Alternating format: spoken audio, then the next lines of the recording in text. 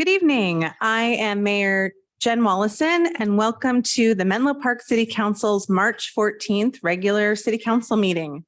This is a hybrid meeting with City Council, city staff, and members of the public participating in council chambers. Please note that we may limit public comment speaker time depending on the number of speakers on each item. I would like to introduce City Council members and staff present. I would like to note that Vice Mayor Cecilia Taylor is participating remotely under Assembly Bill 2449, Just Cause. And I want to point out that this is a new state law. And because of that new state law, this is a state requirement. Vice Mayor Taylor is required to provide a general description of the circumstances related to the use of AB 2449, Just Cause. Vice Mayor Taylor, the floor is yours. Thank you, Mayor Willison. This evening, I will be using AB 2449. I believe that's the correct number, for Just Cause, caregiving for a family member. Thank you. Thank you very much, Vice Mayor Taylor. Also, we have in chambers our city council members, Councilmember Drew Combs, Maria Dorr, and Betsy Nash. We also have staff present, including City Manager Justin Murphy, City Attorney Nira Doherty, and City Clerk Judy Heron. City Clerk Heron, would you please provide instructions to the City Council and members of the public on how this meeting will proceed? Yes, thank you, Mayor Willison. And again, echoing a welcome to our March 14th regular City Council meeting. For members of the public who wish to provide comment on any of tonight's agenda items, if you are participating in person, please complete a speaker card at that back table and return it to me at the clerk's desk. For our members of the public participating remotely, after the mayor calls for public comment on the item you wish to speak on, please engage that hand feature in the bottom of your screen. If you're calling in from a landline or a cell phone, you can press *9. And just as a reminder, we are currently recruiting for our advisory bodies. We have multiple vacancies. You can apply at menlopark.gov/commissions, and recruitment is open through April 7th at 5 p.m. That does conclude my introductions at this time. Thank you. Thank you very much, City Clerk Heron. We are now moving on to C, Agenda Review. Agenda Review provides advance notice to members of the public and city staff of any modifications to the agenda order or any requests from City Council members under City Council Member Reports. Do any members of the City Council wish to pull or modify any agenda item? City Council Member Nash or Vice Mayor Taylor, please. Mayor Nash, if you, Mayor Willison, if you would take Councilmember Nash's comment first, so I can turn to the correct page. Thank you. Please, City Council Member Nash. And so I would like to discuss item G8, the naming procedures. And City Council Member Taylor. Vice Mayor Taylor. Thank you. I would like to pull G3. Okay. Any other items to be pulled? If none, we are moving on to D, report from closed session. And at this time, I would like to introduce City Attorney Doherty for a report out from the February 28th closed session. City Attorney Doherty. Thank you, Mayor Wallison. There is no reportable action. Thank you. Now we're moving on to E, public comment. Under public comment, the public may address the City Council on any subject not listed on the agenda. Each speaker may address the City Council once under public comment for a limit of 3 minutes. You are not required to provide your name or city of residence, but it is helpful. The City Council cannot act on items not listed on the agenda, and therefore the City Council cannot respond to non-agenda issues brought up under public comment other than to provide general information. I'll be calling for public comment at the appropriate times for members of the public to address the City Council on any item under these agenda sections: presentations and proclamations, consent calendar, public hearing, regular business, informational items. City Clerk Heron, at this time, can you please call for general public comment? Yes, thank you, Mayor Willison. So at this time, if any member of the public wishes to provide comment for an item not on tonight's agenda, for those of you participating in person, please complete a speaker card at that back table and return to me at the clerk's desk. If participating via Zoom, please engage that hand feature in the bottom of your screen. If you're calling in from a landline or a cell phone, please press *9 now. And our first speaker will be Adina Levin.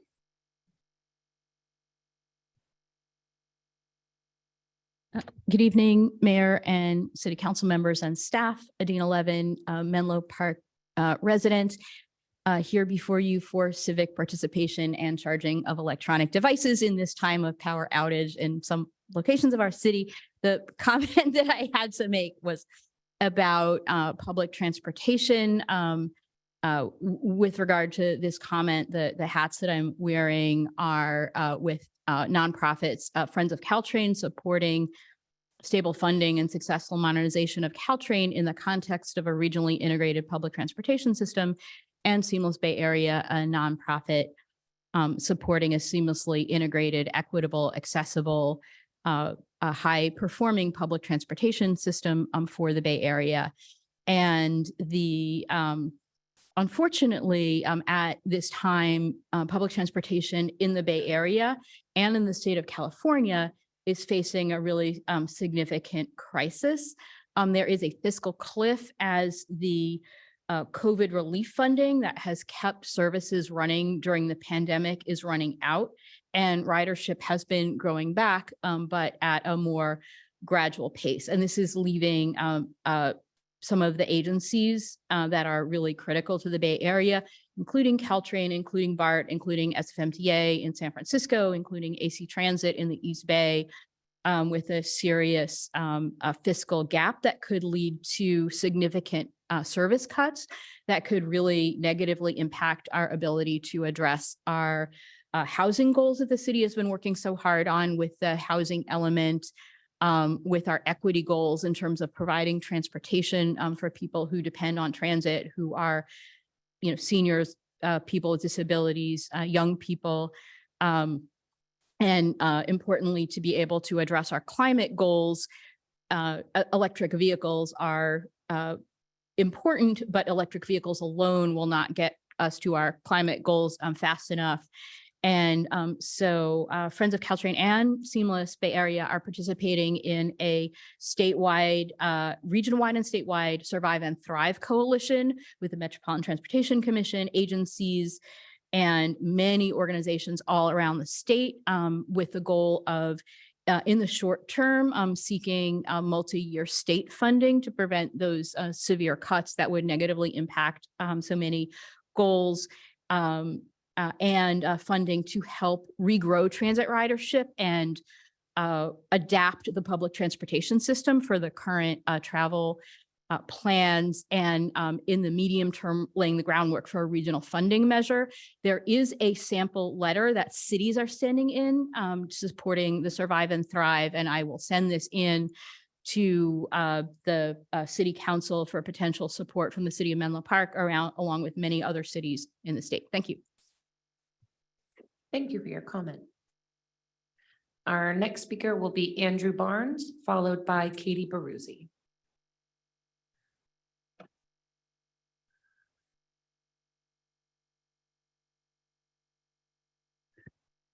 Good evening. It has been a long time in these chambers. My goodness. Thank you, everyone. Thank you for your service here on City Council. And I see many of the staff members. Andrew Barnes, resident. I live in the Willows and I'm also on the Planning Commission. And many of the staff members here are just so important to the operations of the city, of Planning Commission, of council, of everyone.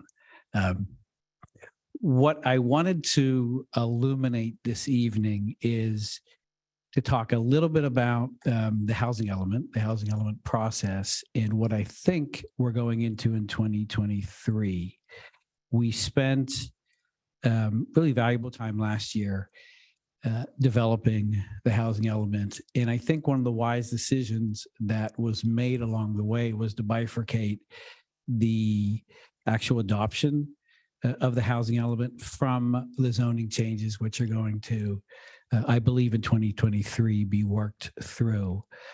And my request in this process is to really message out to the community what the zoning changes are. I know that we use, or oftentimes, policy changes have acronyms that go with it or policies that go with it. For instance, housing element, RENA numbers, portions of, builder's remedy. Things have to happen because other things have to happen. And I think as we go into 2023 and we look at the zoning changes which are being contemplated in the city, the extent of the zoning changes, I think, need to be clearly communicated. I think the impacts need to be clearly fleshed through, and the why. I know that when we did a lot of the housing element work, we talked about zoning changes, and in the meetings that I was in, certainly on planning commission, to me at least, the nexus between zoning change A and prescriptive result B was not that clear. We were looking at things from a perspective of why not, as opposed to, okay, great. If we have a housing element and if we want to hit our RENA numbers, and within the RENA numbers are AMI levels for deeper affordability, what is the zoning that is going to achieve that? If we're going to say to the community, look, we want wholesale densification of the community, let's have that discussion and let's talk about what that looks like. If we're going to say we want to hit certain RENA numbers or we want to hit certain deeper levels of affordability, that requires 100% affordable projects, and let's talk about that. So what I think is really important in the process is, as we go in 2023 and it comes before Planning Commission, I think in council, what are we doing? And is it solving for what we need to solve it for? And are we communicating out to the community in a clear way that we are looking to intensify or densify certain areas, and the zoning changes associated with that will have these impacts? That messaging, I think, is needed. I think the clarity is super important, and I'm out of time. So thank you for that. And I look forward to coming before us. And thank you very much. Thank you for your comment. So our next speaker will be Katie Baruzzi, and this will be the final call for public comment for items not on tonight's agenda. Hi, City Council. It's Katie Baruzzi. I am on the Complete Streets Commission, but I am speaking for myself tonight.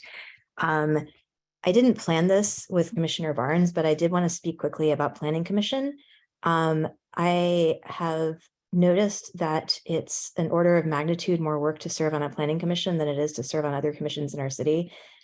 This year alone, I added up 1,682 pages of reading that planning commissioners have needed to do to prepare for meetings. And that probably doesn't include all of the letters that they get from people and conversations they might have with staff to get questions answered, site visits that they're doing, et cetera. I know that we are hoping to get a more diverse swath of our city represented on our commissions, but I think it poses a big obstacle to somebody who's working a very full-time job or maybe multiple jobs, and to dedicate time to prepare for this work. And so I think I would love to see the city consider paying people a little bit for their labor. And I wanted to check and see if other cities do this, and they do. Sunnyvale pays planning commissioners, Fremont pays planning commissioners. There are a few other cities in our area. A lot don't. And I don't know. I mean, I can come up with arguments for why we wouldn't want to do this, but I think it's something I'd love to see the city engage with as a topic of discussion. You know, it's a big job. It's an important job. It's not as big and important as council jobs, but it's sort of right up there. And I think that if we want to see the kinds of engagement and the kinds of outcomes that we're hoping for, that we should seriously consider studying what other communities are doing and how people are managing to make it work. So that's all. Thank you so much. Thank you for your comment. Okay, seeing no further hands or cards. Mayor Willison, you may continue. Thank you. And thank you to Ms. Levin, Mr. Barnes, and Ms. Baruzzi for your thoughtful comments. I just want to pause for a moment and acknowledge the storms that have been taking place, maybe still are taking place, but the crazy winds and trees that have come down around us. And I know many residents right now are without power. My family is, I don't know what they're doing at home. But our city manager, Justin Murphy, wants to say a few words about the status of things in the city. Thank you. Great. Thank you, Mayor, for that acknowledgement. So we do want to just recognize that a good, I'd say a third of the city is currently showing without power. We are pretty extensive windstorms today. Unprecedented trees down within Menlo Park, but this is a regional issue. It's not limited to Menlo Park. We will kind of continue to monitor throughout tonight's city council meeting. And so if we do have updates that we can share, we'll find the appropriate time to do that through this meeting. I just want to kind of acknowledge that even though the city is conducting its business, there's also other sets of eyes that are kind of keeping a watch on things. And there's a very extensive group of people that are out in the field continuing to kind of deal with the trees down throughout the city. So there's a few road closures that are being reflected. But we do recognize there's quite a few people without power and hope to have some updates later tonight. As of right now, I can say that PG&E is working extensively. We don't have any specific updates at this time, though. Thank you, City Manager Murphy. So the $1 million question that those who don't have power have of when are they getting power? It sounds like there's not a definitive answer yet, but you will update us live as the information becomes available. And for those who are not watching this meeting and are thinking about future events and how to stay informed, what's the best way for residents to get information?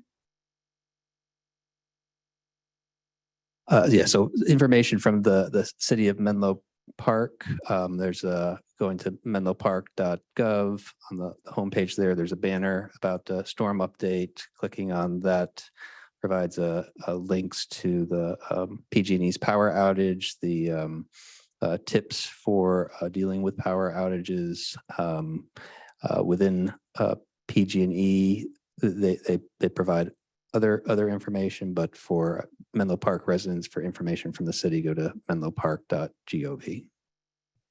And I'm assuming also SMC Alert is a good place to sign up for.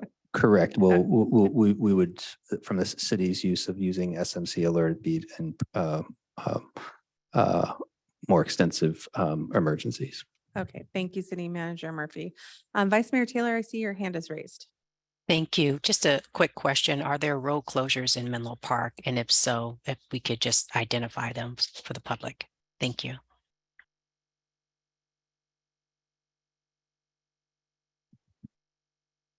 Yes, so through the tool Zone Haven, we're able to identify the various road closures and where there's traffic signal challenges. So along, and again, I need to double check the exact timeliness of this, but there was a road closure on Marmona, road closure on Laurel Street, road closure, potentially two road closures on Laurel Street, Stanford Ave, Sharon Park Drive, and then some traffic signal issues along Sand Hill Road and Willow Road. Thank you. Thank you, City Manager Murphy. And it certainly sounds like this is a citywide event. So we're all feeling the impact and understand the frustration that residents have. And we thank you for joining us tonight. We know there might be some barriers to do so. So with that, we are going to be moving on to F on the agenda, which is presentations and proclamations. And City Clerk Karen, do we have any public comments on F1, which is a proclamation celebrating Women's History Month?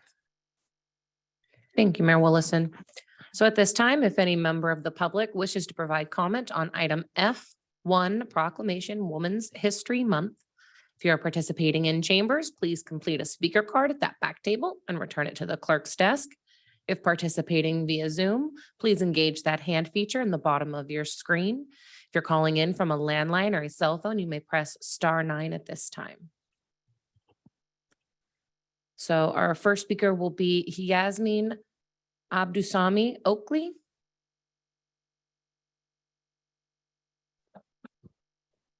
Hello, I don't know if this is actually the part where I'm supposed to speak, but I will give a comment. I am against the renaming of the Onetta Harris Center. So Actually, will I'm going to hope- have you pause one moment. We do have that item coming up. I understand, but if you're going to acknowledge any woman in Menlo Park, let us please acknowledge the legacy of Miss Onetta Harris. And that's all I will add on this comment. Thank you. Thank you for your comment. Okay. And then this will be the final public comment for comments on item F1, Proclamation on Women's History Month. Seeing no hands or cards. Mayor Willison, you may continue. Thank you, City Clerk Karen.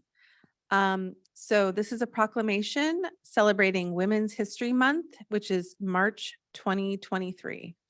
Whereas every March, Women's History Month provides an opportunity to honor the generations of trailblazing women and girls who have built our nation, shaped our progress, and strengthened our character as a people. And whereas throughout history, despite hardship, exclusion, and discrimination, women have strived and sacrificed for equity and equality in communities across the country, fighting for and securing equal rights and opportunity throughout our country's history as advocates for reproductive rights, abolitionists, civil rights leaders, suffragists, and labor activists. And whereas these women have opened the doors of opportunity for subsequent generations of dreamers and doers, community leaders, educators, first responders, service members, doctors, scientists, childcare providers, innovators, entrepreneurs, and essential workers in every industry, representing the very best of America.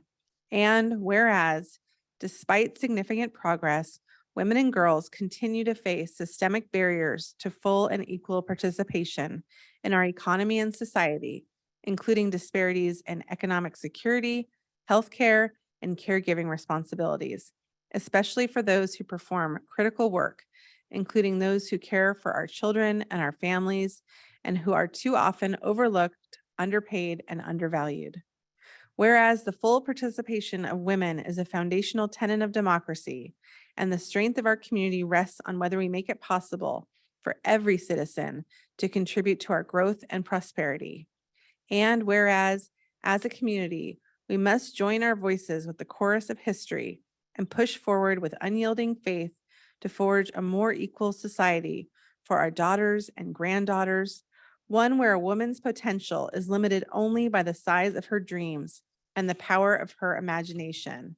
And now, therefore, be it proclaimed that I, Jen Wallison, Mayor of the City of Menlo Park, on behalf of the City Council and City, do hereby proclaim and celebrate March 2023 as Women's History Month in Menlo Park. Here's to the women. All right. That was fun to read. Okay. With that, we are moving on to G, which is the consent calendar. Under the consent calendar, the City Council may take action to approve routine business items in one motion unless a City Council member, city staff member, or a member of the public requests that an item be discussed or continued at a later date. So City Clerk Karen, can you please call for public comment on the consent calendar And I will note that we'll be taking public comment on all items, but we have had a request from City Council member Nash to pull G8, which is the naming or changing the name of facilities item, G8, and from Vice Mayor Taylor on G3, which has to do with the housing element annual progress report. But City Clerk Karen, can you please call for public comment at this time? Yes, thank you, Mayor Willison. So at this time, if any member of the public wishes to provide comment on our consent calendar items, G1, City Council meeting minutes, G2, a resolution initiating the Menlo Park Landscape Assessment District, G3, consider and adopt a resolution accepting the 2022 Housing Element Annual Progress Report, G4, authorizing the city manager to execute an amendment to the professional services agreement for M Group for the housing element update, G5, receive and file the annual comprehensive financial report.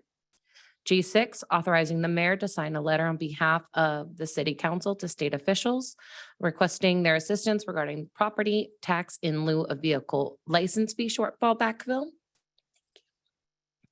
G7, authorizing the city manager to execute an agreement with Nelson Nygaard Consulting Associates to conduct a comprehensive shuttle study. G8, a resolution updating the city council procedure for naming and or changing the name of facilities. Please engage that hand feature in the bottom of your screen. If you're calling in from a landline or a cell phone, please press *9. If participating in chambers, please complete a speaker card at that back table and return to me.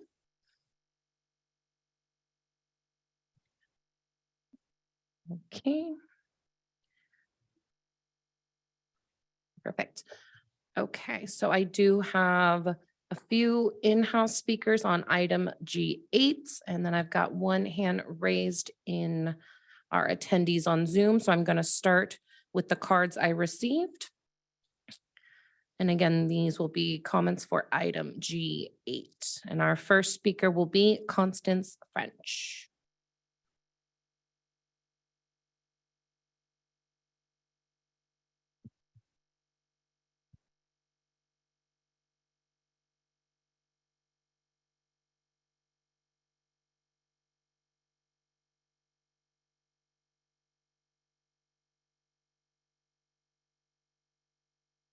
And on it now.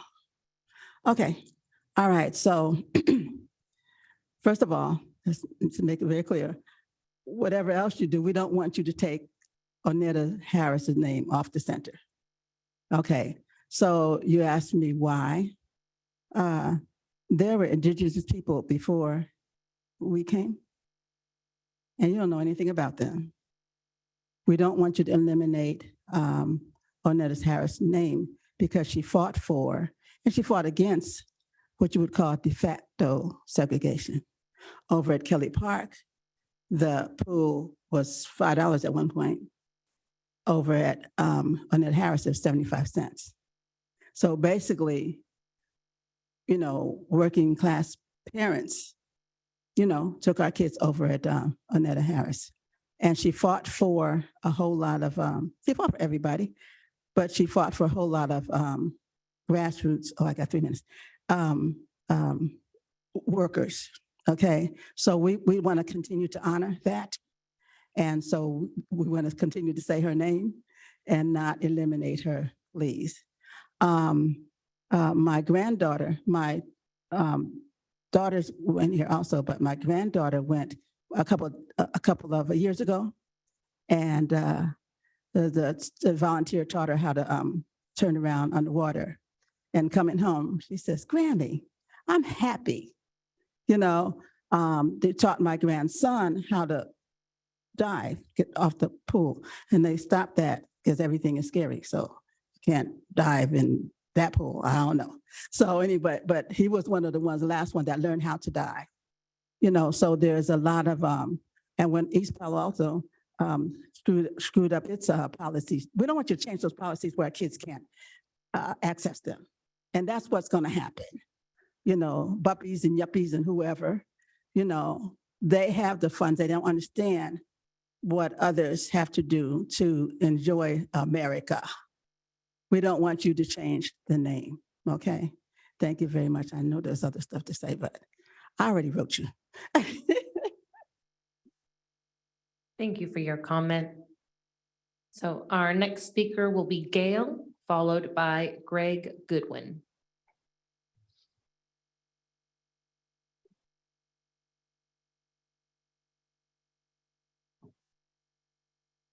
Hello, Council. I didn't think I would be speaking right off the bat, but my name is Gail Wilkerson. I'm probably the oldest person in this room. I'm older than this building. Been in this area since 1955. I grew up with Onetta Harris's children. I know them all, except 3 of them passed. I was married to her nephew, so I'm a niece-in-law. And I have 2 of her great grandnephews. So we're still here. And I want you to know that. When she fought for us, we had to go across the 101 to either Flood Park or Burgess to swim.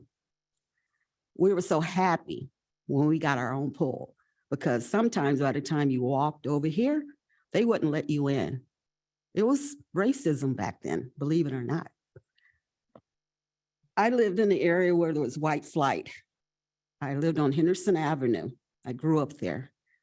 And everybody just started disappearing. The real estate agents steered my father down here. He was in the military, paid $3,000 for the house, then offered him 4 of the houses around.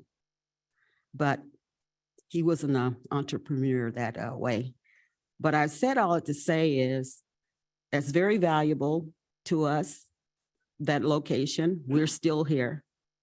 My sons, they're still here. In fact, if you do anything, I'd like to see the street she lived on, Terminal, that runs right into the park, named Onetta Harris Way. In addition to not removing her name off. She was that valuable. She's well-known, and I really like to see seeing that bus come through, what's 281, Onetta Harris Center. That makes you feel good. It fills you with pride.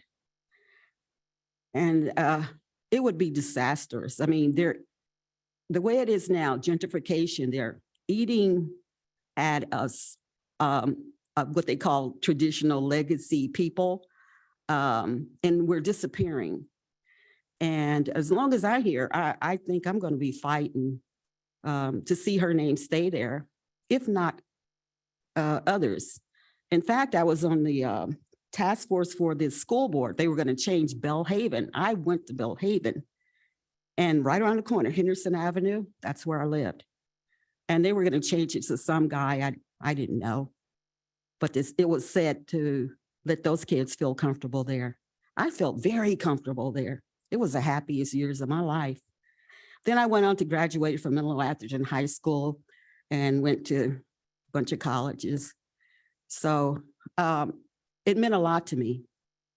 And to her nephew and my kids, we would love for, to stay. Thank you. Onetta Harris. Thank you. Thank you very much. Thank you for your comment. So our next speaker is Greg Goodwin, followed by Marilyn DeRuin.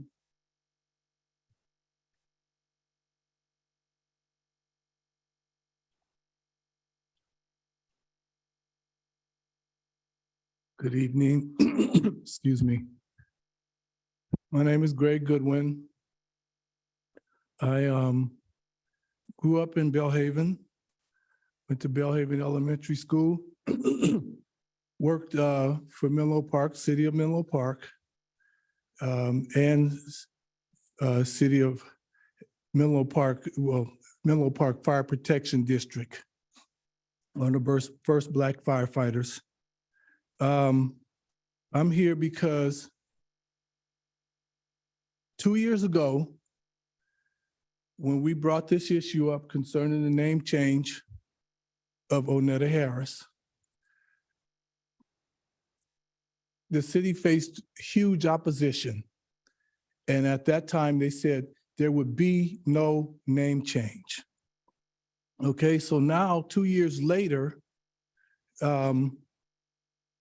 we are facing a false promise. Basically, what's happening here is by removing Onetta Harris out of the community and any association with the Black community, is to move our history and our culture out of Belhaven. Belhaven was a Black neighborhood, and this city owes it to the taxpayers, the citizens there, to at least retain some of our history. This reminds me of the false promises that were given to the First Nation people by the settlers. Here it is now, all of their culture has been obliterated and made extinct. And that's exactly what would materialize if we remove Onetta Harris from Belhaven. After all the gentrification is completed, it would be as though there was no Black people there ever. Okay, this is what we're trying to protect. Now, it's disheartening that city governments and whatever always create some type of civil unrest from people protesting because of false promises. We would love to see you act on what you say you're going to do. You said, not specifically you all, but the promise was made the name would not change. Now you're saying there's going to be a name change. So what do we understand except hypocrisy and false promise? I have a lot more to say, but I can wait until another time. I did contact the congressional representative for San Mateo County. This issue is that important. Thank you for hearing me. Thank you for your comment. So our next speaker is Marilyn DeRuin, followed by Yasmin Abdusami Oakley. And Marilyn, if you can please let us know which item you are speaking on.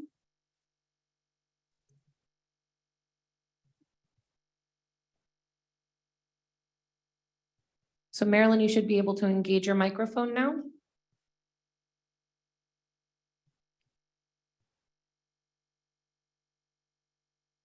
Marilyn, we're not able to hear you just yet. Okay, I'm going to move to our next speaker, and Marilyn, I will return to you next. And our next speaker is Yasmin.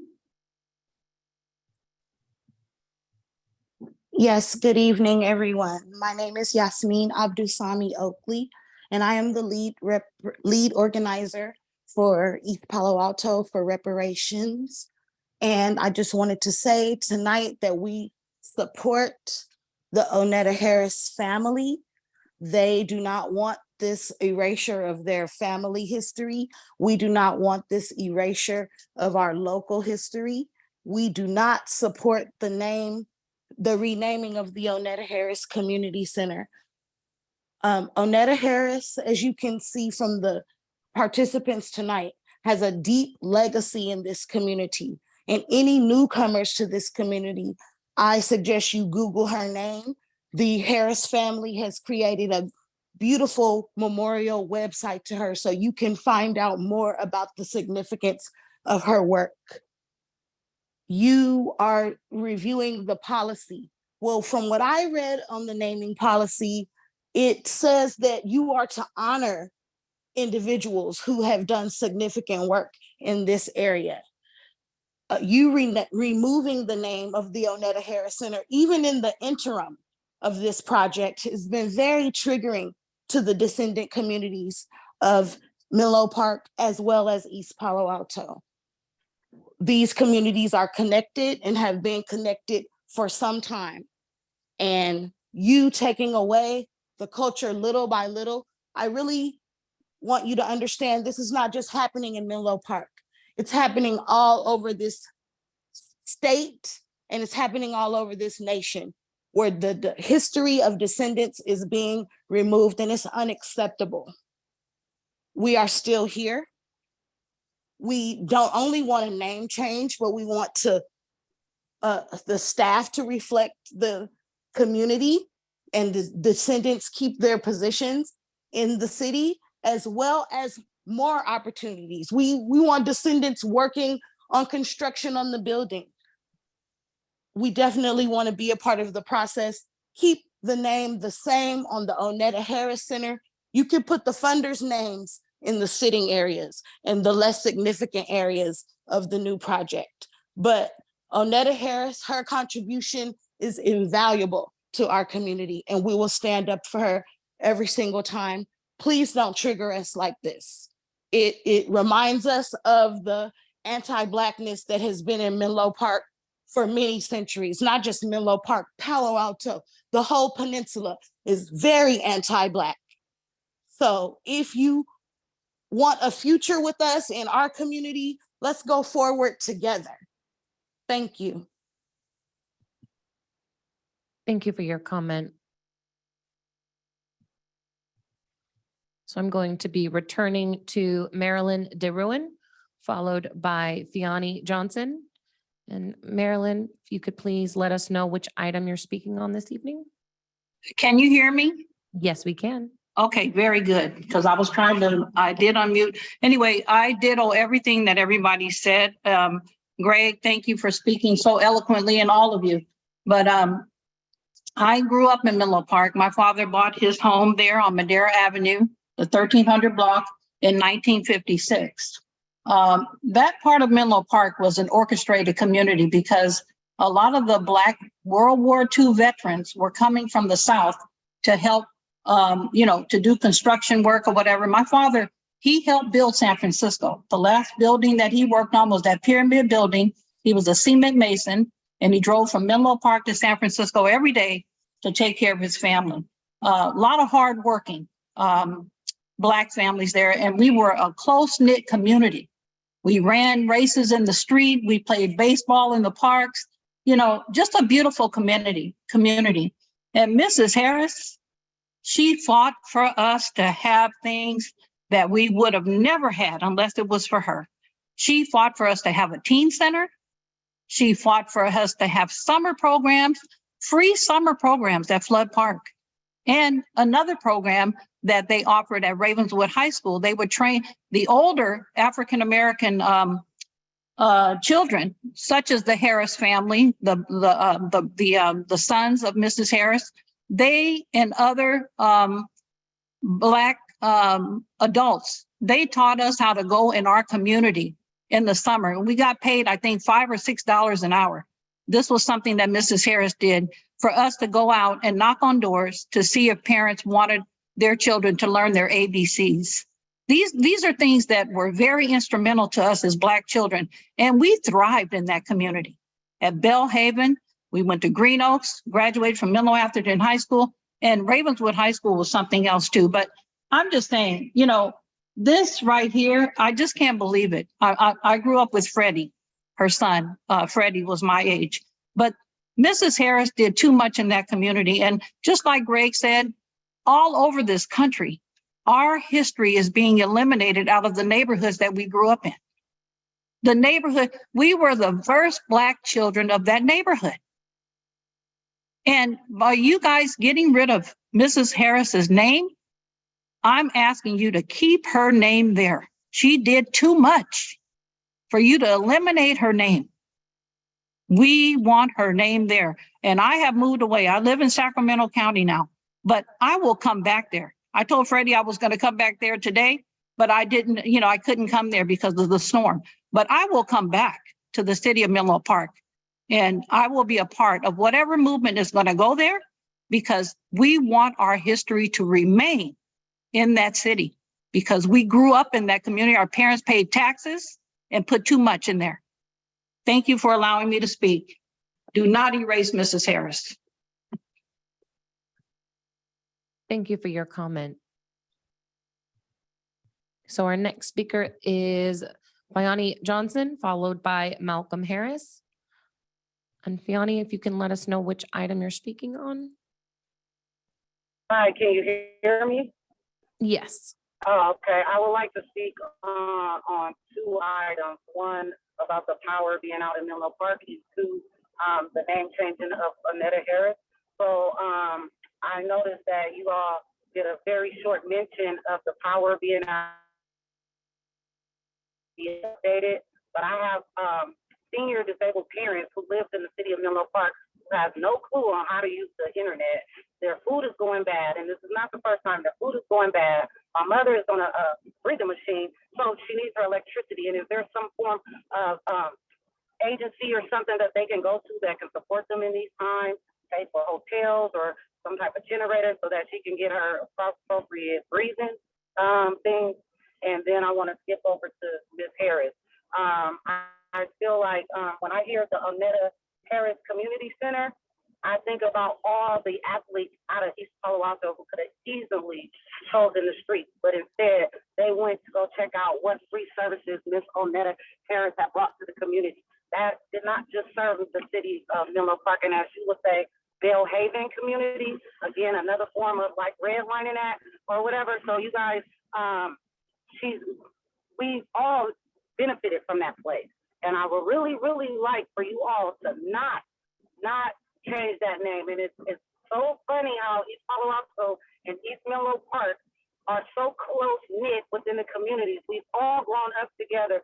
So when she thought to make these services, she wasn't just thinking about her kids, she was thinking about all of the kids. These are children whose lives that she saved that could have really have been lost to the streets. My first cousin, who was an athlete at Stanford University, got her first start at Onetta Harris Center. A lot of professional athletes that got their first start at the Onetta Harris Center. And that will be the biggest form of disrespect is to change that. In a perfect gentrified world, it may be okay. But for us here in Menlo Park that are still remaining as citizens there, it is not okay. And I'm with Ms. Gill on this one. I think we even need to change that part of terminal to pay homage to Ms. Harris and her family, because not only did she put in a lot of work, she instilled a lot of great qualities into her children, because I'm her grandchild's age, and he even continues to speak out and do a lot of great things for the community. So I just would hate to see this happen to that family.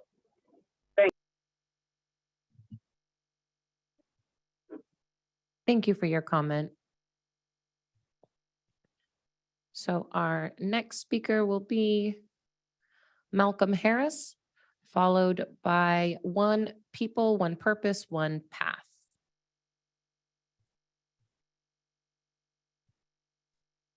Can you hear me?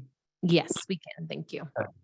So my name is Malcolm Harris, and I am the oldest grandchild of Onetta Harris. I will be 55 this year. You know, I am the child of her son, Israel Harris, and my mom, who grew up in Menlo Park and in East Menlo Park specifically, was Patricia Young. And both of my parents went to Menlo Atherton. I spent every summer of my life up until 14 in East Menlo Park and East Palo Alto. And I grew up with my father, who would take me to an organizing effort in East Palo Alto called Nairobi College. And it was an organizing effort to create in the middle of the 60s, and I was born in 1968, December of 68. And it was an organizing effort to create stability for working class people in East Menlo Park. And all of my uncles and on both sides of my family, and my aunt, from my aunt Gwendolyn Harris, and to my aunt Felicia Harris, who just died last year at the age of 62. There has been a presence in East Menlo Park and in East Palo Alto to push back against the marginalization of working class people and Black working class people in particular, most of us being transplants from Louisiana and Texas. And I appreciate all the folks that spoke before, and not only about false promises, but the reality of what it is still like in 2023 to be Black in this country. And all of the issues that our parents and our grandparents, like my grandmother Onetta May, fought against are still just as real in 2023. And so I want to lift that up and name that, and the importance of not just holding on to a name like Onetta Harris, but the fact that the issues that continue to create a separation between East Menlo Park and Menlo Park, of separate school districts, of a 101 that creates division where East Menlo Park and East Palo Alto are grouped together, not only just continue to be segregated by school districts, but by income. And now with the gentrification that's happening, there needs to be a memory of that history, and also the false promises that continue to impact not just communities like East Menlo Park, but all of our country. And so I appreciate the time today to talk about all of these issues. Thank you for your comment. Okay, and so our next speaker is One People, One Purpose, One Path, and we'll ask that you state your name for the record in the agenda item you're commenting on. And this will also be the final call for public comment on our consent calendar items, I-1 through I-8.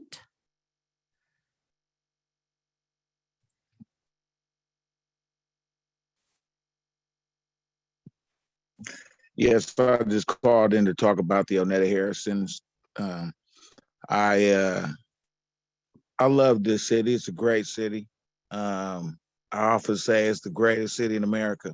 I grew up here, and a lot of people, you know, had property values that skyrocketed and homes were taken away from them. But I called in particularly to speak about Onetta Harris because I've seen it happen to our dear father, Coach Parks.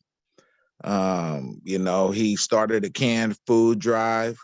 He ran a lap every year around MA for his age.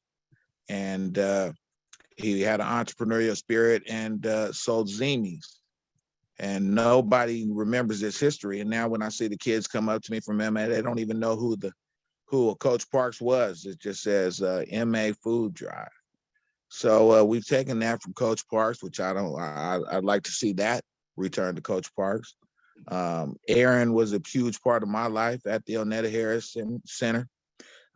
He took us on trips down to Texas to play basketball. First time many of us ever left the city. Trips all over the Bay Area, brought superstar talent down here.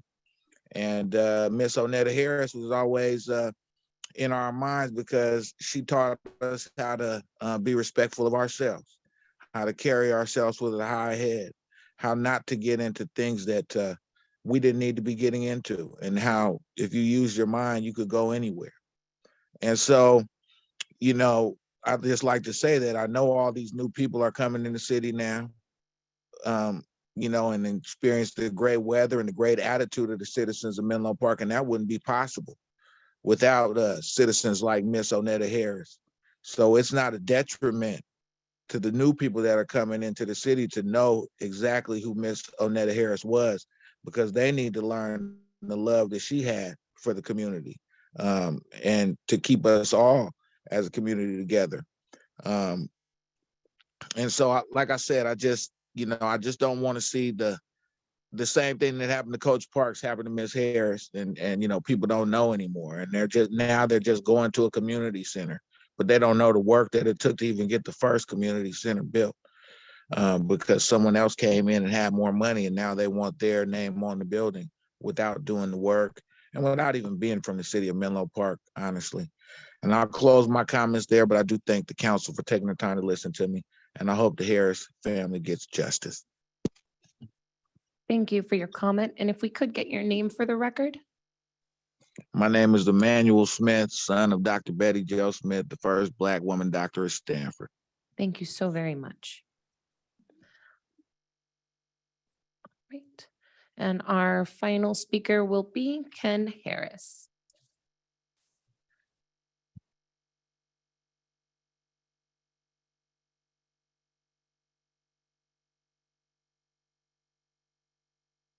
My name is Harris. I'm the son of Onetta Harris. I'm here to speak in favor of the park not being renamed anything other than Onetta Harris. Onetta Harris history dates back to the community, the Belhaven community, AKA Menlo Park. Since the 50s, her and my father organized many democratic sessions with the community. And fast forwarding, my mother was also active in many community activities, including Drew Medical Foundation, including being a vice principal at Belhaven Elementary School, including founding the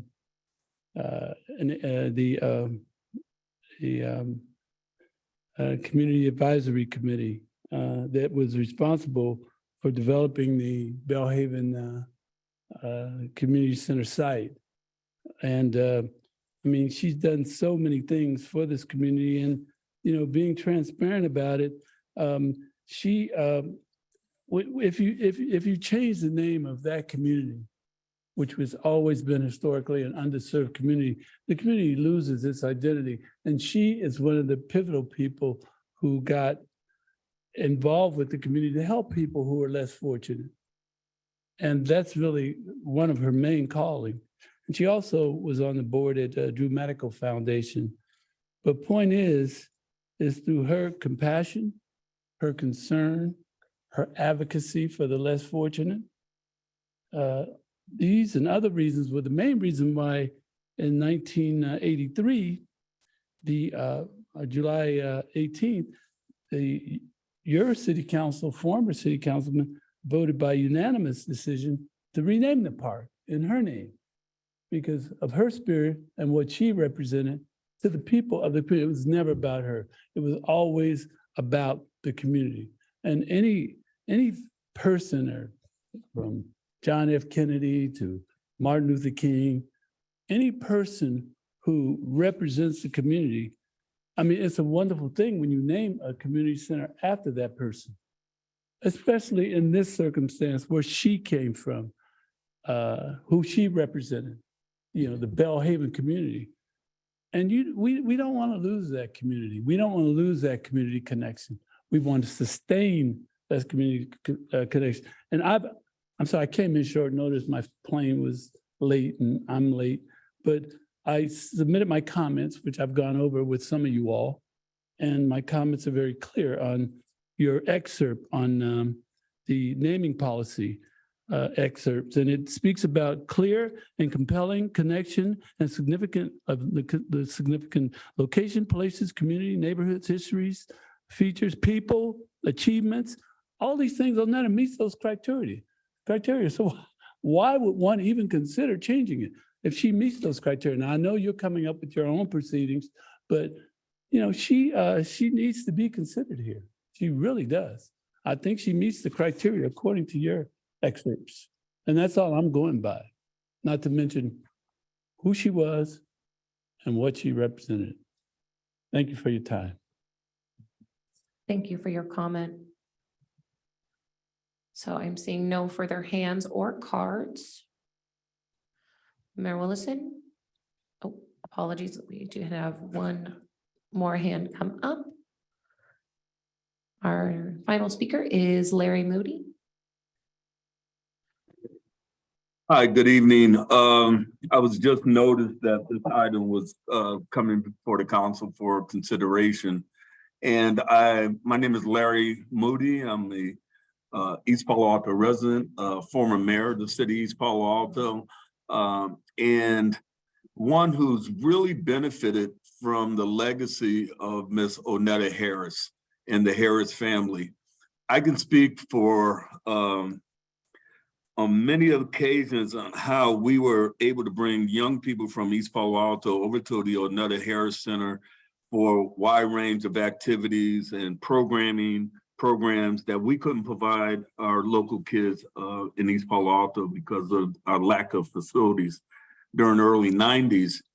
But more importantly, to be able to hear the stories and the testimonies of Miss Onetta Harris firsthand from many of the staff members who came up under the legacy of community service that she forged in the Belhaven community.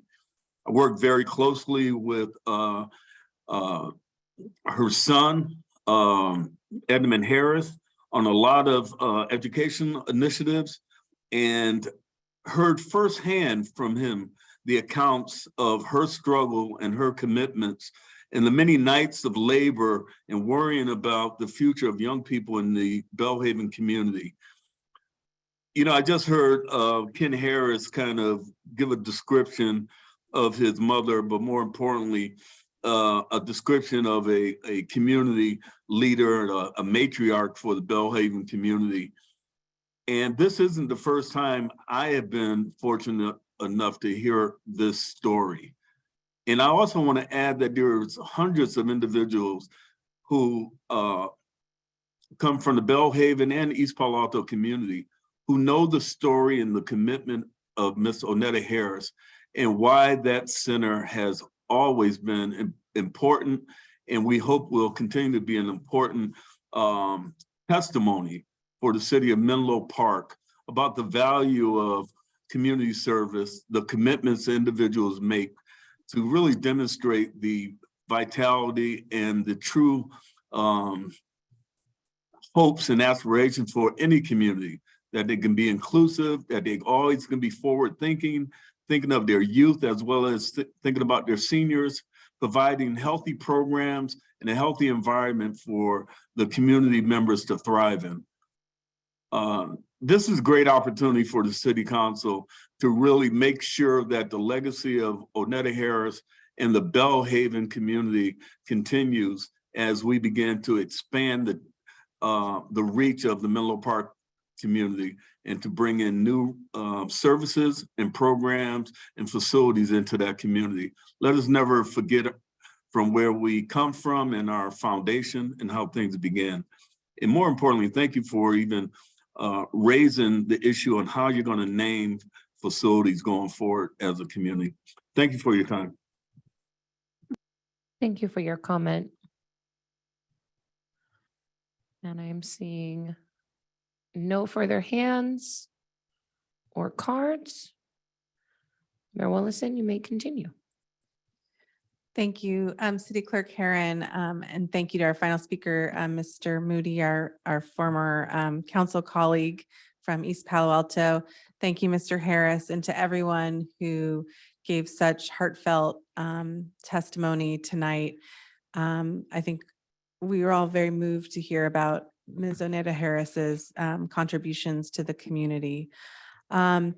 Before I move on, I did want to acknowledge that Ms. Johnson, who made a comment, remarked about her parents who are currently having a difficult time at their Menlo Park home. And I wanted to give Mr. Murphy an opportunity to respond.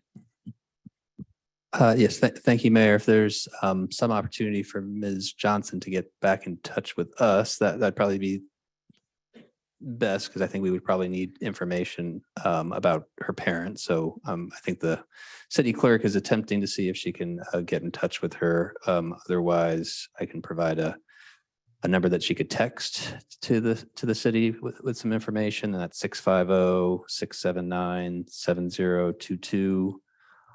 If she believes it's a non-life-threatening emergency, you can call the police dispatch line of after hours 650-330-6300. And another phone number I could provide is for the Core Service Agency in San Mateo County, which is Samaritan House, and that phone number is 650-347-3648. Thank you, Mr. Murphy. And we do as we said before, acknowledge that many residents right now are experiencing a difficult time, and our heart goes out to everyone, especially those who are older or having difficulties. So right now we're on the consent calendar. We just finished public comment.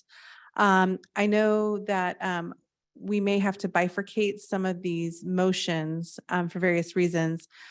Before we go on to discussing G8, which I think we'll do, I wanted to follow up with Vice Mayor Taylor about her request to pull G3. So Vice Mayor Taylor. Thank you, Mayor Willison. And there was another item, and this is just a brief comment on actually G7. My comment on G3, and this is actually in line with a public comment that Commissioner Barnes made, or Mr. Barnes. But I just want the council to just take note of page G3.4.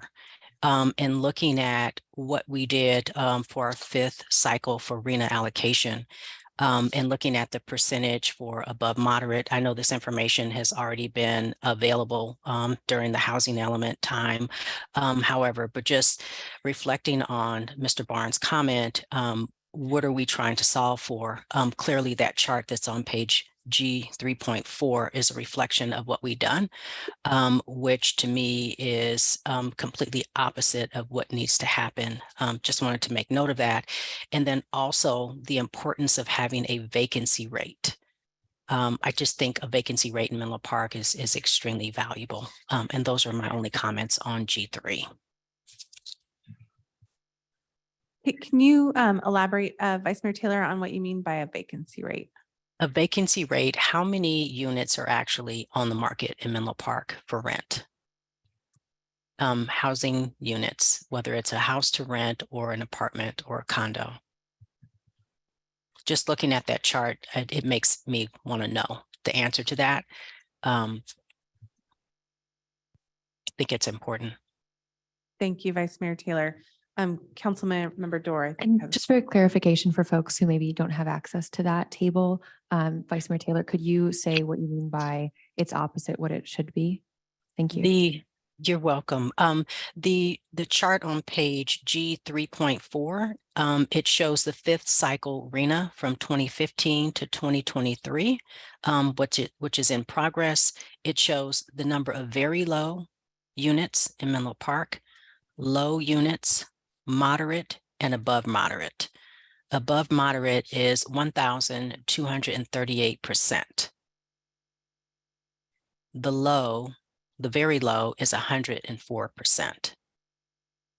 And so we're building more housing or units that are not affordable. Thank you. And I would also maybe add in total numbers for folks who don't have that in front of them, the 2022 net new units for very low was 27, for low was 53, for moderate was 81, and for above moderate was 676. And so those are the numbers that are available on that chart. Thank you. Thank you, Councilmember Dorr and Vice Mayor Taylor. So are there any other questions or comments on items G1 through G7? Vice Mayor Taylor. Thank you. On item G7, authorize the city manager to conduct a comprehensive study or contract with someone to do a comprehensive study on the shuttle. I'd like to include the inconsistency of service. A lot of folks will stop using the shuttle if it's canceled regularly.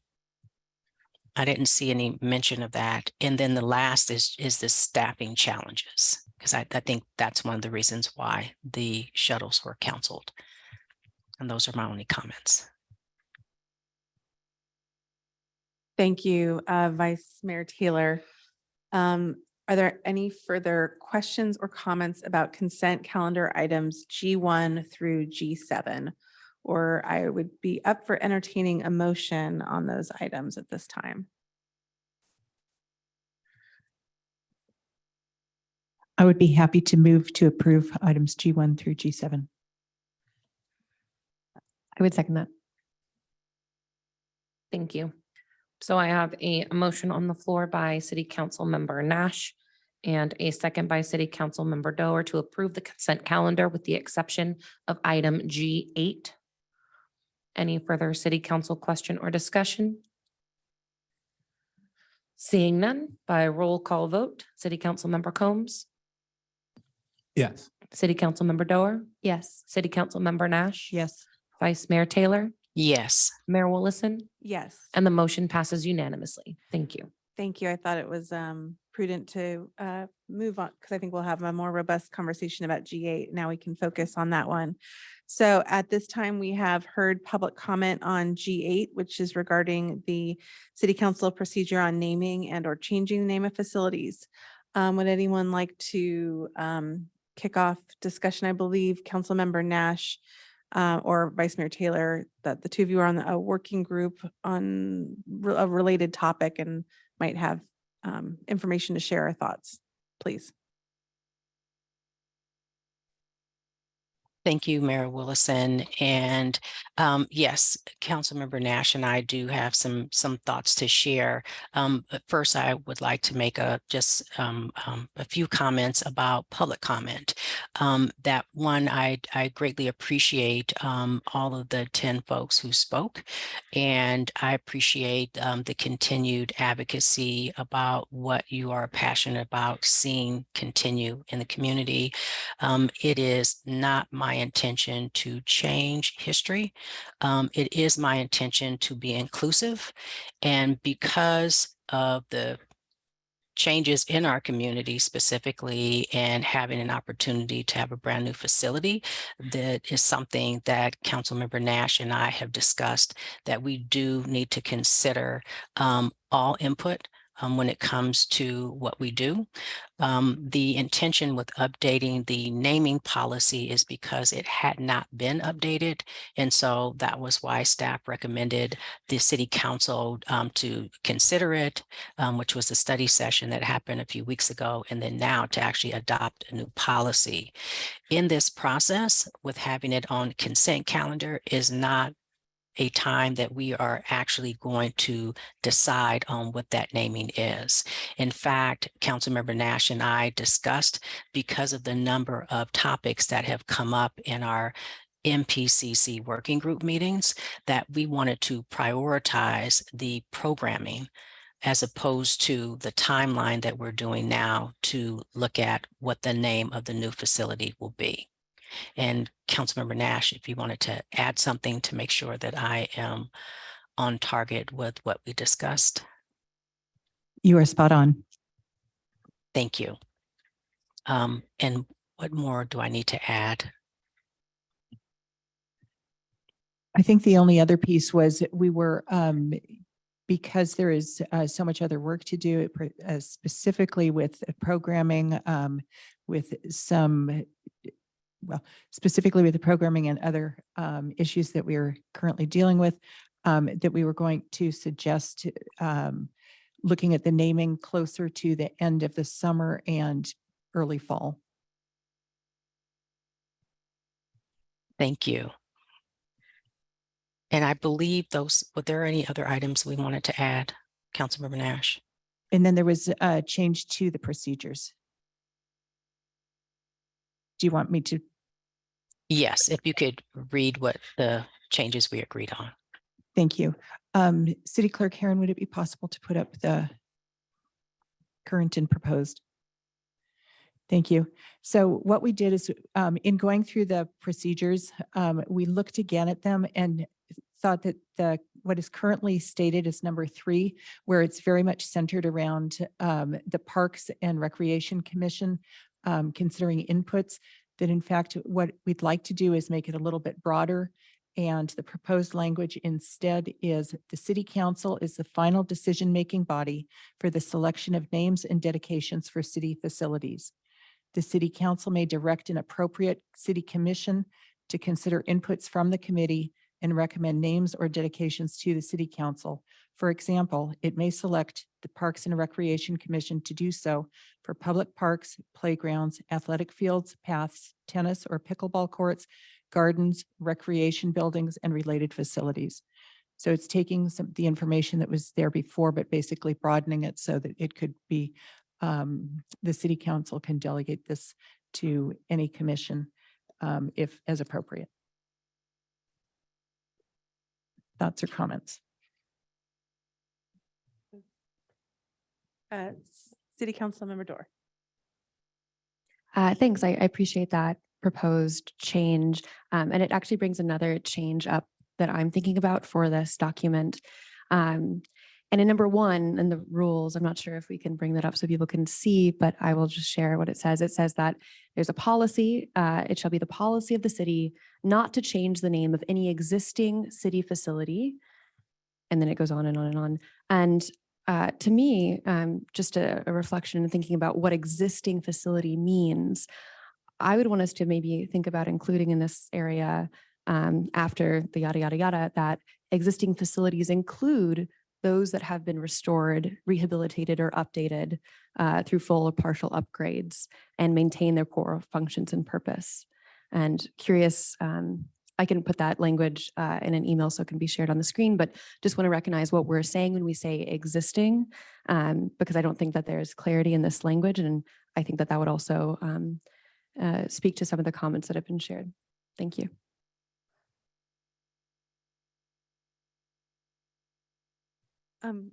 Clarifying question, Councilmember Dorr.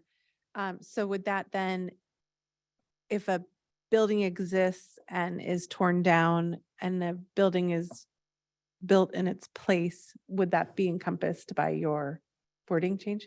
Yes, that would be encompassed. So that would be an existing building that has been restored, rehabilitated, or updated by a full upgrade, but is maintaining that core function and the core purpose in the community. Can you please reread it? for us? Sure. I just wrote this language. So this would be an addition, an added sentence at the end of the number 1 on the purpose and scope of that park, the naming or changing facilities. And this line is, existing facilities include those that have been restored, rehabilitated, or updated through full or partial upgrades while maintaining the core functions and purposes. I'm happy to wordsmith with folks on the dais if that would be helpful. Councilmember Combs. Yeah, so you have to tell me though, Mayor, what are we doing here exactly? So what can I comment on and what? Thank you, Councilmember Combs. We are looking to adopt a resolution to create a policy. So we've had a study session on the naming policy, and now we have the edits before us. And it's our job to basically bless the policy. Okay, and so should I comment on the suggestions from Councilmember Nash and Vice Mayor Taylor, and then comment on Councilmember Dorr's Sure. Yeah. suggested I mean, change, and basically, then more broadly. yeah. Are you happy as is with it? What do you think of their Yeah. changes? Anything else you So think? I'm totally comfortable with the changes from Councilmember Nash and Vice Mayor Taylor. I'm not in theory supportive of the additional language from Councilmember Dorr, only because I think you add language that still can be interpreted differently. You're trying to sort of bring additional clarity to existing, but what's a full upgrade? What's a change? What's like, if you're trying to sort of specifically solve for this scenario, I mean, it's always, sort of not wise to sort of broadly try to solve for a very specific situation. Like it's clearly a different building with a library and many other purposes that aren't currently existed in the community center as it is currently named. And even there are other names in that complex, like Kelly Field, that exist now. So I think, again, it's problematic to try to, like, even if you're again solve for this specific, even if I were to accept that like solving for this specific solution is the right course of action, again, at the macro level, trying to solve for it, I think will result in more problems. I mean, I think the language is fine. It shall not be the city policy to change an existing name. It doesn't really mean much, to be very honest. It only means that three votes could still change the policy. So, and if 3 council members in the future decided that, they wanted to change something, then they would just vote to change it. And so this doesn't change. That exists now. That exists with whatever we make here. And so I don't know that we should invest much time and effort.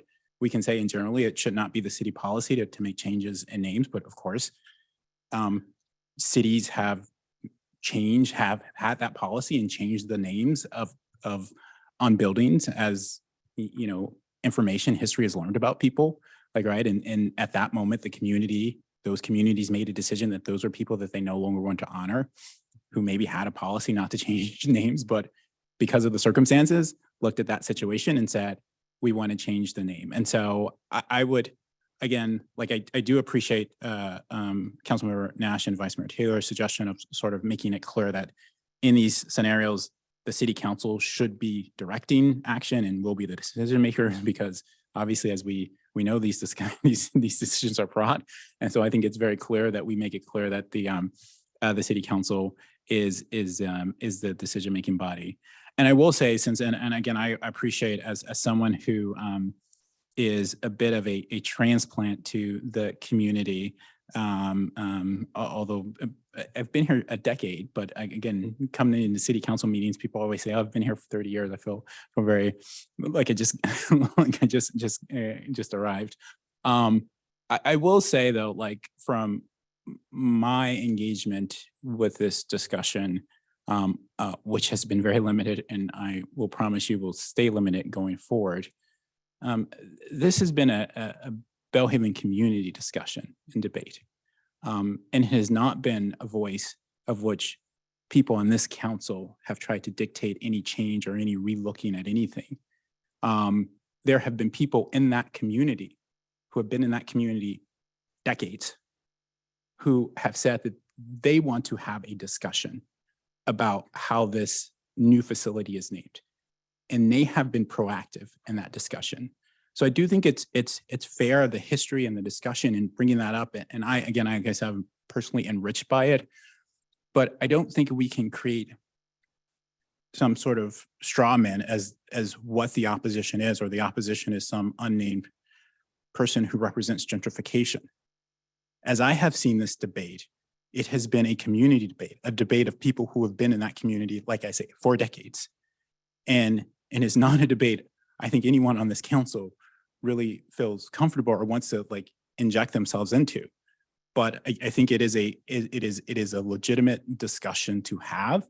And like I said, I think the leading voices in that discussion will be voices in that community and voices who have been in that community for decades. And so, yeah, I didn't say you haven't, but what I've said, that could be entirely accurate. I'm saying that like the voices in this debate are voices in that community. It's not the voices here in this dais. The voices will be your neighbors. And you may disagree with what your neighbors are saying. And that completely, if you think that direction is to sort of say that someone who disagrees with you is a racist, then you can take that, but I don't think that that's going to lead to much of an engaged debate. But you're welcome to try it. Yeah, and public comment, public comment has ceased. So this is a discussion, taking the input from the public. Thank you. Okay, so I do think it is important to make that comment. It is that as I've understood this, it will be a discussion that will be led by this community. Any other feedback on the policy, Councilmember Combs? Overall, the policy is fairly generic. And so I don't, and yeah, the updated policy is generic. It doesn't prescribe any specific direction. It provides some guidance and guidelines, which I don't think like I can personally disagree with. And so, I see no disagreement. And again, as regards to the specific discussion or debate that was that brought out a lot of public comment, it does not prescribe one specific action in that direction. It opens it up to end in a scenario of which the public commenters would I'm sure like, but it certainly doesn't sort of say that that is the only course of action of which is going to proceed from this point forward. Okay, do Council Member Nash or Vice Mayor Taylor have any additional changes or comments they would like to make? Do you, Council Member Nash?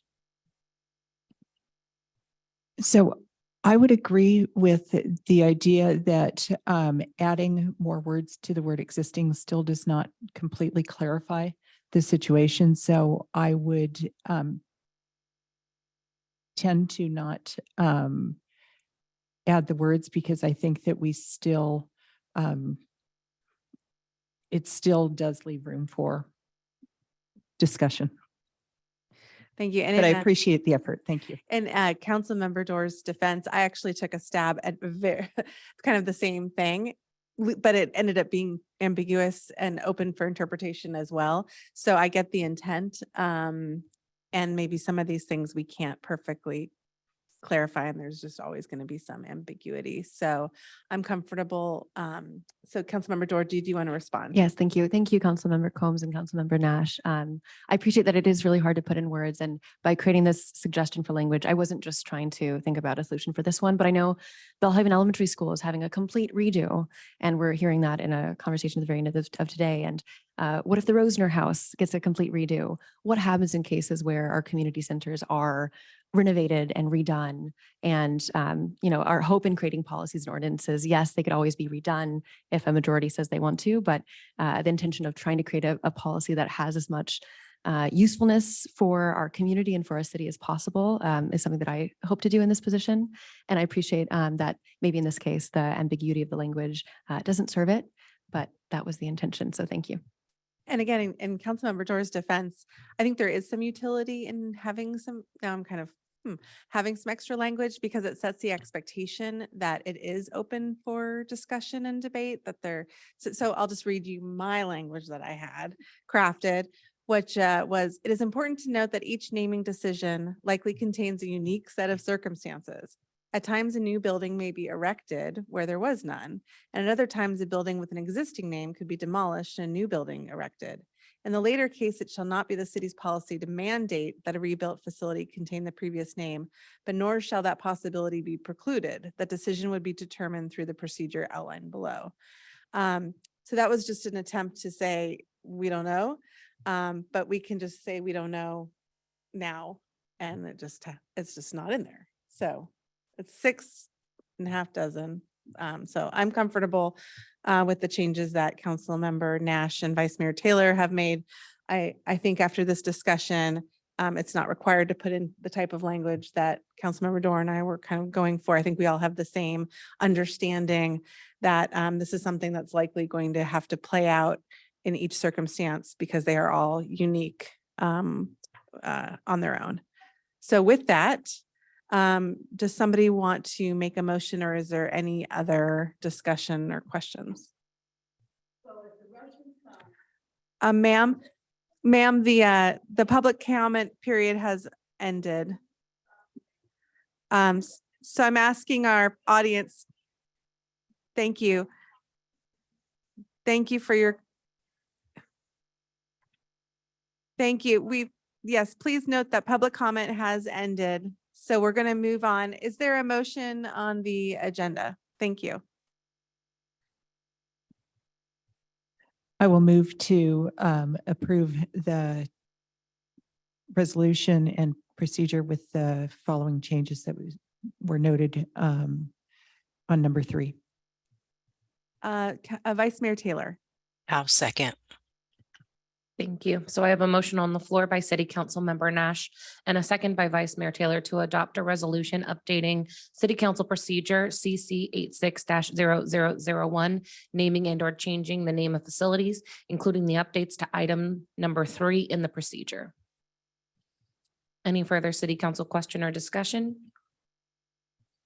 Seeing none, by roll call vote, City Council Member Combs. Yes. City Council Member Doer. Abstain. City Council Member Nash. Yes. Vice Mayor Taylor. Yes. Mayor Willison. Yes. And the motion passes with City Council Member Doer abstaining. Thank you. Thank you very much. We are now moving on to our public hearing. Excuse me, H. Mayor, could I Yes. just get one other confirmation? So thank you for the action on the policy itself, but there was a introductory statement, I think, by Vice Mayor Taylor and Councilmember Nash about the timing of the process. I just want to make sure that that was intended to be, get the council's confirmation about the timeline. I was hearing that some delay of the naming process till later this summer. I just want to make sure that's kind of direction from the city council. Thank you, City Manager Murphy. So can you explain to us the impact on the timing? What that means for the community members who might be following along with the naming process and the overall project? Let's see, so I'll ask Director Reinhardt to come and assist with that. Thank you, City Manager Murphy. Good evening, Mayor and Council. So I believe the question was, what would the impacts of a longer timeline be on the community members who are following the process? I believe it was just in general on the suggestion that the subcommittee had on that. Well, I think the city staff is prepared to carry out the process that City Council laid out on January 24th on whatever timeline that the council may direct at this point. Now that the naming policy has been affirmed, that gives us some additional guidance about that aspect of it. I will say that we are cognizant of all the preparations for opening the new facility. There are many to be made and they're very exciting. We're really, really happy about them. And we're really diving into them. The naming is a piece of that. I think it's something that clearly there's quite a bit of interest in the community to kind of see carried out to some kind of resolution.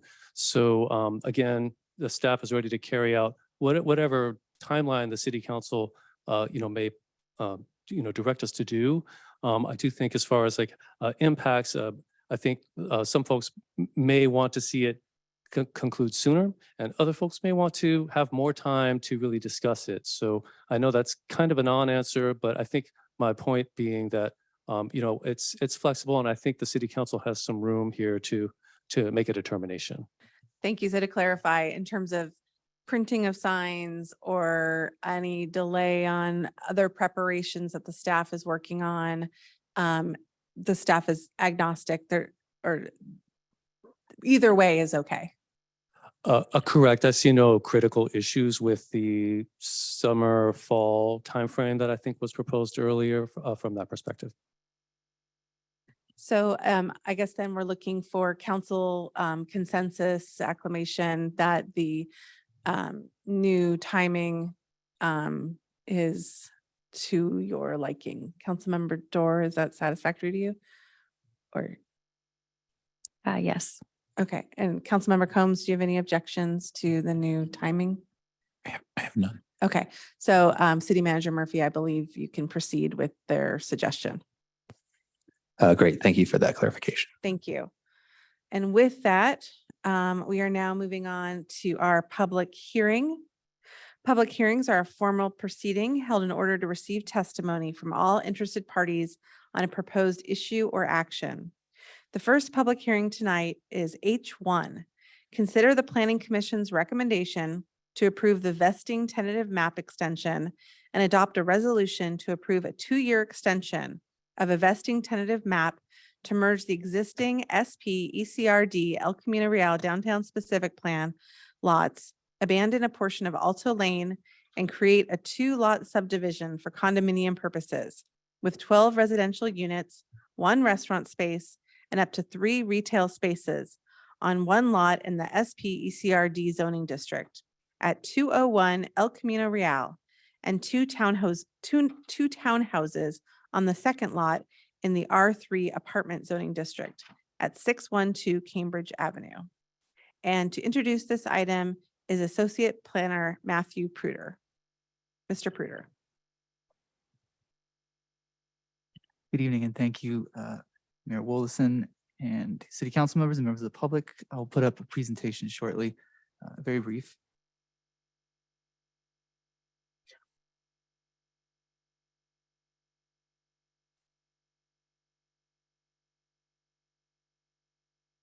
All right, thank you. As you stated, I'm Matt Pruder, Associate Planner with the Planning Division, and tonight I'll be presenting a brief staff presentation for the vesting tentative map extension request for the project located at 201 El Camino Real and 612 Cambridge Avenue. And just a quick couple of images here, one of the proposed development and the landscape site plan. And the project was approved back in 2020 to have 14 housing units, 1 restaurant unit, up to 3 retail units, and 2 stories of underground parking. And here is the general project timeline leading up to tonight's meeting for the map extension request. The applicant is requesting a 2-year extension of the vesting tentative map deadline for a new deadline that would be October 27, 2024. And to be clear, no changes to the map have occurred since the original city council approval. And lastly, this concludes my presentation. I'm happy to answer any questions that you may have, but I'd also add that in addition, the applicant team is available virtually to provide some opening remarks. In particular, the property owner is having difficulty with internet, so they're available by phone. But that concludes everything else. Thank you very much. Thank you, Mr. Pruder. So before we open it up to public comment, open up the public hearing, would any city council members like to add any clarifying technical questions? Okay. Then I would like to officially open the public hearing. And with that, City Clerk Karen, can you please call for public comment on this item? Yes, thank you, Mayor Wollaston. So at this time, if any member of the public wishes to provide comment on our first public hearing, H1, which is to consider the Planning Commission's recommendation to approve the vesting tentative map extension and adopt a resolution to approve a 2-year extension of a vesting tentative map to merge the existing El Camino Real downtown specific plan lots, abandon a portion of Alto Lane and create a 2-lot subdivision for condominium purposes with the 12 residential units, 1 restaurant space, and up to 3 retail spaces on 1 lot in the El Camino Real downtown specific plan zoning district at 201 El Camino Real, and 2 townhouse on the 2nd lot in the R3 zoning district at 612 Cambridge Avenue. Please engage that hand feature in the bottom of your screen. If you're calling in from a landline or a cell phone, you can press *9. If participating in person, please complete a speaker card at the back table and return to my desk. And our first speaker will be Aaron Cook, followed by Andy Russell.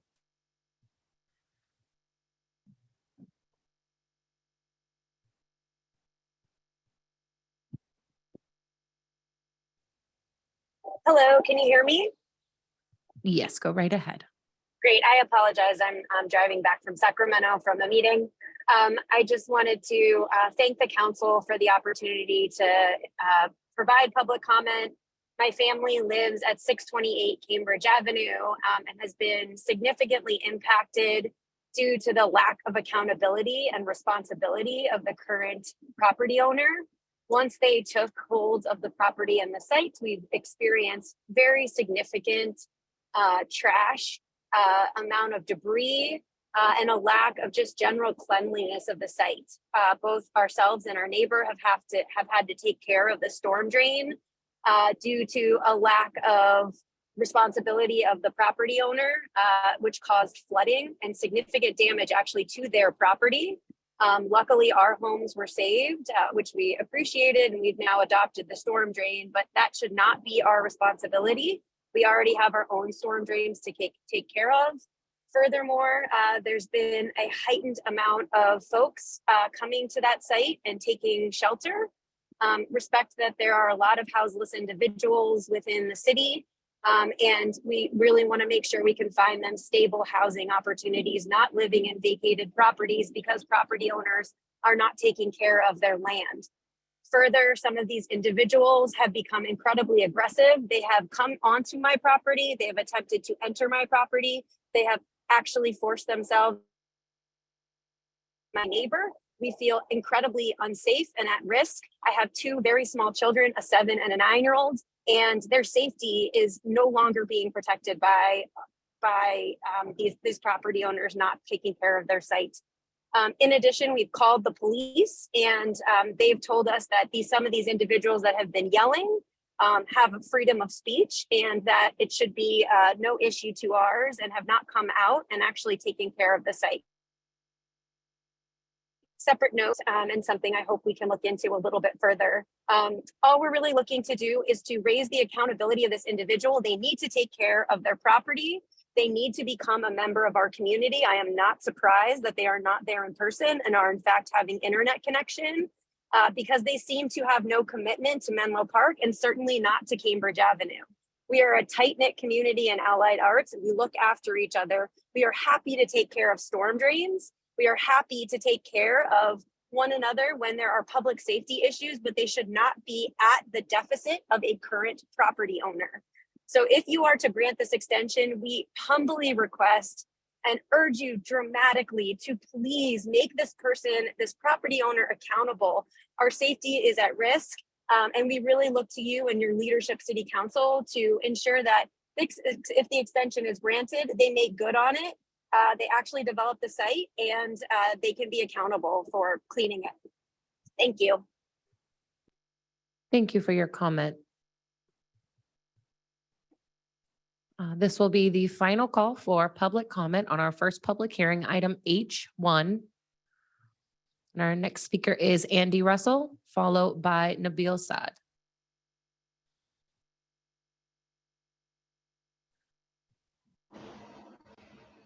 Hello. Yes, Andy, go right ahead. Thank you for the opportunity to speak. I also live adjacent to the property at 612 on Cambridge Avenue, and wanted to echo a lot of the sentiments that Aaron just shared. We'd like to see the owner held accountable for maintaining the safety of the neighborhood and keeping the property up so that we don't experience things like the extreme flooding that we saw at the corner of Cambridge Avenue and El Camino over New Year's holiday. That was in large part due to the backup of the storm drain from trash and leaves that were not cleaned up on the property at 612 parking lot. In addition to the concerns that Aaron raised, I just also wanted to reiterate that we are happy to see this development happening. We're actually, quite happy with the proposal for the design for the project, and would like to see the timeline accelerated, and like to see the city hold the developer accountable to making significant material progress in a reasonable period of time. I'll cut my comment short. Thank you very much for this opportunity to speak. Thank you for your comment. So our next speaker is Nabil Saad, followed by Amanda Kelso.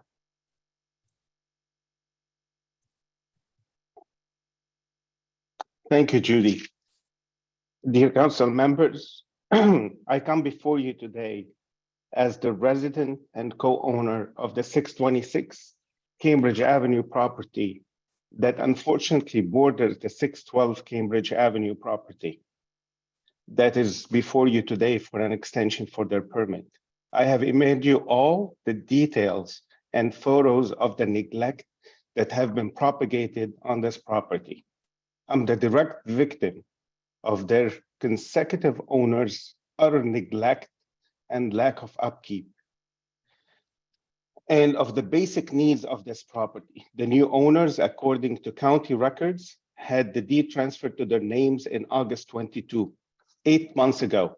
For the past 8 months, the new owners have exhibited complete disregard for the well-being of their direct neighbors and the Allied Art neighbors in general. Trash collections in the parking lot, tree leaves clogging, a drain leading to partial flooding, environmental neglect by keeping vacated units lights on 24/7, unlocked entrance in their commercial space that led to squatting, and then that squatter wandering to our property, and I've documented a police report to that regard back in December 22. All of this has been documented in the police report, in the photos, and all the email details that I've sent with you. And this all happened with impunity. I underscore impunity. Based on the above, I ask you to vote no on the extension. A yes vote is an endorsement of all the documented violations and siding with neglect and big money. A no vote is siding with the victimized residents and sending a clear message to all concerned parties that Menlo Park is not up for sale for the highest bidder at the expense of its hardworking residents and their families. The choice is clear. There's no sugarcoating, no finessing, no half measures, no gray areas. Any added verbiage is toothless based on previous experience with the cutting of the 2 heritage redwood trees prematurely on the 612 Cambridge property and with impunity. I repeat, with impunity. I have zero confidence in the current owners to be good stewards of the property to the benefit of the community. The choice is crystal clear. No finessing, no sugarcoating, no gray areas, no half measures. Are you with or against the victimized residents by the current applicants? As a yes voter, you are a partner in crime and bluntly condoning all the neglect and negligence propagated for the past 8 months. As a no voter, you are siding with decency, with law, with common sense, and the residents of Cambridge Avenue and the allied arts against neglect and those who endanger our public health and family safety. The decision is yours. Thank you for your comment. Our final speaker will be Amanda Kelso.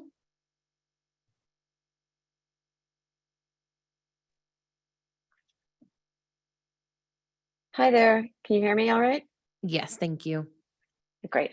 Hi, my name is Amanda Kelso and I am a resident of Menlo Park and I've lived here for over 13 years. I live at 145 Cornell Road at the corner of Cornell and Cambridge, just down the block from the proposed project. I just want to state my comment today saying that I am pro-development and I'm eager to see something viable being built on the 201 El Camino property. But I'm here to voice my frustration due to the lack of upkeep on the mentioned properties since 2021, which has resulted in public health, safety, and fire hazards. I'm here to ask City Council to help us with 2 things in regards to this project. First, help us keep our neighborhoods safe. And second, ensure there is reasonable progress on this development project. I won't repeat some of the things the other neighbors have said since they've already listed pretty well what has been happening, but I will give you an outline of what I think we need to be doing. In regards to keeping our neighborhood safe, we need to make sure that the property is locked and secure. I did notice that last Wednesday, the squatter was vacated from the building and the broken doorway was finally covered with plywood, but this is clear that this is a too little, too late action done conveniently in advance of today's meeting to renew the permit. We also want to make sure that the storm drains are cleared so they don't back up and flood the neighborhood. We want to have the parking lot clear of trash and we want all of the trees to have on the property to be in good health. And then secondly, we need to make reasonable progress on this project. We need to have clear milestones for the project and how it is advancing in a timely and ongoing manner. And I would like a liaison for the neighbors to be able to communicate in some way with the developers to address any of the ongoing concerns or issues that we are seeing. Thank you for your consideration, and this concludes my comments. Thank you for your comment. Seeing no further hands or cards for item H1. I'm sorry, may I address the council? I am the property owner and I unfortunately don't have a way to raise my hand here. So is that okay if I address the council? Nariman, as soon as the council is ready, they will call. Oh, sorry. Yeah, not a problem. Great, thank you, sorry. You're welcome. Okay, so Mayor Willison, I return it to you. Thank you. And I want to thank all of those who spoke this evening for both their comments and also for their emails with the attached pictures. that I know we have been reviewing to understand the impact that this has had on you. And at this moment, I would like to give the property owner an opportunity to speak as well. So please. Thank you so much. Close the public hearing. I apologize. This is a formal proceeding, so there's some technical formalities that need to be adhered to. So let me make sure I get this language right. I will now close the public hearing and open it up for city council discussion. But before I do that, I would like to give the property owner an opportunity to respond to the comments. Thank you. Thank you, and I appreciate you giving me the opportunity to address the council. I have reviewed the emails, the pictures, and the concerns of the community. I purchased this property on August of 2022, and some of the concerns that has been raised have been, seems to me, have been ongoing concerns since 2021. I am absolutely sympathetic to the community and want to make sure that they understand that we are 100% committed to ensuring that there is safety and appropriate steps are taken to ensure that the property is in good order. Some of the steps that we have taken since we became aware of the issues related to the intrusion into the property are as follows. We have ordered a company to fence the property. I have worked with the City of Menlo Park Police to give them permission to vacate anyone and allow them to take the appropriate measures that was needed by the owner to be given permission for people to vacate the property. We will be posting signs of no trespassing to the property. A new property manager has been hired to not only ensure that the property is clean, but also ensure that the property is in good order. And so we will be doing that this week, if not early next week. I just want to make sure that the council, and I'm sure you are aware of the fact that we have been working diligently, and the architects, the EID architects who have also done work in the Menlo Park area for a very long time, including building low-income housing and the Belhaven area, 56 homes that were built for in that area, are present at the meeting, and we have worked very closely with the city. Some of the steps that we've taken to ensure that the project moves forward, even given the fact that we have to incorporate a part of the city property into our property. We have 4 permits that are currently under review by the city, and as soon as the city gives us the permission to demo, we will be demoing the property and making it available for our contractors to begin work on the property. So as soon as we have that permit, we will be demoing the property. But meanwhile, we will be fencing it, and we will be cleaning it up and making sure that there are no issues related to debris. The storm drain issue that has been brought up is an ongoing problem that has occurred before I owned the property. It continues to be an issue, and quite frankly, if you can ask the architects that are here, this development will actually significantly improve the storm drain issue as a result of the improvement of the property. I'm pretty sure that 2 BMR units, below market rate units, that are going to be part of the development are going to significantly contribute to, or at least partially contribute to the issues having to do with housing available to people who are in the low income or below market rate status. I wanted to also assure the public as well as the council that we're taking every single effort that's possible to accelerate this project. I, as the developer myself, would like this project to continue as fast as possible, and there's no reason for it. From our perspective, the faster that this project is completed, the better it is for everyone. So we have no reason to delay it or not allow it to move forward. It's just going through the process of building approval as well as comments that will be available from the planning commission. That is the normal process.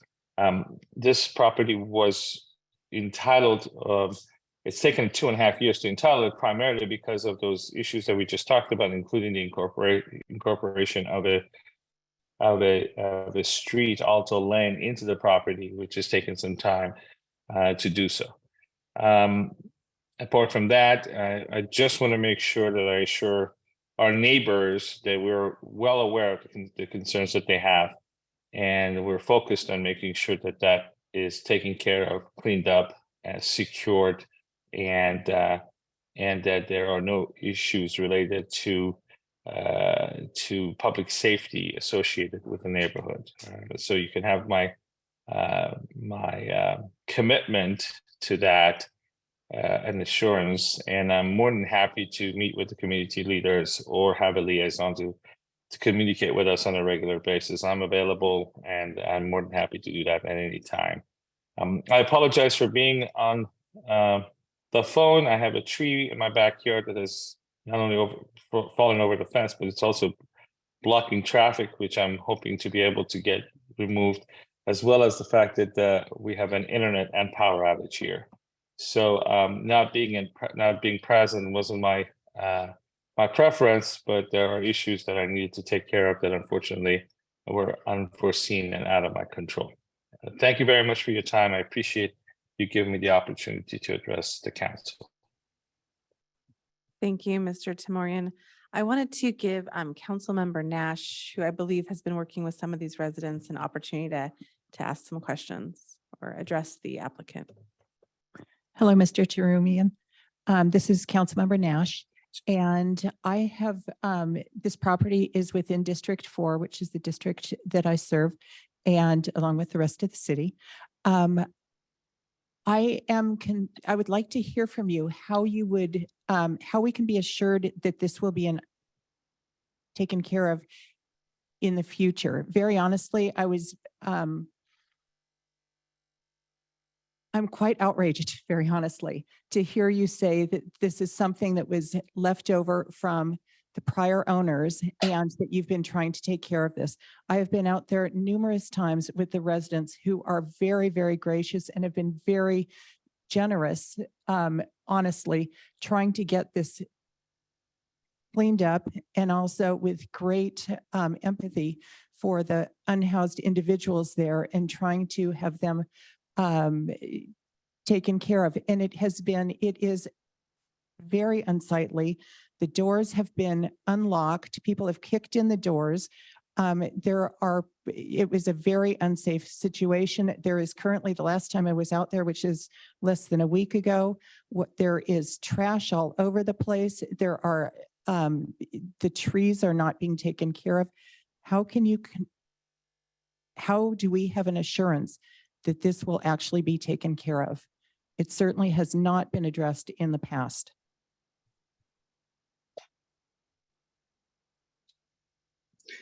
Thank you, Council Member.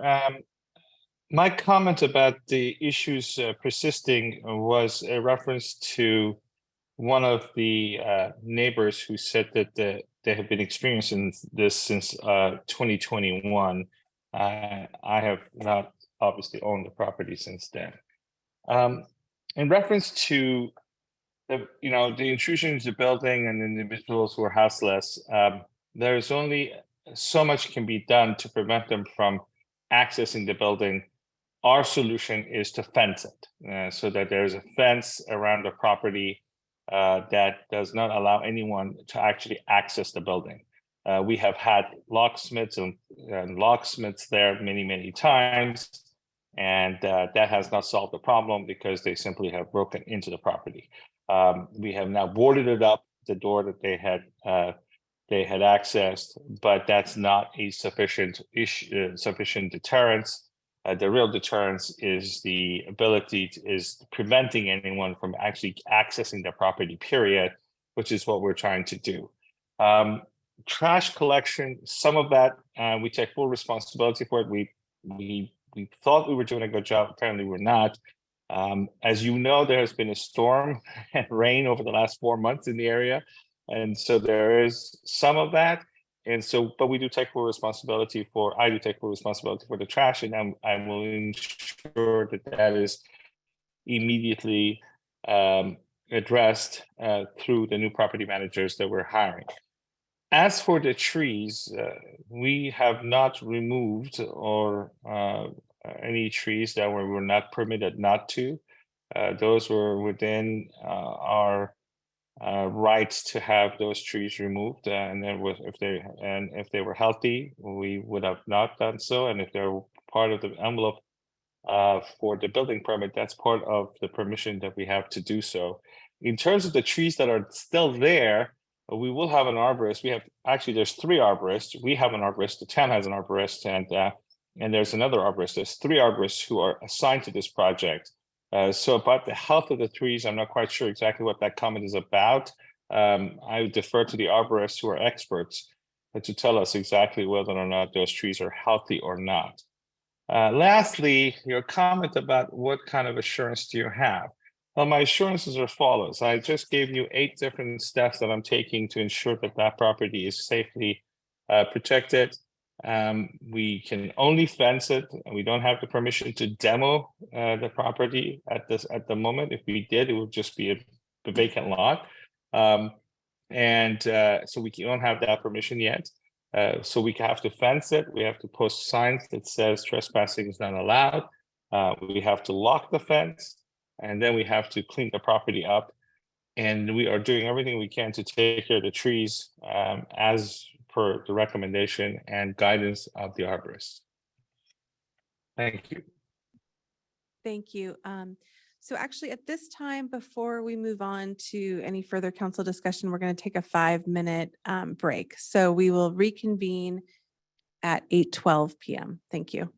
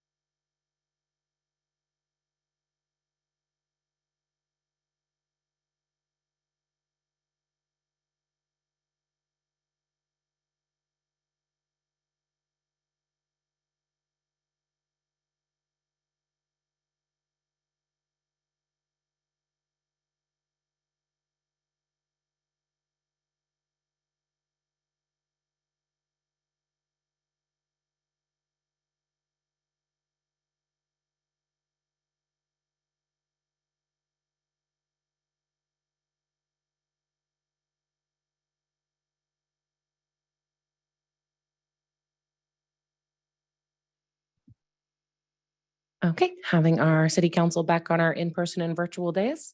Mayor Willison, you may reconvene the meeting.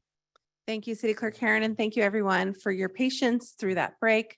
I would now like to give Councilmember Nash the floor, please. Thank you so much, and thank you for everyone's patience.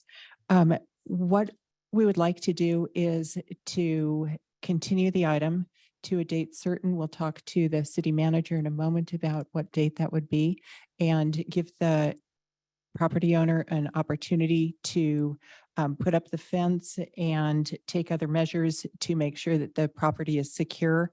And I would also request that you meet with the residents and hear concerns. And I would be happy to attend that meeting and just start a dialogue so that we can really get this a satisfactory resolution. Councilmember Dorr has a question. A question following up on that. I noticed that the contact information for the applicant or the property owner wasn't in the agenda. And so is that something that would be made available to the public, or just some clarity on that for folks who are curious? Are you speaking about where the applicant lives in relation to Menlo Park, or ways that folks can get in touch with the Getting in applicant? touch, yes. Okay. I'm going to turn it over to City Manager Murphy, or no, to our associate planner here, or somebody. Sorry, I just want to be clear about the question is about contact information for the applicant. Because So I whatever believe, I believe we what we've typically done is publicly provide, we can provide something comparable. okay, maybe, thank you. Or if staff can somehow facilitate information exchange between the neighbors and the applicant. Or very honestly, I would, excuse the interruption, I would be happy if the applicant contacts me and I can make sure that the connection is made, or that it can be done through our planning department. More than happy to do so. I would just, Mr.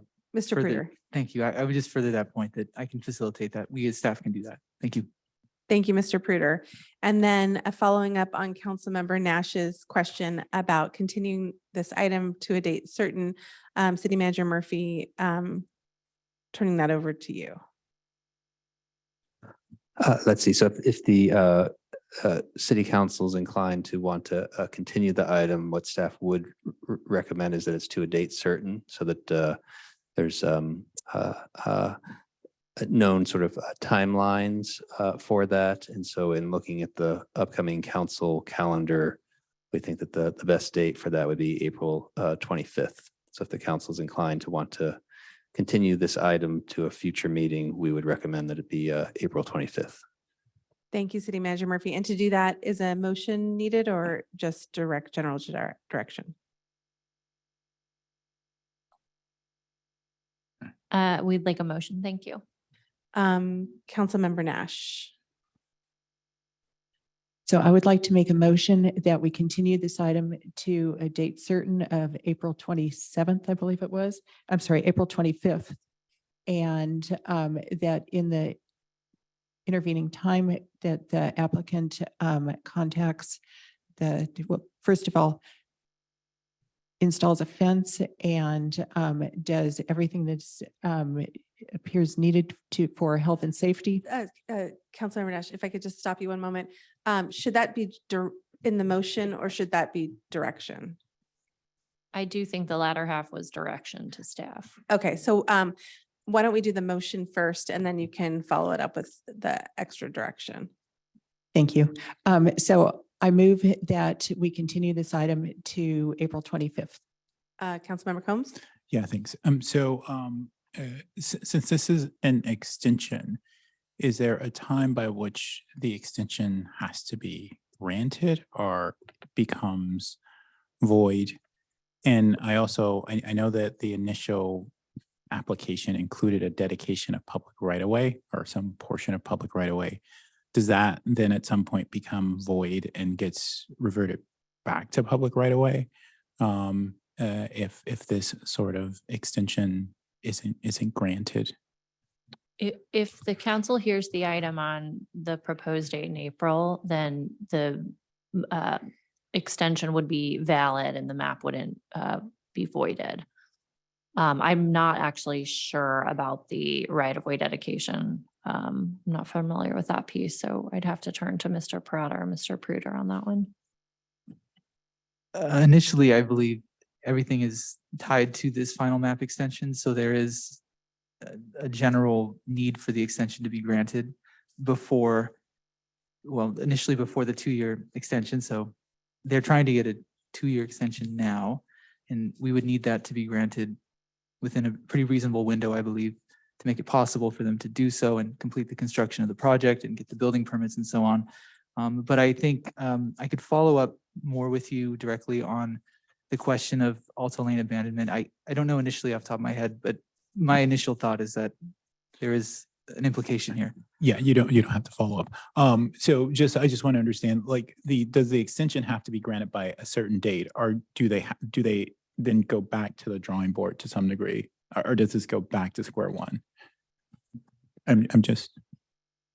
Sure. So if I may, Planning Manager Kyle Parada. So just to tag on to Associate Planner Pruder's comment. So the vesting tentative map for the project included the abandonment. So that's wrapped up in this technical document here.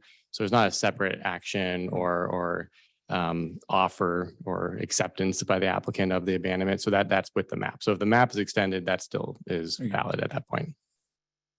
But then do we have to extend the map by a certain date? You got me. No. So the map expired in October of last year, 2022. Oh, so it's already expired. So the applicants submitted their application in a timely manner prior to the expiration date. Staff has been Okay. processing it, bringing it forward through the process, reviewing. So it's still, we would treat it as active if it's extended. The council would need to extend it to allow for the current approved project to be built as approved. Not extending the map would remove the parcel management, a merger of parcels, the adjustments to the easements and utilities, and the abandonment of the lane that the Alta Lane, that enables the development. So not approving the extension and allowing the map to actually expire would then effectively stop the project from being able to move forward. Okay, thank you. And one other, and first I do want to say I'm supportive of the motion and Councilmember Nash's direction here. I just want to sort of though tease out the issue that we are forestalling this extension of the project based on what we see as the sort of maintenance regarding the property currently. So we're not sort of continuing this based on some substantive issue with the project or the extension. And so again, which I'm fine with, but I want to understand from the city attorney that is that okay? Like sort of to sort of tie, does this all come under our discretion? To tie, like I say, substantive issues having to do with this project to the current maintenance on the property. So the Subdivision Map Act does allow the council to deny or deny a map or deny an extension of a map for health and safety related reasons. I don't know that that is occurring here. If by continuing the item to a date certain, the council is not denying the map at this time. My recommendation would not be to deny the map extension because I don't know that the code related conditions are, as you say, contributing, or I'm sorry, I should say that in reverse. The map itself is not going to impact the code related conditions. Totally fair. We're not there yet though, right? That's right. And I'll second the motion. Thank you for those interesting questions.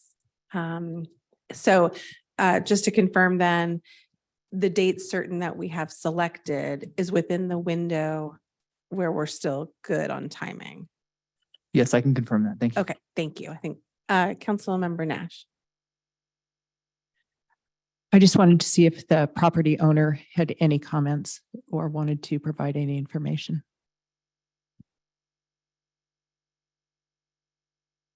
Thank you. Sorry, I needed to unmute.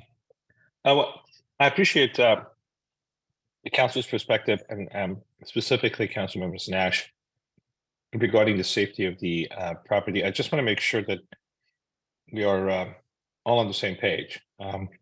The health and safety issues that are being addressed here are, one, that a building that has been vacant waiting to receive permit to be demolished has been broken into, and therefore the only venue available to us to remove that safety issue is to fence the property. There is no other way to remove what could be considered as a health and safety issue short of what we are doing right now. This is not substantive, as it was mentioned earlier, to the project itself, which I purchased for $12 million, and about $3 million have been spent to date and 4 years of time to get it entitled. In regards to debris and others, those are clearly issues that has to be addressed. I'm very sympathetic to the neighborhood, and I certainly wouldn't want to live next to something like that. But again, those are partially upkeep of the property, but I do not believe that debris is a health and safety issue. In regards to this, to the storm drains, I think the council can agree that 4 months of rain has had a significant impact on flooding. And so this particular property, I'm hoping, is not singled out because there was drainage issue or flooding. We has spent a significant amount of money and time to get this project to where it is today. Enormous amount of time has been spent on it. And quite frankly, across the street, there's a very large project that is significantly improving the neighborhood. I'm sure Councilmember Nash will agree that adding additional housing and services such as restaurants and retail for the neighborhood is a positive thing. And so we are hoping that over the next 3 to 4 weeks, we can all agree that we are going to take all the steps that's necessary to ensure that the property is secured. But quite frankly, we're also hoping that the city will grant us the permit to demo the existing structure so that we do not have this issue of people breaching it. And there's only so much can be done short of a fence to prevent that. And quite frankly, even with a fence, if someone really, really wanted to, they could climb it. There's very little we can do to stop that. And so we are hoping that the city sees it our way, which is the best way to do this, is to accelerate the project through the city planning permissions and getting the permits so that we can start construction. And from that perspective, the last thing I wanted to say is I am absolutely 100% available to meet with the community as well as the council member or whoever it is that wants to talk and have a sit down and have a chat about what the community's concerns are and what are the things that I'm going to do to ensure that those things are addressed. So I'm more than happy to be available, more than happy to listen and do everything in my power to ensure that these things are taken care of. Thank you for your.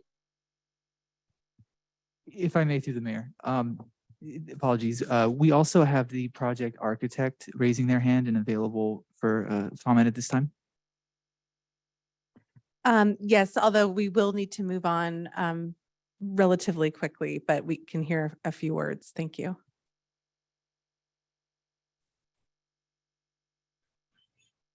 Good evening, council members, and hello, Councilmember Nash.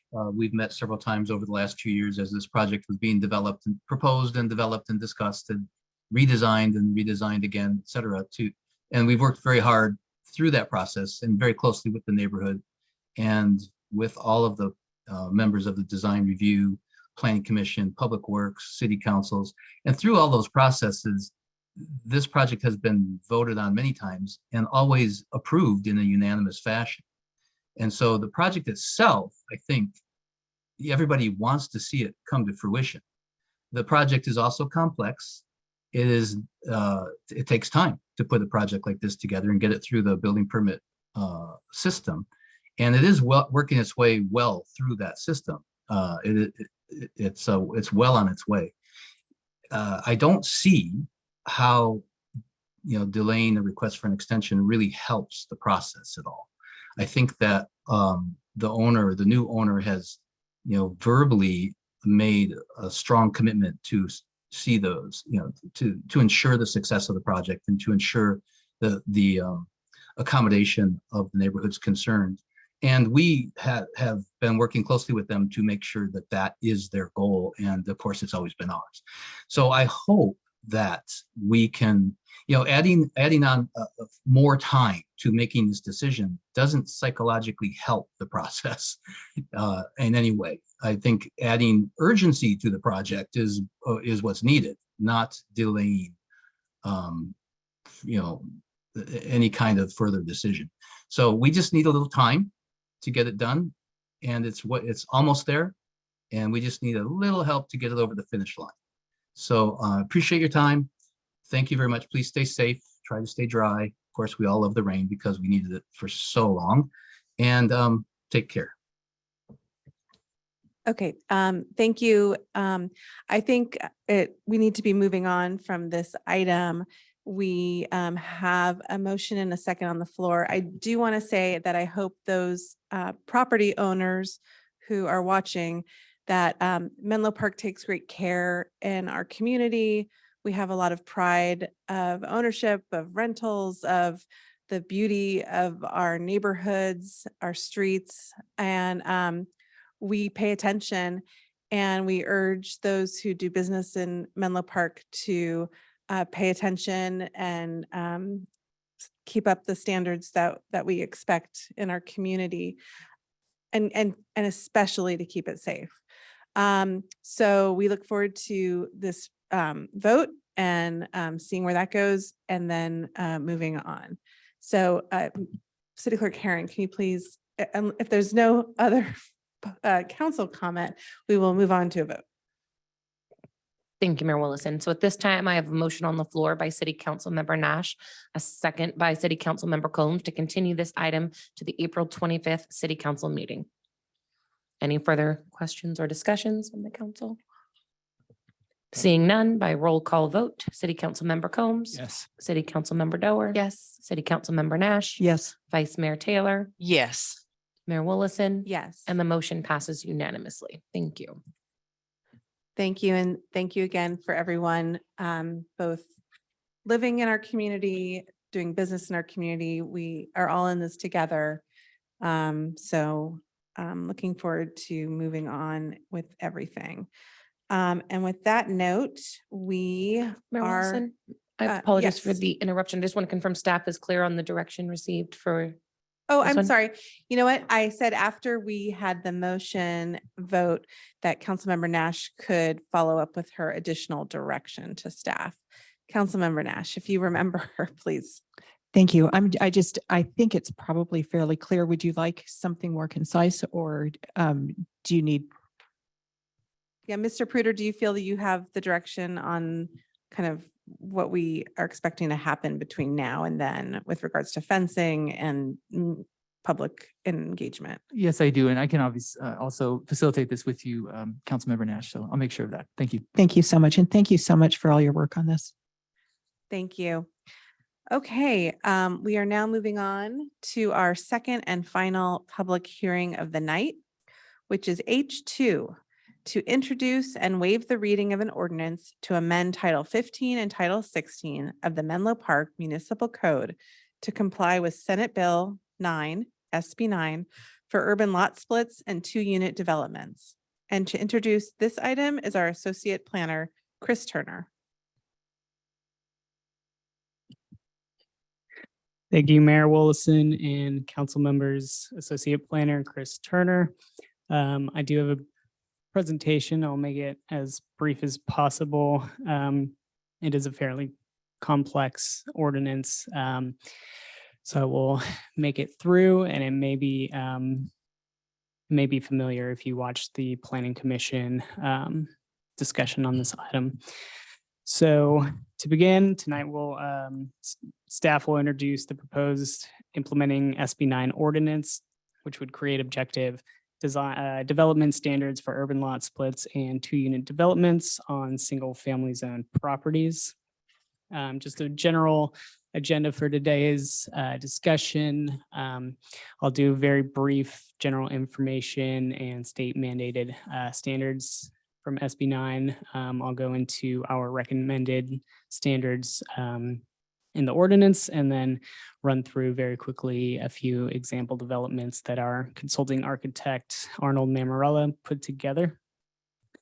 So general SB 9 information at a very high level. The intent of SB 9 is to help alleviate the statewide housing crisis. It provides cities with another strategy to develop different kinds of housing, and then also provides an additional opportunity for ownership of single-family residences in existing single-family neighborhoods. So SB 9 went into effect January 1st of last year. So we have been operating under the bare minimum requirements required by the state law. It's applicable to all single-family zoned properties with limited exceptions, which include things like wildfire hazard zones, wetlands, flood zones. However, if cities have standards in place to mitigate these risks, such as FEMA standards for development in flood zones, which the city has, and those are reviewed by the engineering division, those properties would not be exempt from SB 9. So at a bare minimum, the basic requirements that the state provides is that cities must allow ministerial approval of subdivision of single-family lots, otherwise known as urban lot splits, ministerial approval of up to 2 units per single-family lot. It establishes a minimum lot size of 1,200 square feet. Cities have the option to adopt a smaller minimum lot size, but they have to allow 1,200 square feet. And it does provide some flexibility for applicants within that minimum to sort of distribute the land. But at a maximum, it can be a 60-40 split of lot area. It limits required parking to 1 space per unit with certain exemptions, like if they're within a mile of high quality transit corridor, or if there's a car share within 1 block. And then the owner must live in one of the units as their primary dwelling for 3 years if they choose to split the lot. So the city is allowed to implement objective development standards as long as they do not preclude the development of up to 2 units of at least 800 square feet. The following is a high level look at some of the proposed standards in our ordinance.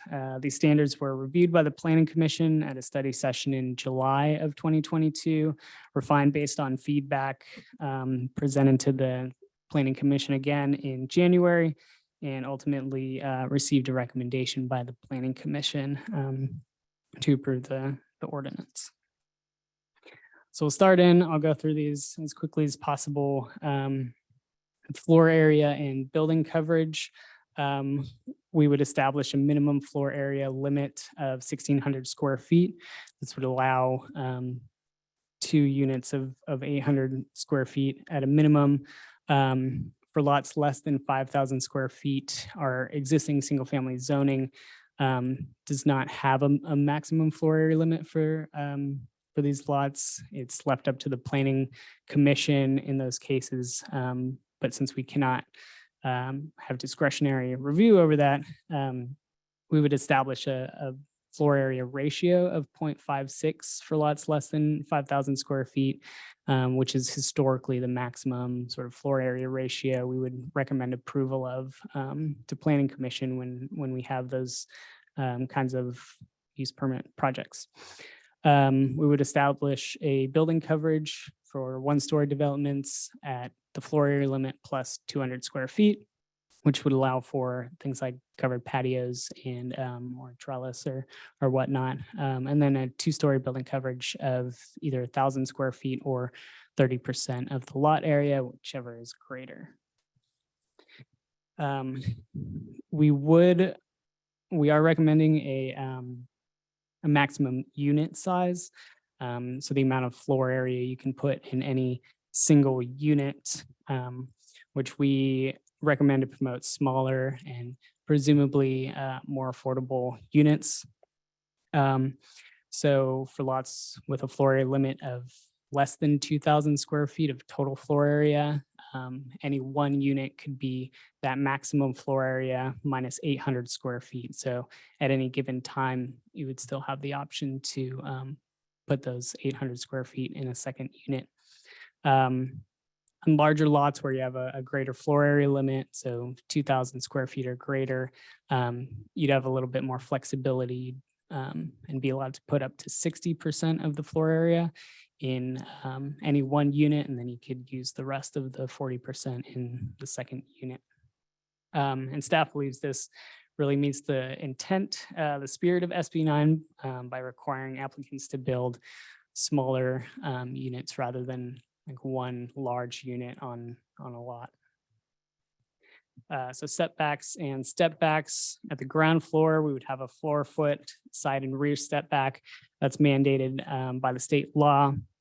The front setback would be the same as the existing zoning district, which in most cases is 20 feet, except for if there was a lot split and a new panhandle lot is created, where you create a new front property line essentially between the two properties. The 20-foot setback would not apply to that. It would only be a 4-foot setback in that case. Structures can have a 0 lot line, so they're seemingly connected along new property lines. So these are structures, if you think of something like Stone Pine Lane, where they there is no setback. There's a firewall. They're technically not connected structures, but they look like it. Second stories would be required to step back to minimum side and rear setback of the underlying zoning district. So this would add a familiar feel to the existing development patterns and a similar level of privacy in single family districts.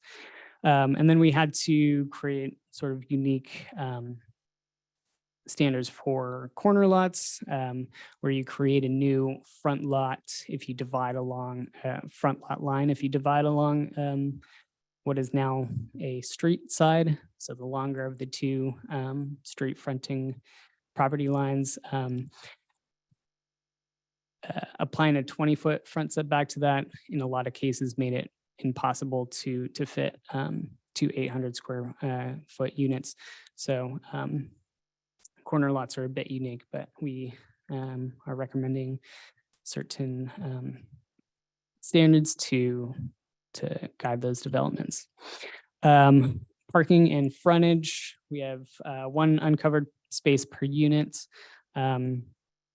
Parking may be in the front and side setbacks with a maximum of 1 of those spaces being able to be placed within the front setback.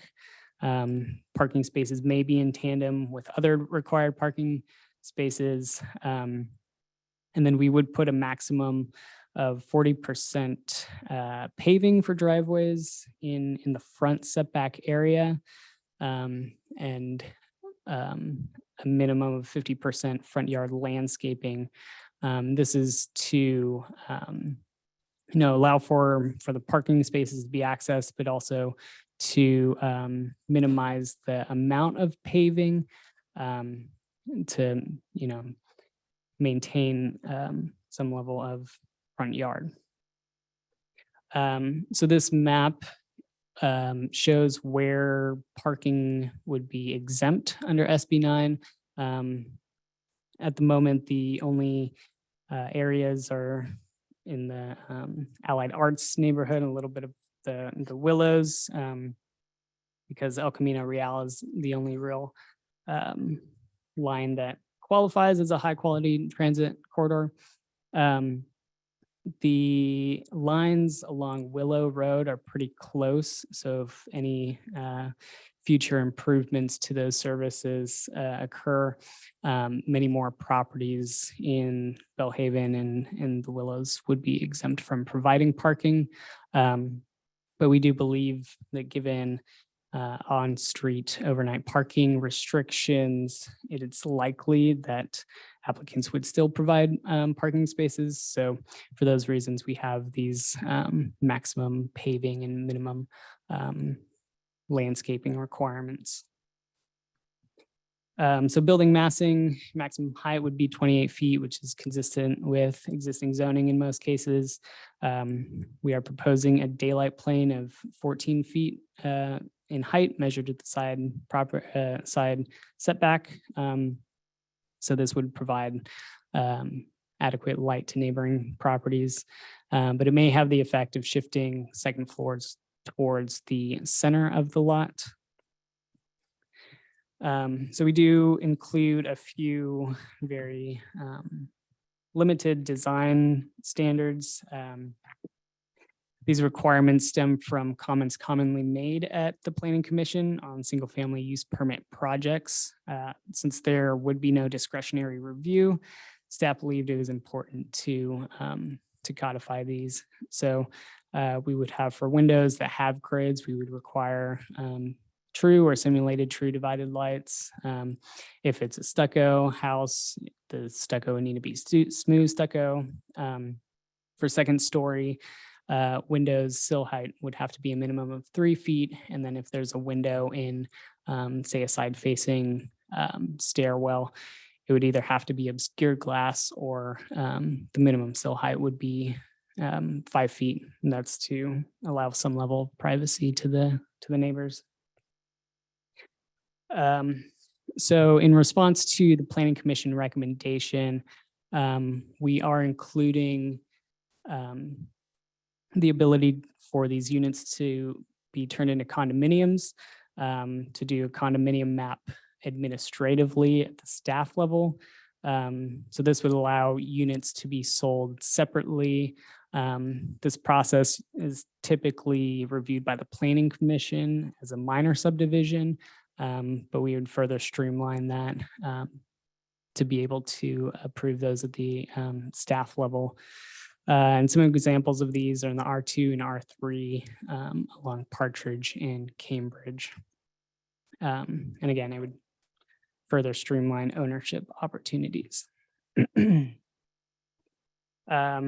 then finally, the Planning Commission, these recommended that we look into more robust design standards. They did not make their way into the ordinance, but they did end up in the whereases in their resolution. And they really clearly wanted to convey their desire for the city council to analyze the applicability of design standards for SB 9 and then see how those could be adapted as design guidelines that would be applicable to all single family projects that are non-SB 9.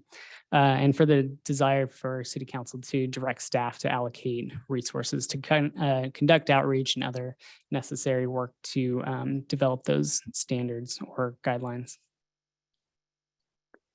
So I want to run through a couple example developments. I just want you to keep in mind, these are purely hypothetical and for illustrative purposes only. These examples were developed assuming that the applicant would take full advantage of development potential, meaning they would do a lot split and then build 2 units on each of the new lots at the maximum floor area limit. Keep in mind that a lot split is not a requirement of an SB9 project. So applicants could choose to develop their unsplit lot and just add a unit or build 2 new units on an unsplit lot. So I'll run through these quickly. This is a pretty typical R1U lot, 50 by 100, 5,000 square feet in total area. Panhandle lots are really not feasible on these types of lots. So if someone were to split it, it would probably be down the middle.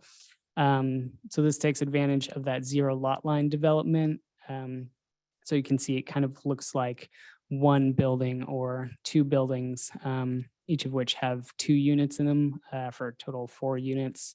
The daylight plane, as you can see, kind of pushes that massing towards the center of the lot and away from the neighbors. This was an example of a corner development where it's similar idea. These kind of end up looking like townhomes facing the longer of the 2 street sides. So in this case, again, there's a 0 lot line development. So they're seemingly connected. They're all 4 in a row. These would be two stories. And again, the daylight plane pushes the development towards the middle of the lot. As you get to bigger and bigger properties, this would be what we consider a standard R1U lot. So 65 by 150 complies with minimum lot width, depth, area. On the larger lots, it is more feasible to do these panhandle subdivisions. And as you can see, there is more ability to be more flexible with the size, shape, location of these units. This is just another example of the same lot, slightly different layout. It has partially, 0 lot line development and then 2 other separate units. This would be a standard R1S lot. So again, the larger the lot, the easier it is to kind of configure more freely. So in this case, they took advantage of the total, the maximum 60-40 split in the unit sizes. So you can get a unit of, say, 1,600 square feet, another unit of 1,200 square feet, just providing those options of living situations. And this is just another example. This is what we call the courtyard bungalow. So it has a shared driveway and they're mirror images of each other. But again, different unit sizes, different shapes to fit different needs. So these are a few housekeeping items. We did catch a couple of typos in the ordinance that we just wanted to read into the record really quickly. So section 16.77030, subsection E3 would say the 2-unit housing development would be located within a historic district is included in the state historic resources inventory or is within a site that is legally designated or listed as a city or county landmark or historic property or district. Section 16.77.040 subsection B, as it relates to second floor yards, setbacks would read, all second floor yards shall be equal to the applicable yard of the underlying zoning district, with the exception of required yards for the new interior lot lines, where the second floor yard shall be a minimum of 4 feet. No second floor yard shall be required for 0 lot line developments at newly created interior lot lines. And then finally, section 15.31.030 F5 would say either the owner of the parcel to be subdivided or any person acting in concert with the owner has previously subdivided an adjacent parcel using an urban lot split pursuant to this chapter. Acting in concert means the owner or a person acting as an agent or representative of the owner knowingly participated with another person in joint activity or parallel action towards a common goal of subdividing the adjacent parcel. That concludes my presentation for today, and happy to take any questions. Thank you, Mr. Turner. I'm sure everyone digested all of that perfectly.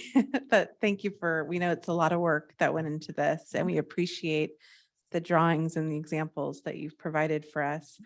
So this again is a public hearing. So before formally opening the public hearing, I wanted to give my colleagues an opportunity to ask any clarifying technical questions. Councilmember Combs. Yes, thank you, Mayor, and thank you for the presentation. So I want to make sure I'm understanding that there is sort of no specific kind of acknowledgement or designation with regarding whether parcels are designated by Menlo Park substandard or not, correct? In this analysis, that it doesn't have any impact on this SB9 process. Correct. Whether or not the lot is what we would consider substandard, where it doesn't meet the minimum lot width, depth, or area of that particular zoning district, it would not matter if it was standard or substandard. They could both do an SB9 development ministerially. And so in this process is again a ministerial approval, which like a counter approval, correct? So not something that goes to a planning commission, correct? Correct. Yes, there would be no discretionary approval. It would not go to planning commission. It would just be a building permit if they're redeveloping with structures, or just an administrative subdivision through the engineering division. And so in theory, if I'm in Menlo Park in the Willows on a substandard lot, if I wanted to add a second story, I would likely hit certain triggers that would require planning commission review. But if I wanted to split that lot into 4 units, I could do that just by this ministerial process, correct? Correct. Okay, I'm going to get back to that. Those are all my questions. Suspense is killing me. Councilmember Dorr. Yes, thank you so much, Mr. Turner, for the presentation. A question about SB9 basic requirements. You had a sheet up that one of the slides that listed a lot of things. And I wanted to check on the requirement for parking and whether that came down from SB9 from the state, because that's what it kind of suggests in that slide, or if it might have to do with some other standards that we have here in the city. Thank you. Right. So the SB9 statute states that cities can allow up to 1 parking space per unit. So in this case, we propose that we keep that 1 parking space per unit requirement. Our current zoning standards require 2 parking spaces for a single family home, one of which needs to be covered in a garage or carport. We can't allow two spaces. So yes, one space would be from the state that we're adopting into our ordinance. Great. So just following up on that, so the languages can allow up to 1, which could also be inclusive of saying that we could allow someone to choose to have no parking? We could choose to not require parking. That's different than us having the standard of you need to provide 1 parking space per unit, and then allowing somebody to not provide those. In that case, it wouldn't be in compliance with the adopted ordinance. So we wouldn't issue a building permit in that case, unless it meets one of the exemptions under the state. So it's in that transit corridor, half-mile radius. But the city does have the option to require less parking than what the state says we can. Thank you, Mr. Turner. I have another question on the daylight plane. Thank you for showing the map that shows kind of like a little dotted house that shows where the plane is. Is that reflective of what is currently our requirement for R1 or R2 or something else? So this particular daylight plane is different than our current standards. Current daylight plane regulations differ between zoning districts. So between R1U, R1S are the same.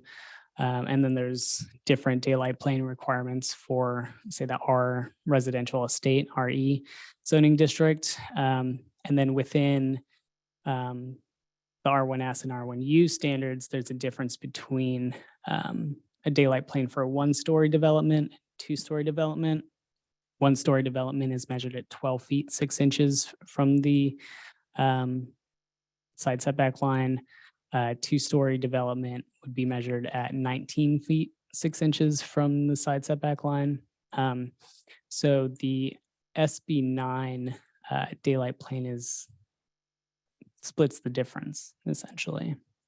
And what is the R2 daylight line? Oh, it sounds like there are different subcategories, but if you could give us a range, I'm curious to hear that. Thank you.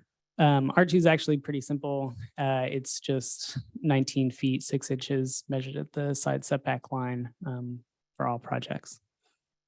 Thank you. I have no further questions. Councilmember Taylor, did you have any questions before we open the public hearing? No, thank you, Mayor Willison. Actually, Councilmember Combs and Councilmember Dorr asked the questions that were on my list. Thank you, Vice Mayor Taylor. I don't know if this question is pre-public hearing or after public hearing. So I'm curious to know, so for SB 9, if we did nothing, if we didn't have an ordinance, we would be following state law. We would default to the state law.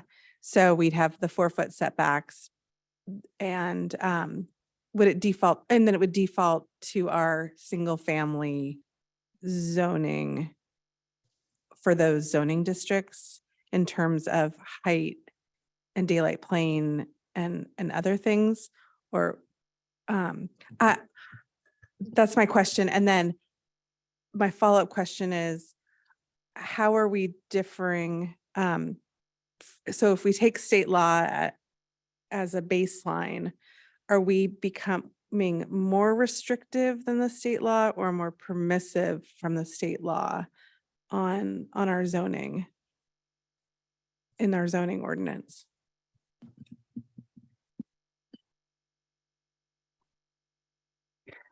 So I'll start with the first question that clicks immediately.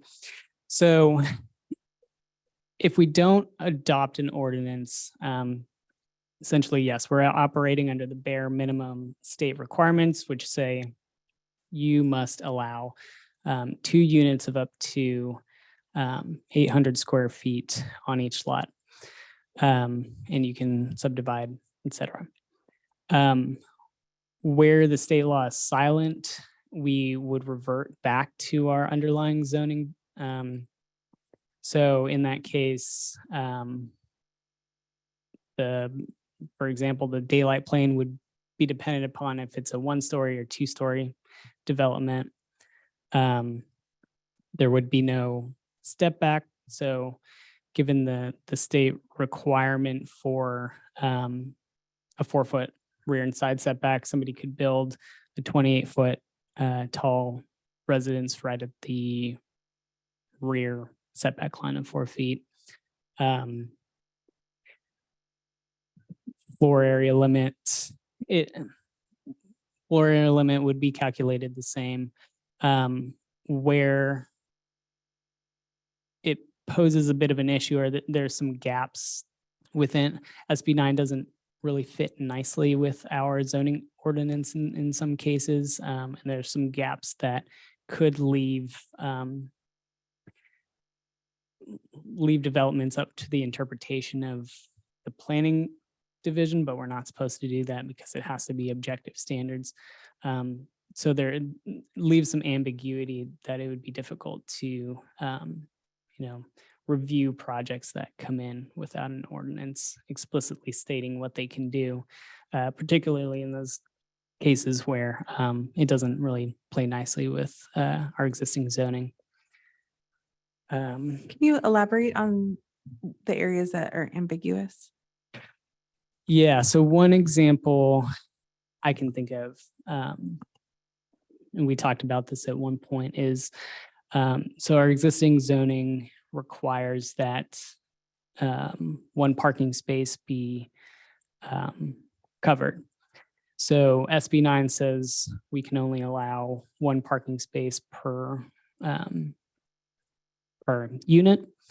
And if we say, if you end up with an instance where you have a small lot and you can really only fit 2 800 square foot units, if we revert back to our zoning and say, okay, you have the one required parking space, it has to be covered. We have these standards for the size of a parking space within a garage, and that space counts towards floor area. Let's say if you have a property where you can only fit 800 square feet and you take up 200 of that in garage space, you're left with 600 square feet of actual livable space.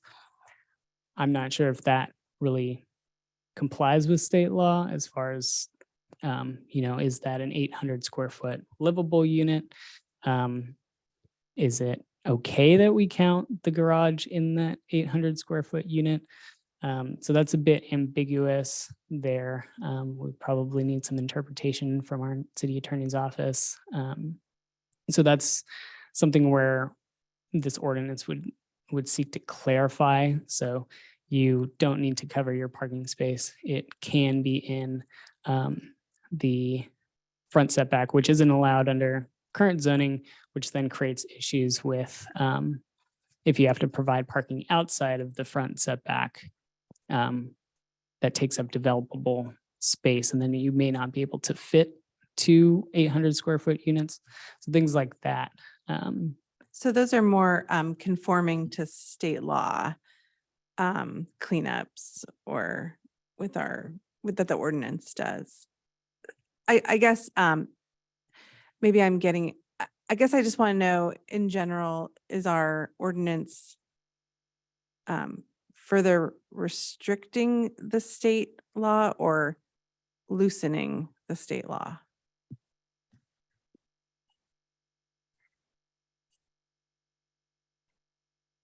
I think staff would say it's giving further clarity, probably giving further clarity to state law than necessarily sort of, because obviously it can't be too restrictive because it's state law.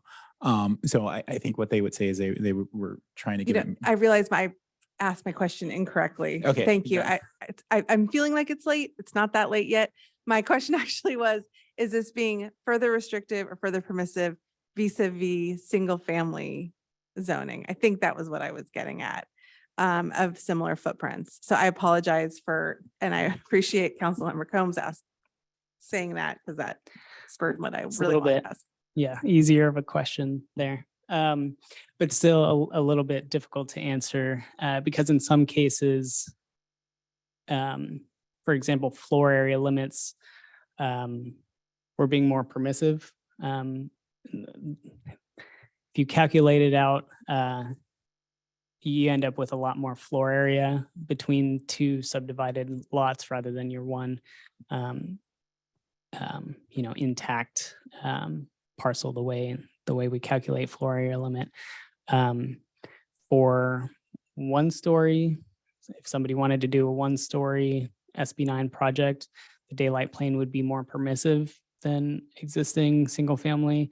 If they wanted to do a 2-story project, it would be more restrictive than existing zoning for small R1U lots. It's more permissive technically and on like R1U or RE lots. So it's give and take a little bit. There are both cases where we're more permissive and more restrictive.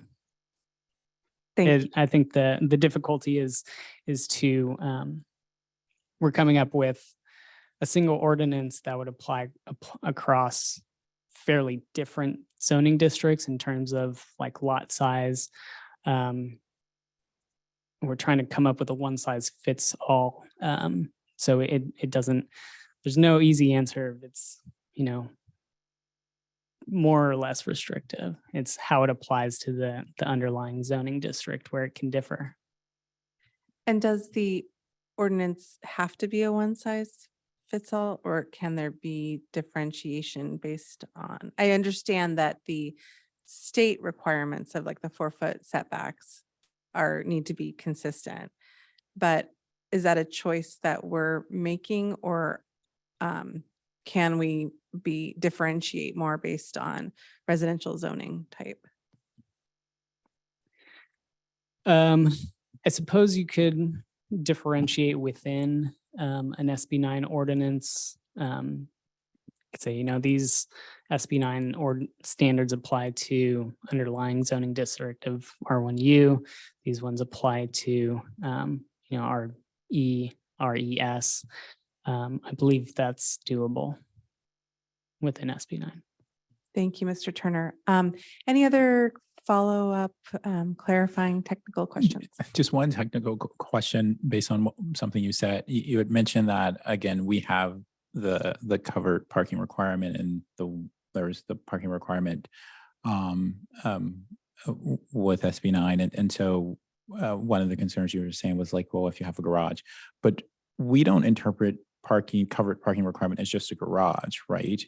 You can meet the covered parking requirement for Menlo Park in other ways, right? With like I don't know what you call them, like a parking porch or something. It doesn't just have to be a garage. And if it's not a garage, then that wouldn't count, right, to any floor area ratio.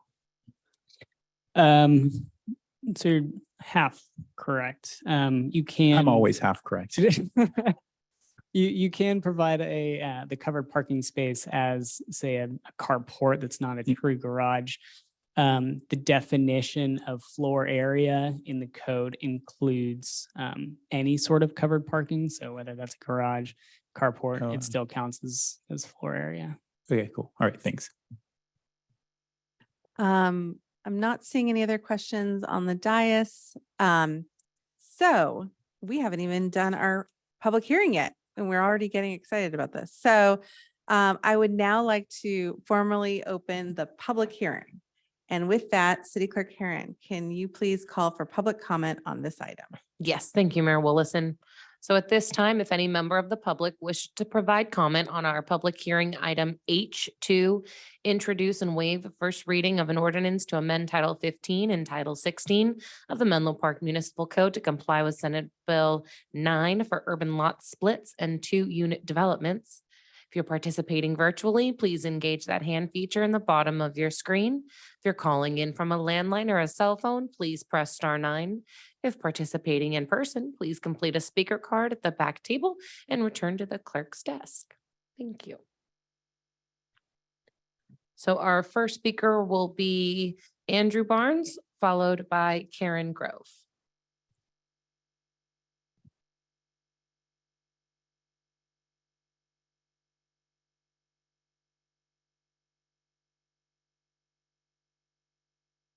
Good evening again, members of City Council. My remarks this evening, Andrew Barnes, Menlo Park, 210 McKendree. I also sit on the Planning Commission. And my remarks are for me as a planning commissioner, but obviously don't represent the Planning Commission as a whole. What I want to talk to is the relationship between the use permit process that we have, SB 9, and then the objective design standards, which we talked about earlier. I guess the short of it is as a planning commissioner, I am not real clear on how to do the job that's assigned to the planning commissioners on a go forward basis. So when I get an agenda for a meeting, I'm given within there use permits to review. Use permits generally apply for residential, for substandard lots.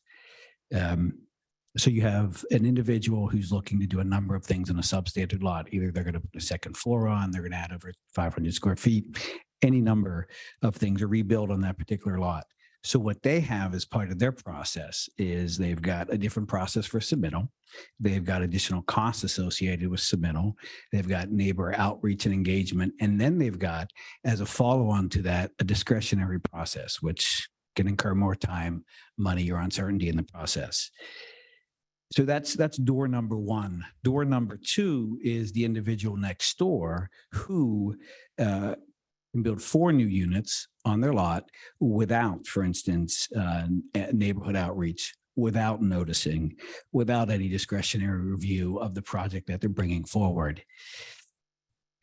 Frankly, I'm just not clear how to sit in these meetings and what to tell people, because you've got such a disparity in what the review process is. And for instance, on a substandard lot versus what's being called for in this SB 9.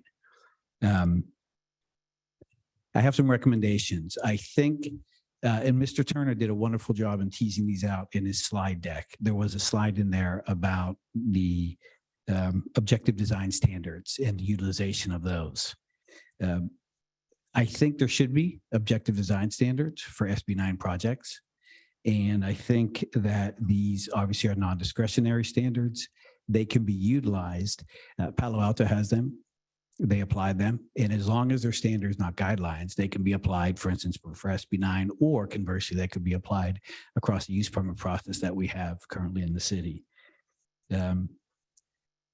That would solve for a number of things. I mean, we talked earlier, we had the item and we had the comment about standards in our community and preserving standards in our community. That furthers that. When we were in Planning Commission, there was a reflexive response to design standards precluding development. First, you can't do that by ordinance, by law. The second piece is design standards do not have to preclude development. In fact, they can enhance them and streamline them and take some of the uncertainty out of the process. So I recommend those. If we take by way of example, the level of discomfort we see in just one project where we spent hours at Planning Commission talking about obscure glass on a stairwell, times that by 200 when people find out that next door to them is going to be a hot pink house with clear story windows all the way around and all iterations of what's going to be built there, in addition to reducing the vegetation on the site, the level of hardscaping that can be used on these sites effectively, what you can do in a single family residential district is. Mr. Barnes. Thank you. Thank you for that. So in conclusion, I think either use permit goes away and we have executive design standards across the city, or these get applied to SB 9. But these two things can't coexist because they're simply incompatible. Thank you. Appreciate it. Thank you for your comment. So our next speaker is Karen Grove, followed by Aaron Cook.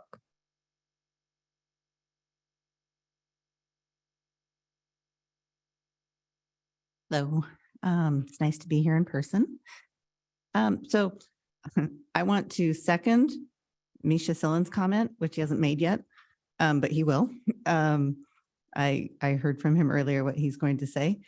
And some of the things that I've heard since in listening to the presentation, I wonder if we can eliminate parking requirements, minimum parking requirements for SB 9 projects, and just leave it up to the developer. I think most people will have a parking spot, but if they choose to develop one without, we should certainly allow that in this time of climate crisis. And I like that the lot split can be sold as two separate units, even if the property is owned by one person or they share it or something. That's important, I think, for somebody. And this is something I may regret saying at some point when I learn more, but the state requires that if you do a lot split, that the owner of the property who's doing the lot split has to live there for 3 years after the project is done. So I live on a large lot on Alameda de las Pulgas, and I love my house and I don't want to change it. But someday, if I decide I want to live in an urban environment or something, and I move away, I'd like to do a lot split and divide each lot and replace my one large home, of which there are many in Menlo Park, with 4 smaller homes, but I wouldn't want to live in one of them. So that would be a disincentive to creating more smaller homes that people could buy in Menlo Park. So I don't know if the state would allow us to unrequire that, but I'd like us to unrequire that. And again, if the state put that in there for some good equity reason that I'm not aware of, I might take that back someday, but that's what I'm thinking right now from my perspective. And then speaking of equity, I think the state requires that you can't do something. You can't take a single family home that's rented or has been rented in the last 3 years and do a lot split and all of this. It doesn't apply to in that situation because we don't want to displace renters. And I don't know how we will be able to confirm that, especially in the situation where somebody buys a single family home that's been rented. So I'd like to understand how we ensure that we're not causing displacement with this as much as we can control that. Thank you. Thank you for your comment. So our next speaker will be Aaron Cook, followed by Adina Levin. And this will be the final call for public comment on public hearing item H2.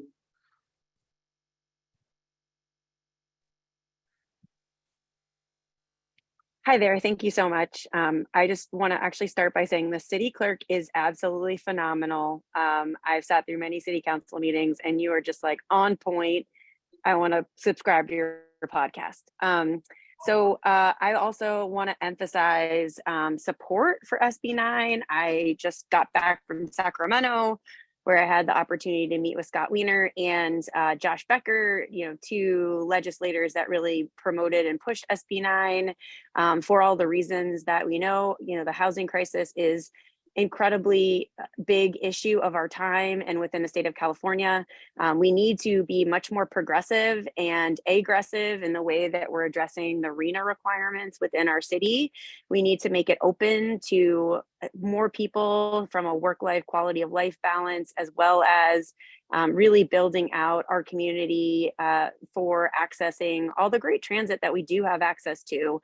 I spoke earlier about my property, mostly in issuing concerns relative to 612 Cambridge. I have to also note that we have had significant issues going through the Planning Commission in number one, developing an ADU on our property, and then number two, and actually developing our small suboptimal split lot from a perspective of easement, setbacks from the easement, and then also parking requirements.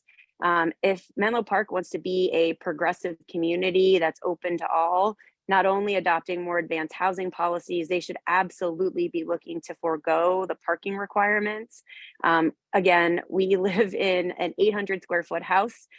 We developed a 120 square foot ADU requiring us to put in 2 parking spaces and a covered parking space that is accessed by an 8-foot driveway seemed incredibly unnecessary, particularly for a more climate progressive family that it is looking to only have one vehicle on our site. I also think that the council should, number one, look into creating better parking policies so that we can have parking permitted on our streets. We seem to be not advancing bike ped improvements within neighborhoods like Allied Arts, unfortunately, despite petitioning. So if we're not going to allow bike lanes, can we please take better advantage of that parking and let residences take advantage of it instead of having on-site parking?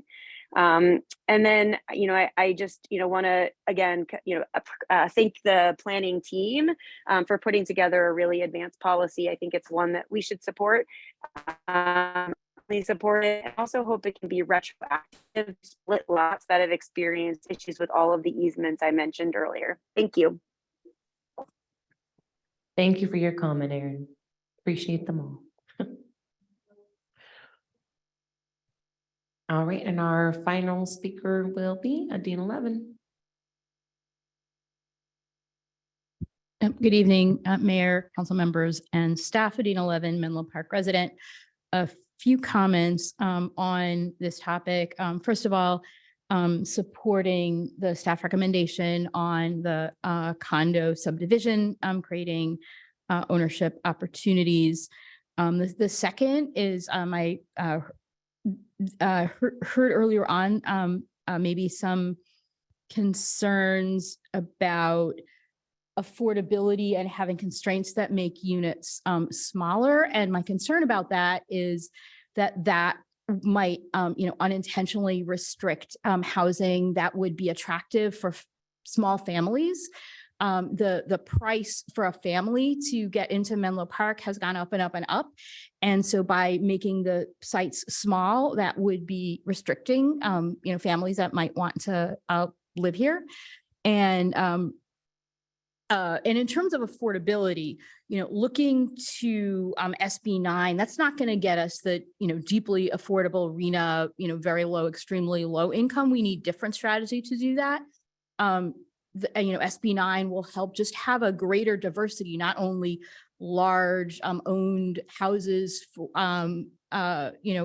throughout most of the city, but, a greater diversity allowing, families of different sizes and shapes to be living in our community. On the subject of standards, I wanted to make a couple of comments. One is I don't think SB 9 projects should have stricter standards than if someone wants to, redevelop a property and build a large house. And then secondly, like there is that, mismatch between the extremely niggly process that we make people go through to do a house remodel versus the ministerial standards. I think the idea of having the design, the standards is good. I will confess that as, someone who's, done civic volunteering, I get recruited pretty heavily to be on planning commission. And I have never said yes, because I cannot sit through all the time on house remodels where people spend hours and hours with neighbors critiquing their neighbors' house remodels. I think this design standards get us a way out of that, and in a way that allows reasonable standards and people having simpler house remodels. Lastly, to speak on the previous point, I think in order to prevent displacing people who are living in rentals, one solution to that would be having a rental registry so we know which homes are rented out in order to be able to prevent the displacement as homes get rebuilt as SB 9 or anything else. Thank you. Thank you for your comment. So at this time, I'm seeing no further hands or cards. Mayor Willison, you may continue. Thank you, podcast in training, City Clerk Heron. We're all looking forward to that. Let us know what that will be called. I will now close the public hearing and open things up for council discussion. I'm actually going to start first, Mr. Turner, with a couple follow-up questions from public comment. Can you confirm that it is indeed state law that dictates the requirement that the builder, that the lot splitter must reside on site for 3 years, that it's not, we don't have flexibility on that? Excuse me. That's correct. That's a state law. Under the urban lot split section of the statute, applicants would be required to submit an affidavit stating that they would reside in one of the units for a minimum of 3 years. I don't know if we have flexibility on that. That would be probably best suited for city attorney authority. So that's correct.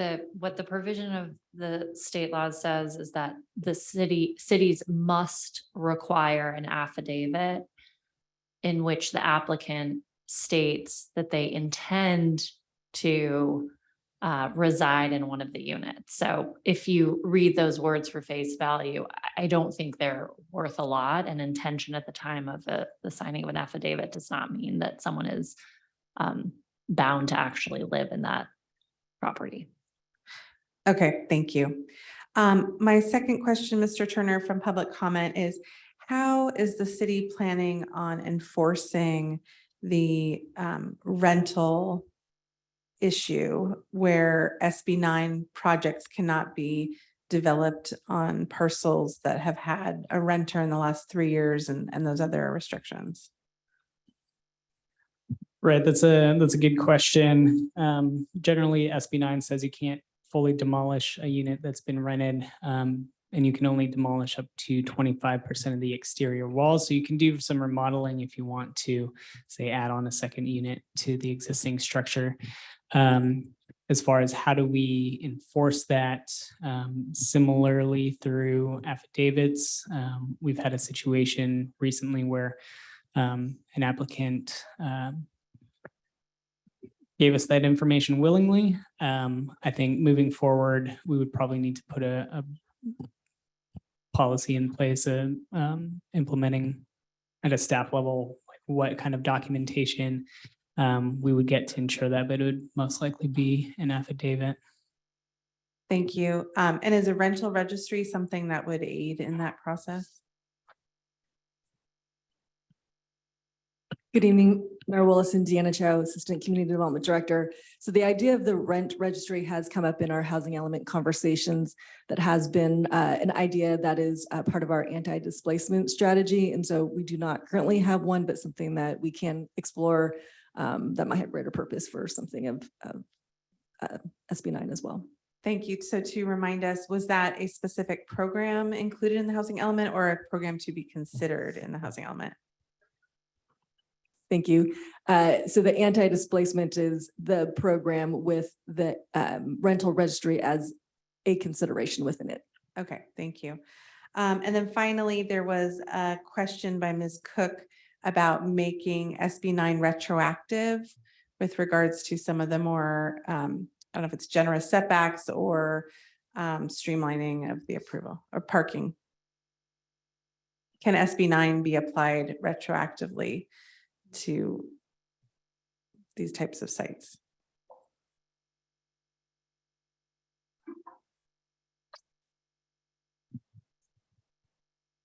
I think that's, why would you apply retroactively? Like if something is already built, then what I would be the believe benefit? Maybe this might be a very specific case. So maybe we shouldn't go too far down this path, but perhaps staff could follow up with Ms. Cook, who asked the question, who seems to be in the midst of a project.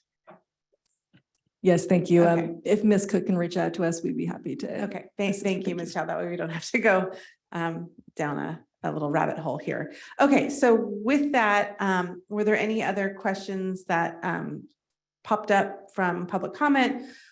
Otherwise, we can move on to council discussion. So does anyone want to kick off with their thoughts on this ordinance? So to remind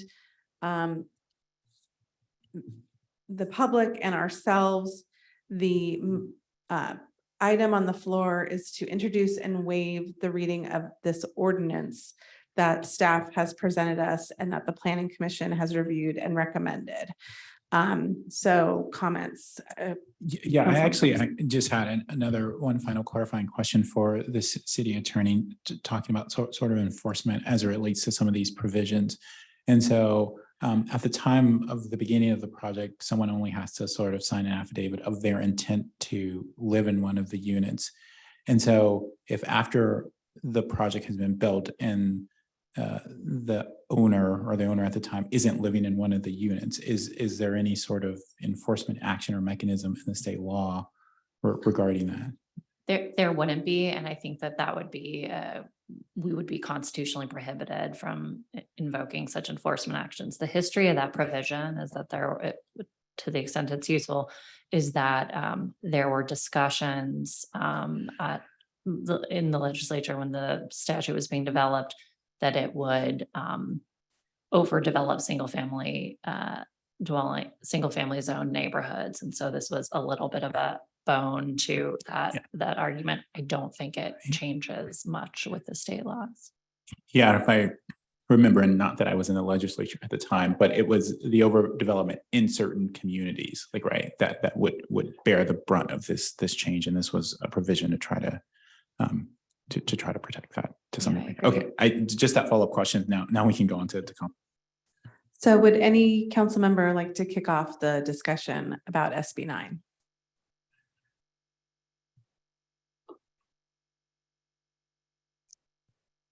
Councilmember Combs. So I don't know if this is kicking off the discussion about SB9, but I did want to point out, and so what I was leading up, and I appreciate Commissioner Barnes, who also sort of highlighted what would be sort of really disparate experiences for communities where they are dominated by substandard lots, and that this allows for an easier course to development for a development type that you might describe as sort of more intensive than a home remodel, which for whatever reason triggers the discretionary review. And so I do think that is something that we have to discuss or look at. I some years ago, when I was a newbie to this body, one of my goals was to update the use permit process as it relates to substandard lots. I actually ran on that, and thankfully no one has brought up that we haven't delivered that, but there has been a pandemic, and certainly the focus was on the housing element.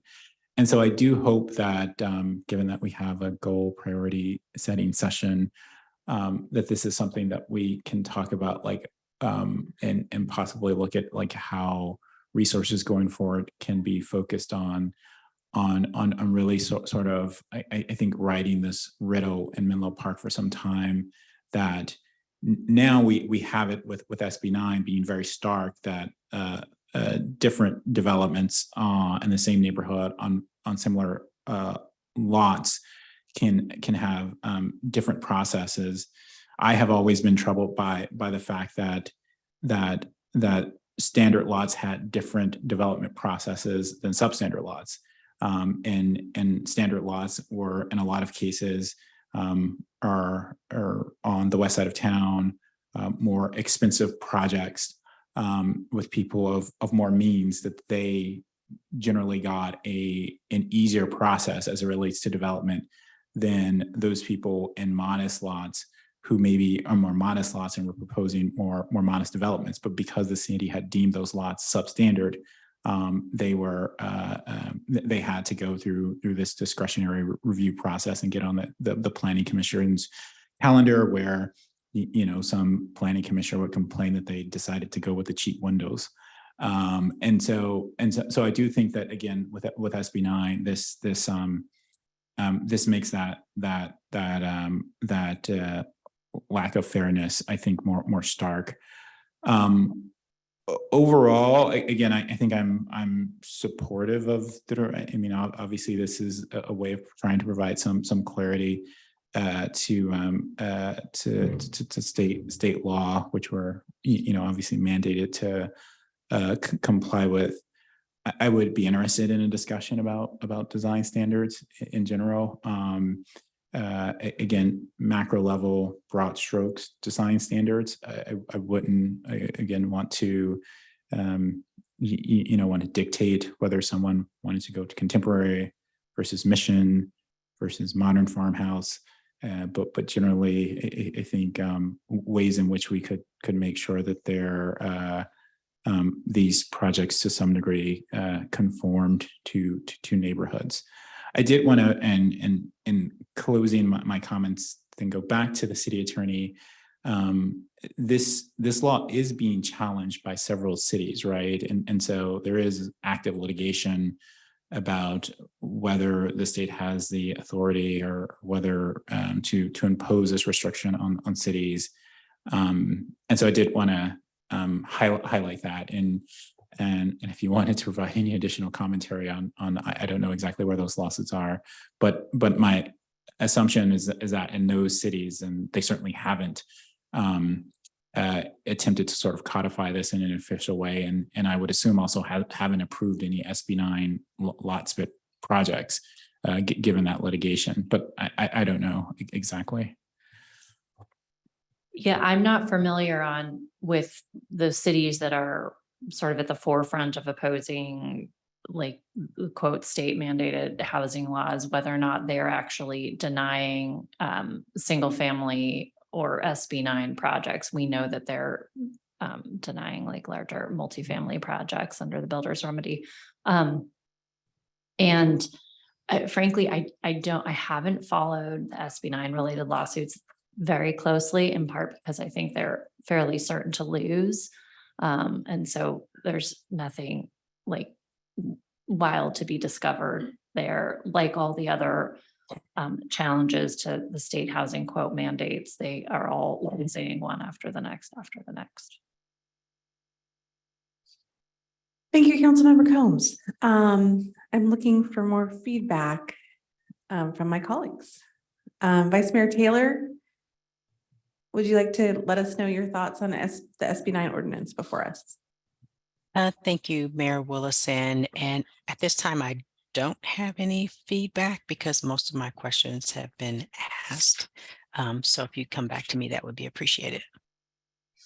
Thank you. Councilmember Dorr. Yes, thank you.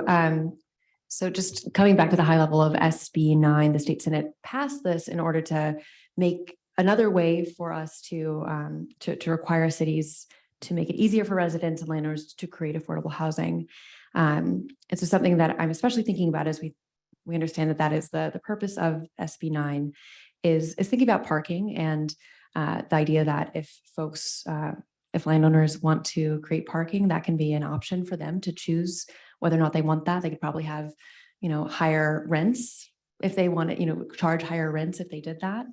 But also by not having that requirement, we are kind of saying we encourage people to live where they work. We encourage people to use other transportation. And it also reduces the need for hardscaping. That's a term I heard today that I like, and reducing the need for that parking area so you can have more of the trees and less of a footprint of those houses. So it's less burdensome on neighbors and other residents as well. Makes sense to me. And so a specific request I would have as we move forward with SB9 and our version of it is that I would like to see that requirement get removed. And so it is up to the homeowners or the developers if they would like to have that one parking spot or not. And I also really appreciate Councilmember Combs, your mention of there's other issues that we need to address outside of this one area about addressing disparate requirements that we have with standard and substandard lots. And I'm excited to continue that conversation on Saturday as we think about goals we have. Thank you. Thank you, Councilmember Dorr. Councilmember Nash. I agree with what has been said so far. I actually think that what has been put forward by staff is a good approach and a good place to start. I assume we can tweak it if it doesn't, if it is stifling development or we find that there's other issues with it. But I think that it actually, good job. And I am also in favor of reducing the parking. I was thinking more of 0.5 to per unit, but I actually would be, it would not basically, I would not have a problem with reducing it. I do think that the market will speak and that many developers will, or many homeowners who split lots, I guess I should say, rather than developers, will choose to put in parking. But I think that that's something which could be a choice and be driven by the market. I would definitely emphasize with that we do not have on-street parking and overnight parking, and that would be part of the well-known with people going into this. But I'm happy with where the ordinance is at this point, and would be fine with even removing the parking.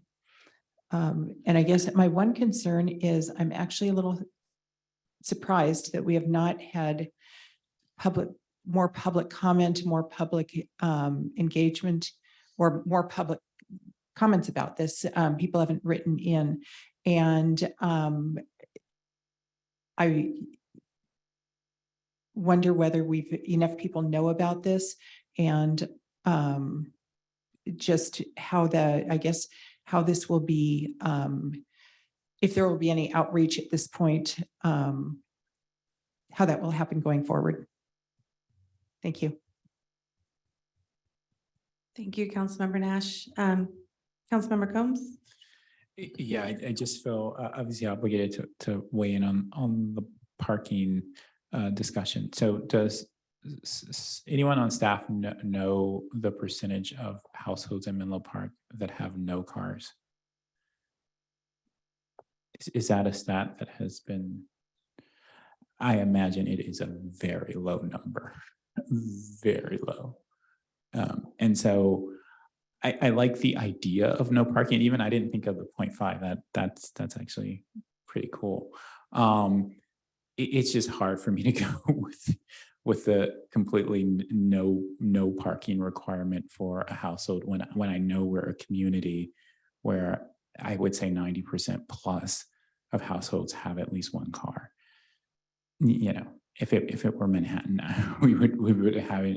I would be okay. And I think I could get a little comfortable, although it makes me feel a little uneasy with a 0.5. But just to eliminate it, my heart is there, but the reality on the ground doesn't let me get there with you. Councilmember Dorr. Well, it's not data, but anecdotally, being 27 and knowing a lot of people who are of a younger generation in this town and in other towns, folks are choosing not to have cars. They're choosing to bike everywhere, even in the rain. And I know that myself, as I go forward, I'm hoping to have a one car household, and so or less than that, and even though there are multiple people in that household, and so I know that colloquially and anecdotally that folks are excited for fewer, if any, cars in their lives. Thank you. Thank you to my colleagues. Vice Mayor Taylor, unless you have something you want to add at this point, I can share my thoughts, but please, Vice Mayor Taylor. I will wait for you, Mayor Willison. Thank you. Okay, so regarding the parking that my colleagues have been discussing, I too was toying with 0.5 or eliminating. I was thinking more of multi-generational families taking advantage of SB9.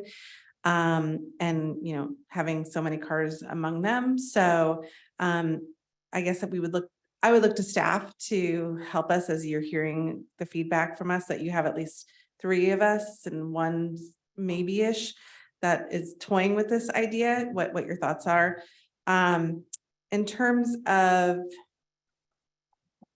the design standards, I agree that question is one for goal setting, which a plug for, priority setting, not goal setting, priority setting, which is coming this Saturday, March 18th from 10 a.m. to 2 p.m. Be here or online. But we'll be discussing all kinds of things. And I think that's a good opportunity to talk about that. I know it's been brought up a lot. And I do see benefits in it, but I feel like it needs to go through the priority setting. In terms, I do want to comment on the condoization idea that was put forward. I think it's fabulous. I think one thing we hear a lot with the new housing coming into Menlo Park is, why isn't it for sale? And this is a huge opportunity to have some future for sale units, which I think touches upon, for me, the purpose of SB9, which is really diversifying our housing stock, unlocking new opportunities throughout our city. So whether it's for sale, rental, tiny units, I guess giant units, we have a lot of medium-sized units. So I think that SB9, it's in its infancy. And I'm interested to see where it's going to go. What I'm slightly concerned about with my earlier questions was if we are imposing any restrictions above and beyond that is going to inhibit or disincentivize. I go back to thinking about the Thomas James kind of McMansions that we're seeing pop up.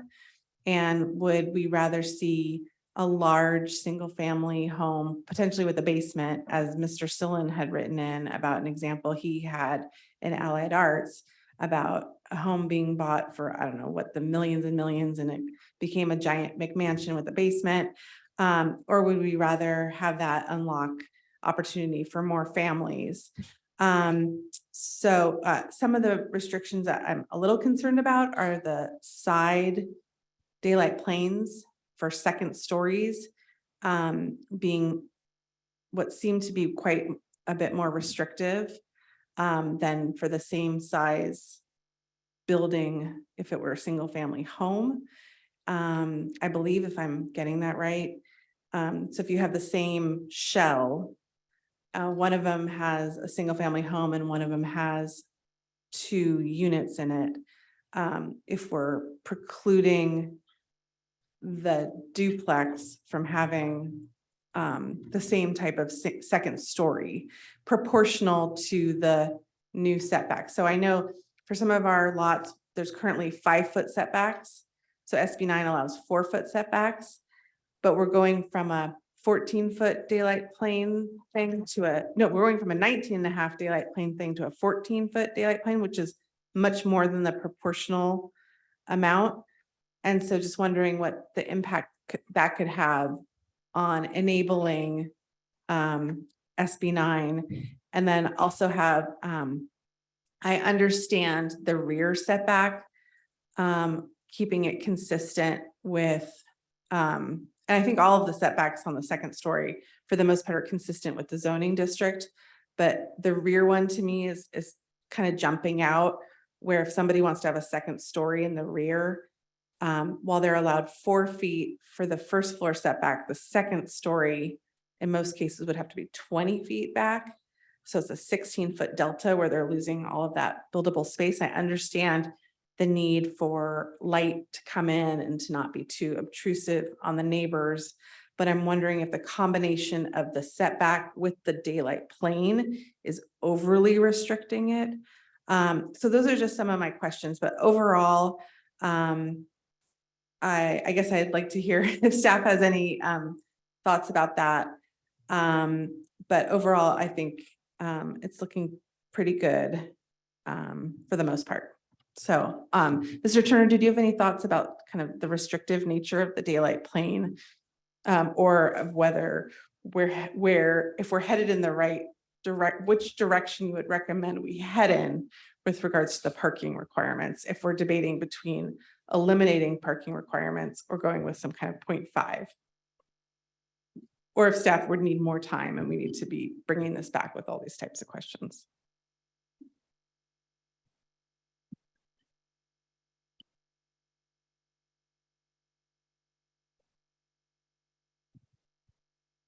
Or if you need a few minutes to think on some of these questions. Yeah, there were several different questions on different topics in there. Figuring out where to start. In terms of the daylight plane in particular, again, it depends on the type of development in the underlying zoning district as well, like whether it's more or less restrictive.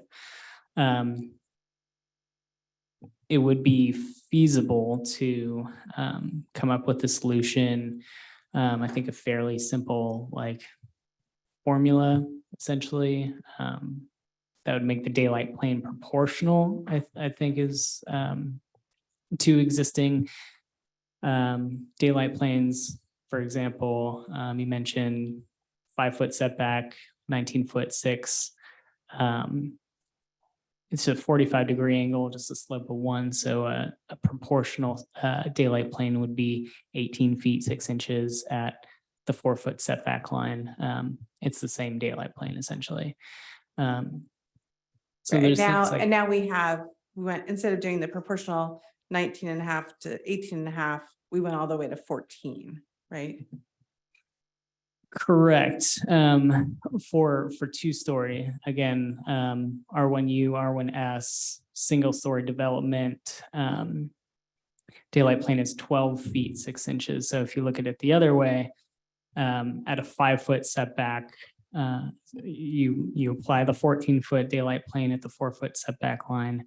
Going the other way, that's much more permissive because it'd be essentially a 15-foot daylight plane for a one-story, where 12 feet 6 inches is the current standard in R1U, R1S.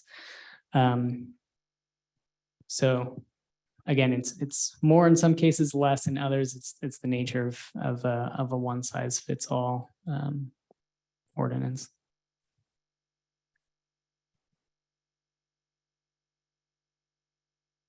And I can add a little bit about the question about the parking and whether it's the 1, the 0, or the 0.5 that has been raised. And so just a little bit of context, I think Mr. Turner already discussed earlier today with respect to sort of the variation between what is required for an existing single family home, which is the 2 parking spaces, 1 must be covered, and both of them must be outside of the front setback. So that's traditionally a 20-foot front setback, and they have to be independently accessible, so they cannot be in tandem. What the SB 9 ordinance allows is 1 per unit. They can be in tandem, and they do not have to be covered. So there already is some relaxation in the proposed parking standards. The ordinance also includes exceptions. So to the point about like encouraging where there's transit, trying to encourage alternative modes of transportation and not using the car, there are already some exceptions built in to the ordinance, whereas parking would not be required in areas where they're 1/2 mile of either high quality transit corridor or a major transit stop, or if there's a car share located within 1 block of the parcel. So that already provides some additional flexibility in certain circumstances that may warrant it. So I don't think we have an answer whether the 0.5 or the 1, it is already providing some greater incentives from the additional, the existing single family zoning regulations for parking. Okay, thank you, Ms. Chow. Actually, Vice Mayor Taylor, why don't we hear from you now? So we've all had an opportunity to speak.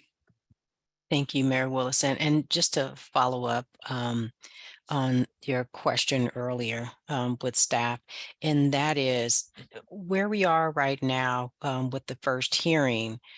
Is this going to come back to us with all of these questions answered, or my big topic is looking at objective design standards. So we're going to talk about that in priorities this Saturday, hopefully. And then will the input from there go into the next staff report after the first reading?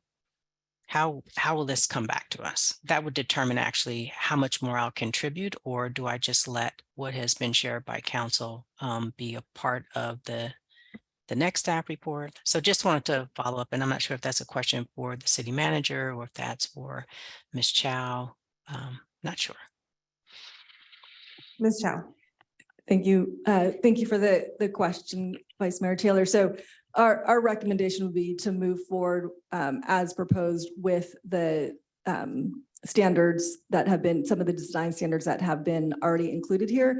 I think the Planning Commission recognized that establishing design standards was, for single family homes, was a bigger effort than could be included if we wanted to advance the SB 9 regulation. So I see somewhat those as related but independent projects. So moving forward the SB 9 and then having a conversation around establishing single family design standards. Thank you. And just to go back to something Mr. Barnes said earlier about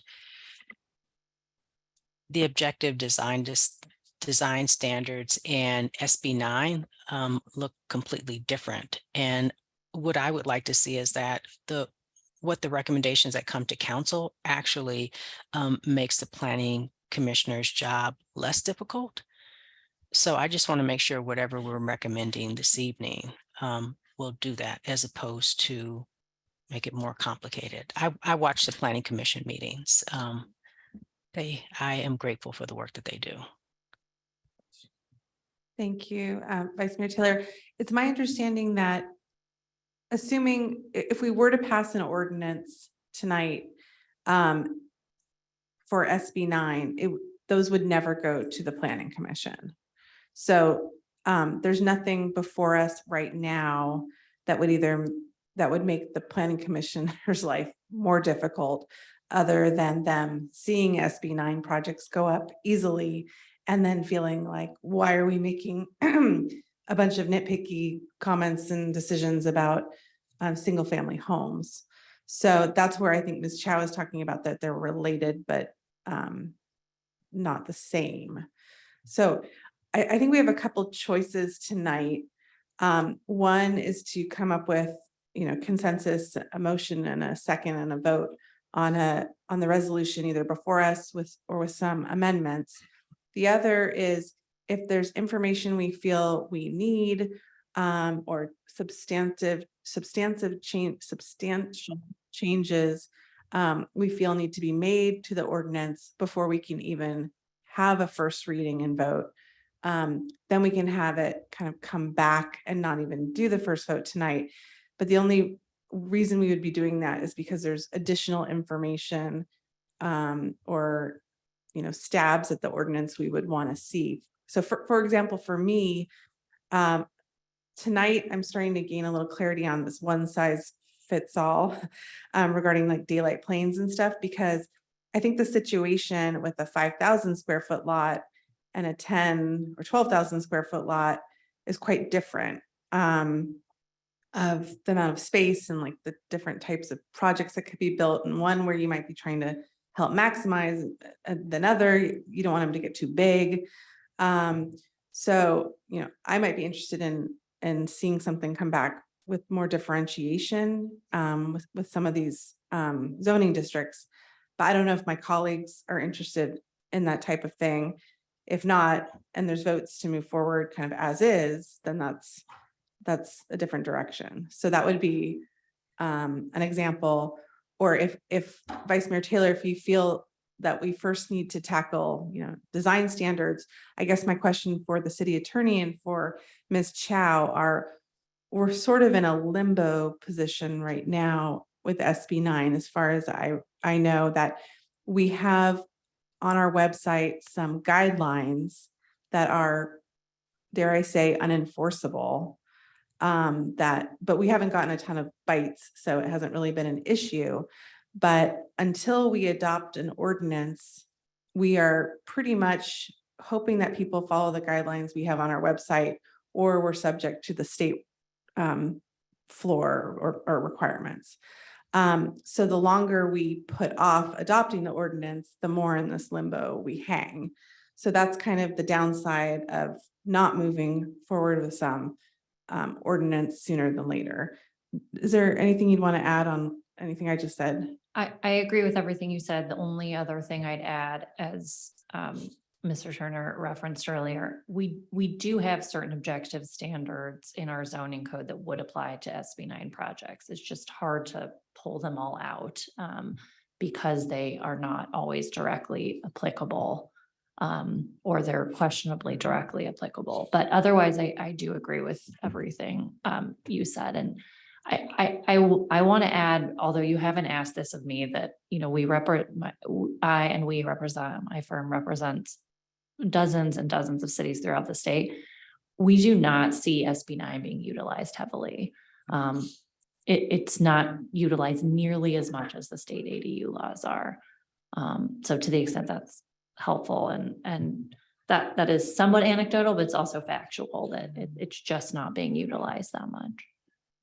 Well, and I, through the mayor, would follow up, like, what's the number of SB 9 projects in Menlo Park? I defer to Yeah, planning staff. I was looking at you, but I was. In Menlo Park, we've had one subdivision without any subsequent development proposal yet. I do know of a couple in the pipeline that are somewhat waiting in the fringes to submit applications, but to date, as far as complete, we processed it, it's done, just one subdivision. And so I would just say, I think I would be more inclined to just go forward with what staff has, because I think we could be sort of doing all this prescription, making this long list of things that aren't going to come to fruition. I think this needs to be out there a little bit longer before we can even see if it's going to have any real impact. And so I think that's where I would land. Oh, Vice Mayor Taylor. Thank you. And once we adopt it, is it retroactive or does it start today for the applications that have already been submitted? So SB 9 is in effect today. Already these particular standards, we would need to do the second reading and then they would go into effect 30 days later. But presumably if somebody had an application now, they could modify their project to comply with these standards, and we would honor that through the building permit revision process. Thank you. I am comfortable moving forward, Mayor Willison. Okay. Councilmember Dorr. Yes, thank you. I really appreciate all the work that's gone into SB 9. I do think creating standards within our city that align with our values and the need that we also have, as stated from HCD, to create affordable housing and create accessible housing is still on my mind, even if not too many people are going to use this particular rule. I think it still can be reflected in other things as well as we move forward. And so I would be supportive of requiring 0.5 units of parking per unit. And of course, if they wanted to do 1 or 2, they can have that flexibility to build more parking if the market demands, if they decide as landowners that it makes sense to have more, but reducing that requirement for parking makes sense. I wanted to say something about the daylight plane and maybe a breakdown there, but by way of compromise, I will hold on that one, but I do think a lower requirement for parking makes sense at this time. Thank you. I agree.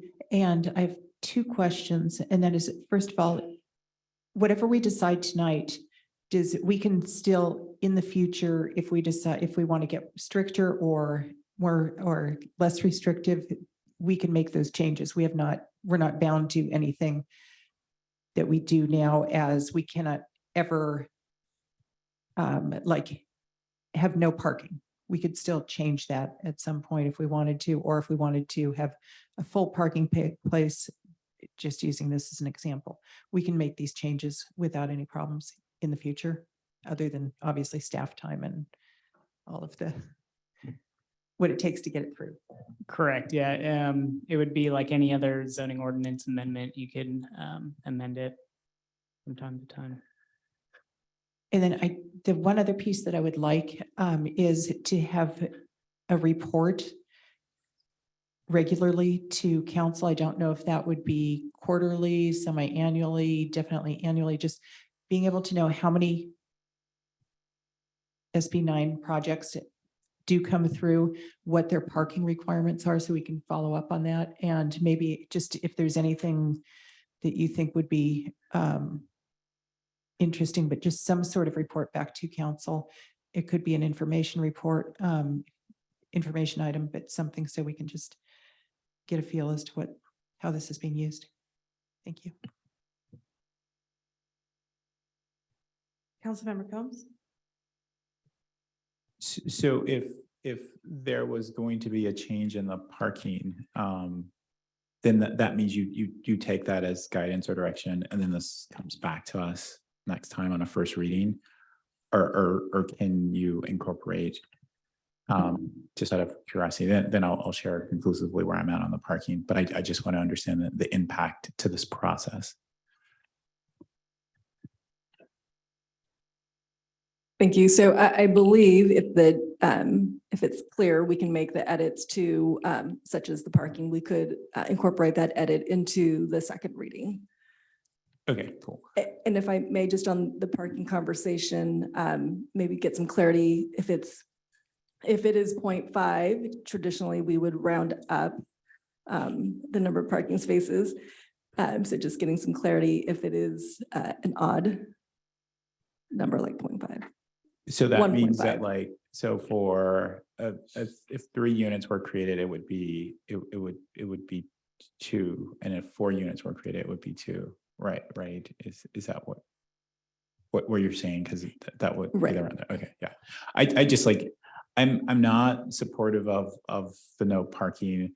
I'm just not clear what the unintended sort of consequences of that would be. And what I see a situation developing is areas that were not intended for parking becoming parking spaces. Because like I said, going back to like, I think 90% of the homes in Menlo Park, like have at least 1 car. And so I think that that's which I think will set up in going back to what does that enforcement look like? Like, right.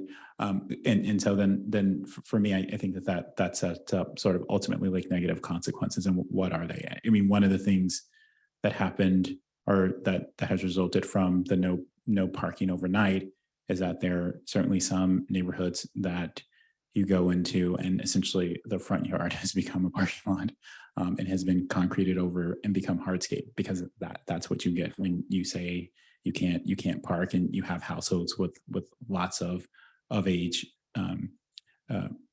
people who need to drive. And so again, I think that what happens is not that like you just get the cars go away. It's just that you have now developments that don't have parking designated, but there is parking like on them. And so I think that that's what's going to happen.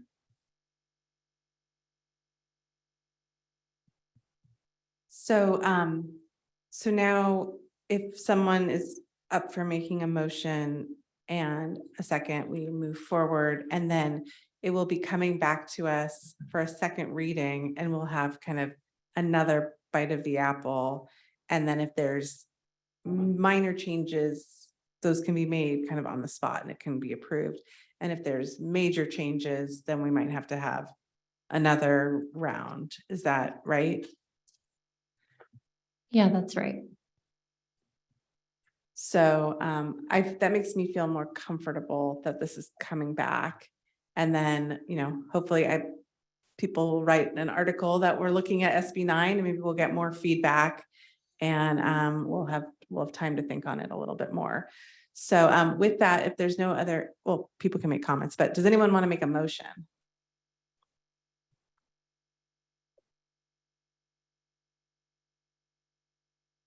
Councilmember Dorr. Sure. I'd make a motion to move forward with the SB 9 language as the city has laid out with the one adjustment to 0.5, requiring 0.5 parking units, parking areas per unit. And I don't know if you also need language on rounding up, but including that if needed. Is there a second? Councilmember Nash. Sure, I will second. And one other comment, and that's I'd love to see this go into the weekly digest to get more visibility between this reading and the next one. City Manager Murphy, was there something you want to say? And that's not part of the motion. Exactly. We're just trying to keep to the rhythm of motions Yes, versus. sorry, not part of the motion. So is there any further discussion? To be honest, I'm torn about this one. Because I kind of want, now that I had my little epiphany, as you all witnessed on the dais about potentially the one size fits all and wanting to take another look at it. But so I'm wondering if anyway, is there any other discussion about this at this time? Or are we ready for a vote? I think we're ready for a vote. Thank you. So I have a motion on the floor by City Council Member Doer and a second by City Council Member Nash to introduce and waive the first reading of an ordinance amending Title 15 and 16 of the Menlo Park Municipal Code to make city regulations consistent with applicable California law regarding urban lot splits and 2-unit developments on single-family zone parcels and including a reduction of the parking spot requirement from 1 to 5 or 1.5 parking spots per unit. Any further city council question or discussion? Seeing none. By Ru- roll. May I just Seeing clarify? staff. I believe I heard that rounding up would be, yes, just wanted to make that clear. Thank you. Rounding up as needed. Fabulous. Thank you. Okay. Any questions, comments? Seeing none. By roll call vote, City Council Member Combs. Yes, and I will be following up myself to getting more clarity on what I think will be the impacts of 0.5 parking, but yes, my vote is yes. Thank you. City Council Member Dower? Yes. City Council Member Nash? Yes. Vice Mayor Taylor? Yes. Mayor Willison? Yes. And the motion passes unanimously. Thank you. Thank you very much, Mr. Turner, Ms. Chow, everyone who worked, I know, very hard on this. And a special thank you to our Planning Commission who discussed this at quite a bit of length. And so we're very appreciative. So I know we have folks who've been waiting quite a while, but I think we're going to take a quick, and I promise this one will be quick. We're going to come right back in 5 minutes. And then we'll be moving on to the next item. Thank you. So that's at 10:23.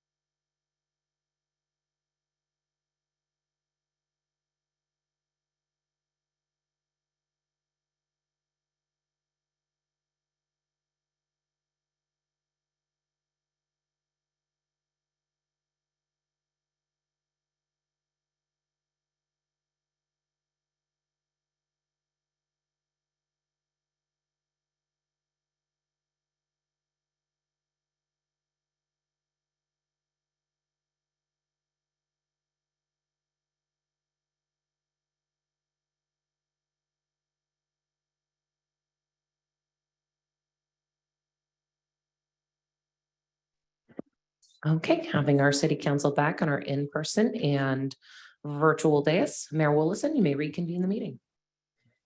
Thank you, Ms. Herron. So we are now moving on to regular business.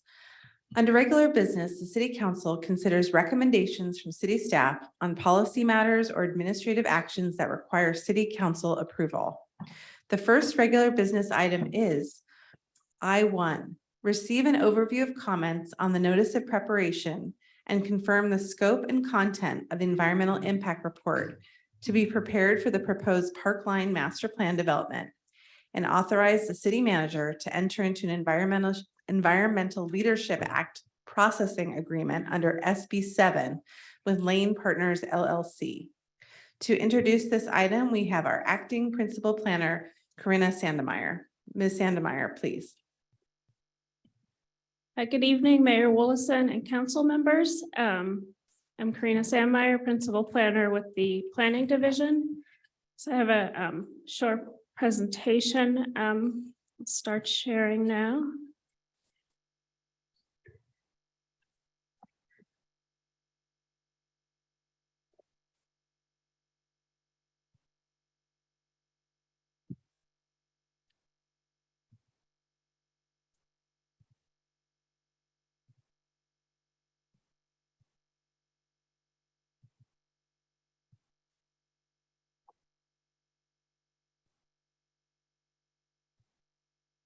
Okay, so this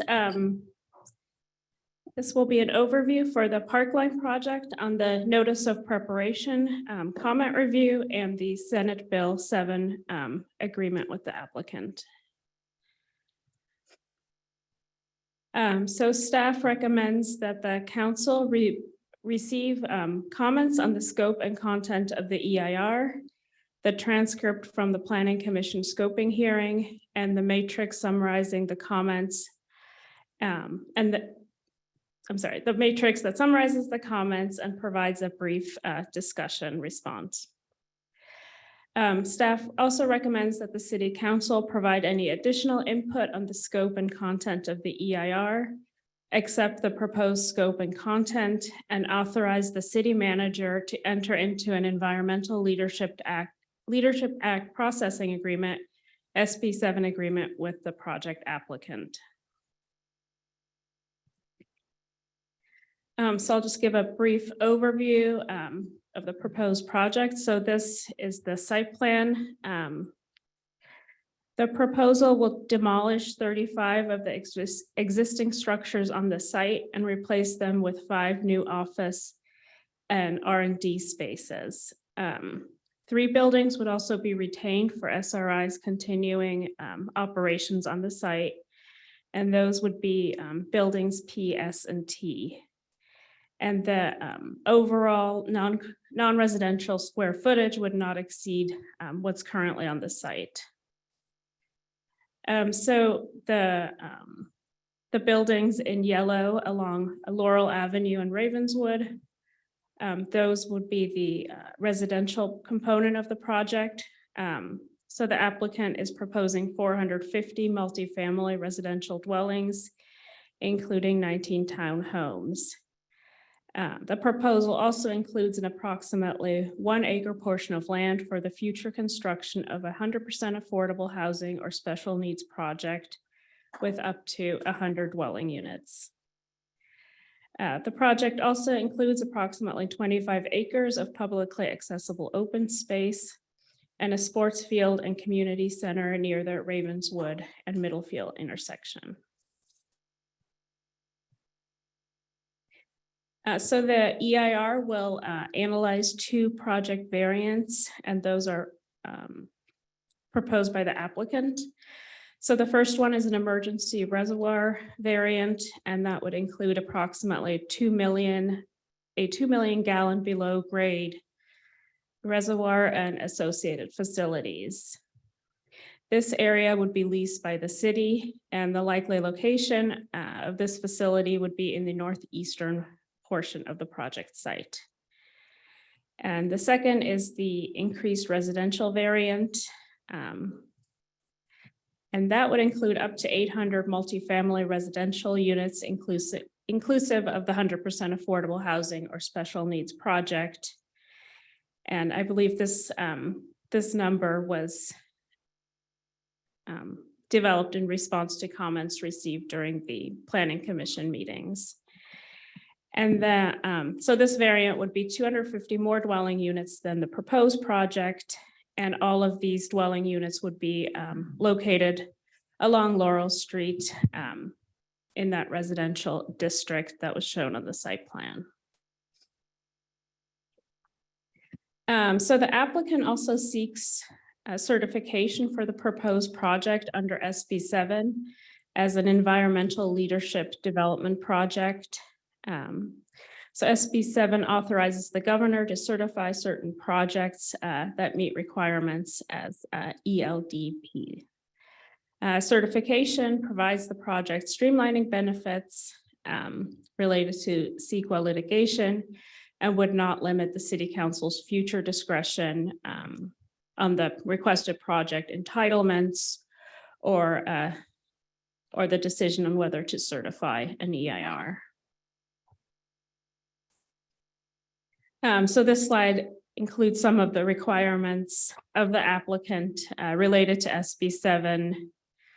Among these is the requirement that the project achieve a net zero greenhouse gas emissions, and that the project be certified that provisions related to the payment of prevailing wages and other workforce related requirements be met. And so on the NOP comments, we divided them up into certain categories, and more information is available in the matrix. I'll try to keep it brief since we're running low on time, but in general, for transportation concerns related to safety and congestion, and a suggestion about the realignment of Ravenswood Avenue. And then for air quality concerns related to impacts from the project, including potential impacts to sensitive receptors. And for public services, concerns related to capacity for public service providers, facilities such as Burgess Park, and potential impact to schools. And I can elaborate on these, the responses if that's helpful, but I don't want to spend too much time on the presentation at this point. So the EIR will also analyze alternatives, and these will be developed once the potential impacts of the project are identified. Some of the scoping comments related to potential alternatives, and the city will take these into consideration while identifying potential alternatives. So that concludes my presentation, but I'm happy to answer any questions. Thank you. Thank you, Ms. Sandemeyer. So at this point, I believe before any questions or public comment, we would like to allow the applicant an opportunity to give their own presentation on this project. So I believe Mr. Murray from Lane Partners is here. Mr. Murray. Can you start actually the next slide? Thanks very much. Good evening, members of council, city staff, and residents of Menlo Park. I'm Mark Murray with Lane Partners. We're a Menlo Park-based real estate development company that SRI selected to be their partner to help them re-envision the campus they've occupied for nearly 75 years. And before going to more details on the plan itself, David Parekh, SRI's CEO, is here this evening. Would like to say a few words on their behalf. Thanks.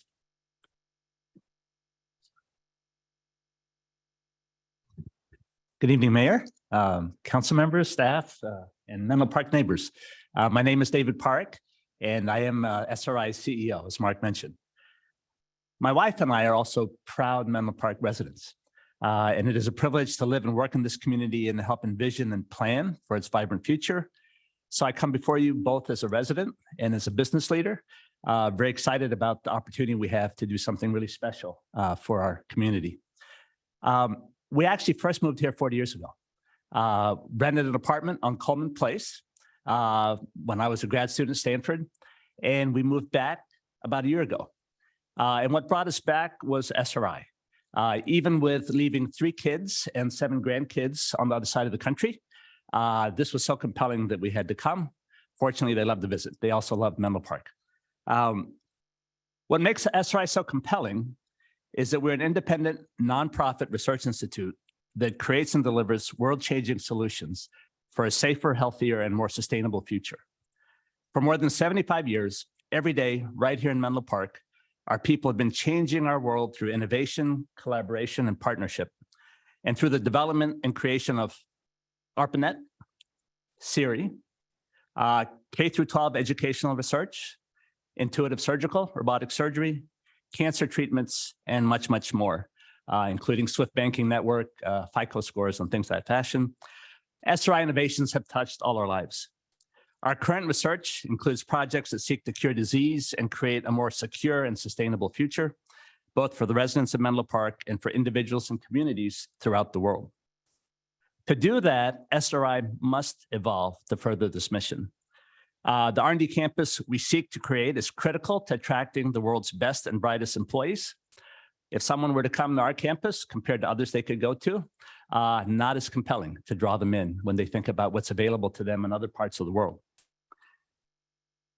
And we want to be able to collaborate with researchers from across industry and academia, and ultimately to deliver on our promise of being able to create solutions to the world's most significant challenges.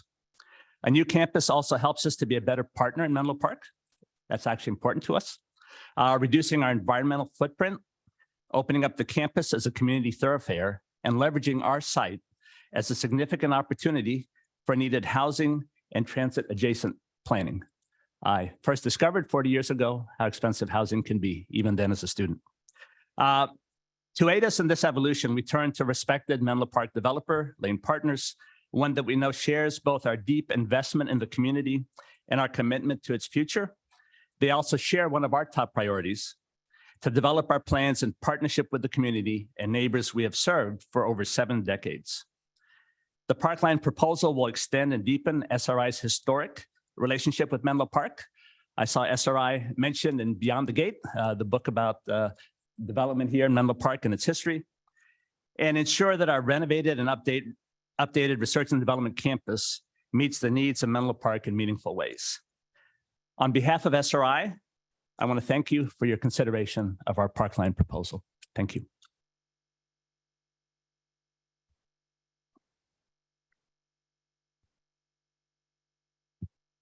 Go to the next slide, please.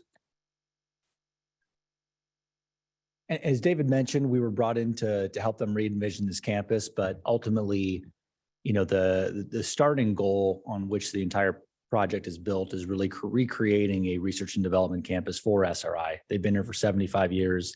They want facilities that are going to suit them through periods of growth, to have space for partnerships and things like that for decades to come.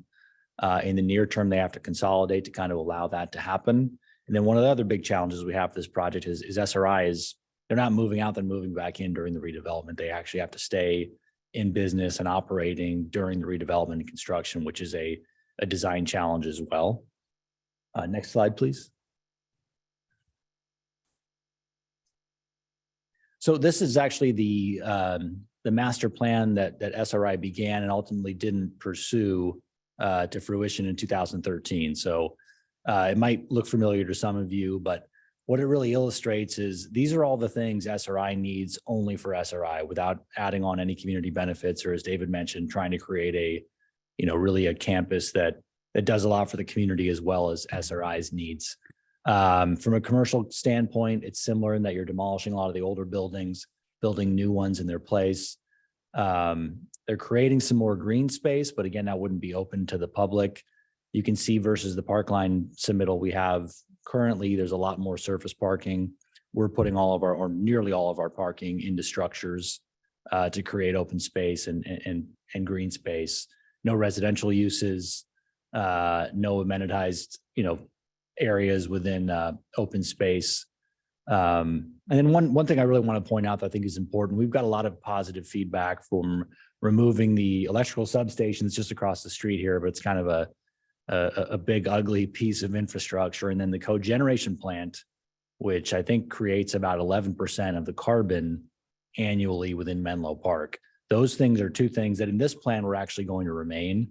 And that's just mainly a cost issue. SRI is a nonprofit. This is, replacing all the infrastructure on a project costs tens of millions of dollars. We're doing that for aesthetic reasons with things like the substation on Laurel, and then for sustainability reasons as it relates to the cogen. Next slide, please.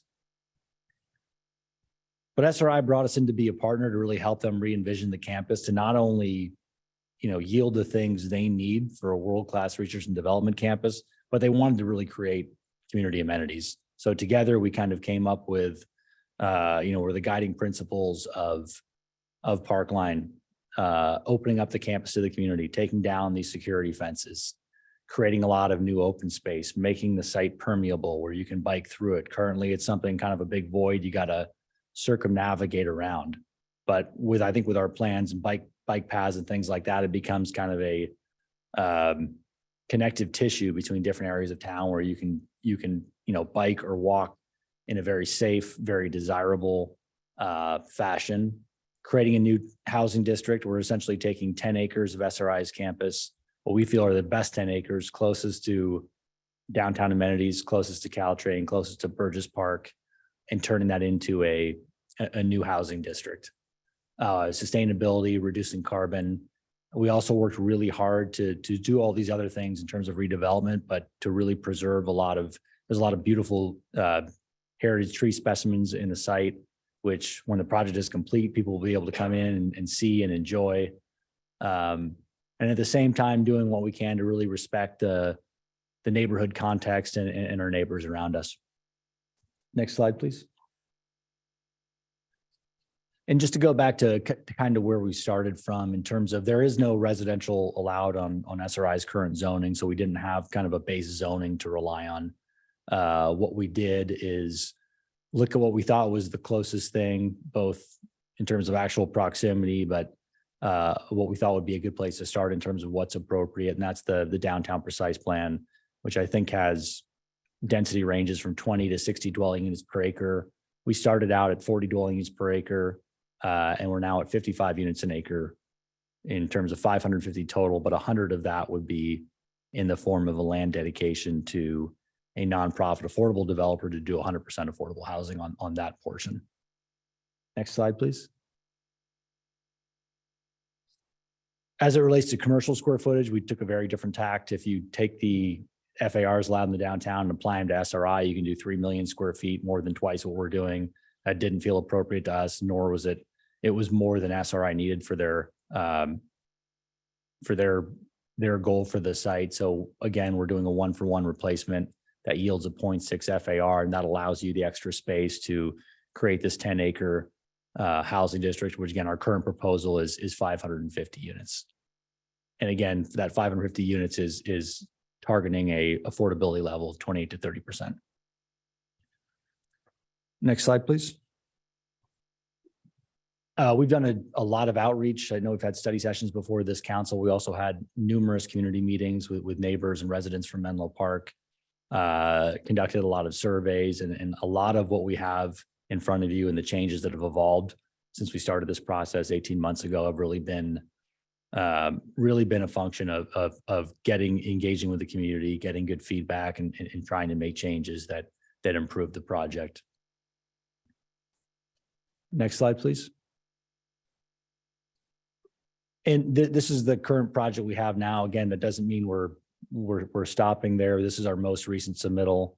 So 10 acres dedicated to housing, 25 acres of open space, a 1-for-1 replacement of commercial space, a land dedication to a nonprofit affordable partner to achieve 28 to 30% affordable, an open campus, preserving heritage trees, and contributing to bike and pedestrian safety. And one thing I wanted to mention, I emailed our supplemental project description to council members today because it didn't get into the staff report in time.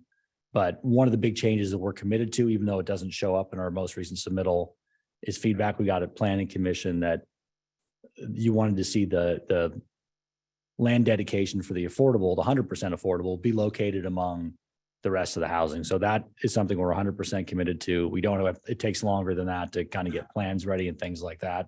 But rest assured that future submittals will take that into account. Next slide, please.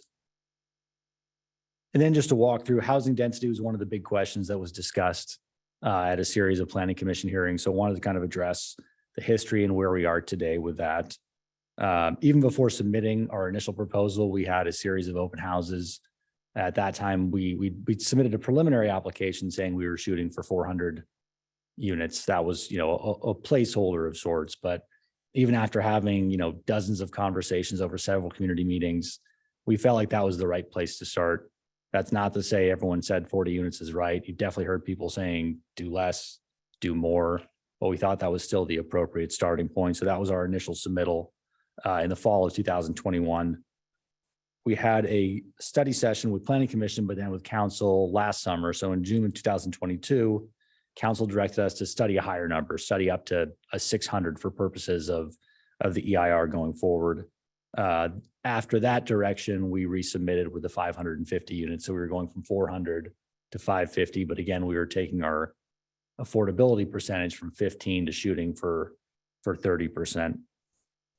At the first Planning Commission scoping session in December of 22, it was suggested we study up to 700, not because that should be the goal for the project, but because since we already submitted at 550, studying only 600 as a maximum academically probably doesn't provide a whole lot of benefit from a scientific standpoint. So we agreed to do that.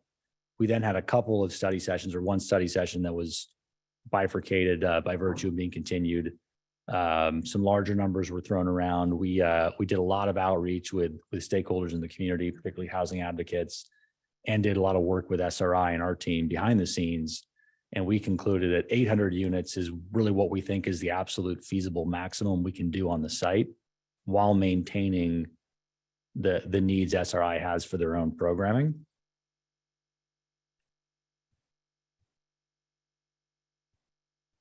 And then so really what we're looking for tonight is kind of crystallizing what the scope of our EIR can be so we can move forward, really get going on those EIR studies, which take a long time. And as that progresses, we'll be able to come back and continue to improve the project. Again, we'd study up to 800 units. That's not to say that's what we're going to propose. I think the onus on us will be to kind of show the community, here's what 550 looks like, here's what 650 looks like, up to 800, and kind of explain the impacts. Just because there's 800 units doesn't mean there necessarily be a higher number of affordable units. There's a lot of different moving pieces that we want to go back to the drawing board on. And kind of give the community good choices from which they can select. But we're asking council now to kind of give the direction to us and to staff to move forward with the EIR studying up to the maximum of 800. The Ravenswood realignment is another thing that came up at Planning Commission. We want to be definitive about for purposes of moving forward with the EIR. It's something that was an idea that was raised at a Planning Commission hearing. So we did want to give it the deference it deserved. We had our traffic engineer study what that might look like. There were some potential improvements just from a traffic standpoint, but we ultimately concluded there's a lot of downside in terms of bike and pedestrian safety.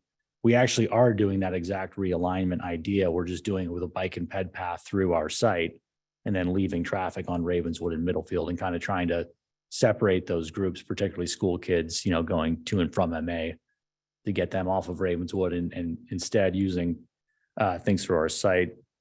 Also, in terms of the idea of the realignment, there's nothing on it in the circulation element of the general plan or the transportation master plan. So this really was kind of starting from scratch. If it's something the city wants to do, we're happy in our DA to, make clear this is something we will support and allow to happen on the property. But we feel like it shouldn't be, our project isn't the right vehicle to sort of take this from the start. It's probably a bigger item that deserves its own kind of community review. Other than that, we're looking for feedback on the project in general, from a housing standpoint, to the extent that, we should be targeting affordability versus just, total dwelling units. What are kind of the bigger goals there in terms of which trade-offs we should be focused on. That helps us. We're going to try to look at a lot of different scenarios, as I mentioned, but the more clarity we can get on, hey, this is what matters most, will help us do that ultimately. Then commenting on the program in the open space as well, you know, whether it's pickleball or dog parks or we have a lot of space. We plan to do a lot of different things, but we love whatever direction you want to provide on what you think the community needs best. And that's all I have, but happy to answer questions. Thank you very much, Mr. Murray. And thank you, Mr. Park, for coming. And we're happy to have you as a resident as well. So we got a twofer here. So at this time, unless council has any clarifying questions right now, I think the best thing would be to open up to public comment. So Ms. Herron, can you please call for public comment on this item? Yes, I can.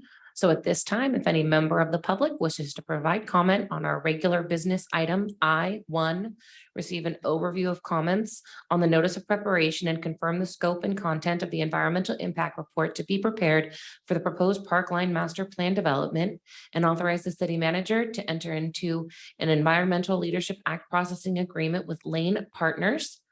If you're participating remotely, please engage that hand in the bottom of your screen. If you're calling in from a landline or a cell phone, please press *9. If participating in chambers, please complete a speaker card at that back table and return to me at the clerk's desk.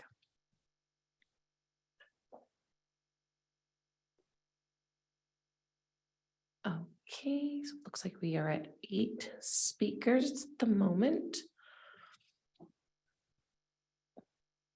And actually, Mayor Willison, before we open up to public comment, just doing a time check, we should probably. Yes, and Ms. Herron, should we do our acclamation now to extend the meeting? Because Yes, we're almost at 11 o'clock. Yes. Okay, so I'm seeing a nod to extend the meeting.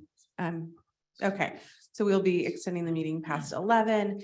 Given the very late hour, I think we should do 2 minutes each for public comment. Thank you. Thank you, Mayor Willison. Okay, and so with that, I will go in the order that we have received our cards in hands. And our first speaker is Brian Shields, followed by Karen Grove.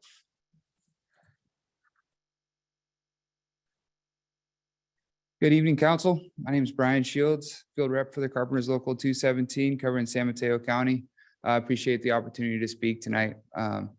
Parkline, I don't have anything specifically to say about that project, right? But what I am here to say is that it will provide a fantastic opportunity for union households, right? And when I say union households, I hope I don't come across as a special interest type of person. Really what I'm talking about is just middle class, right? It's a middle class job where a person can still afford to live in the city that they love, grew up in, participated in. And so what I'm here hopefully to cultivate more of a conversation with Lane Partners surrounded around this development. I appreciate your time and I look forward to engaging with Lane Partners in the future. Thank you. Thank you for your comment. So our next speaker is actually Michael Aruza, then followed by Karen Grove.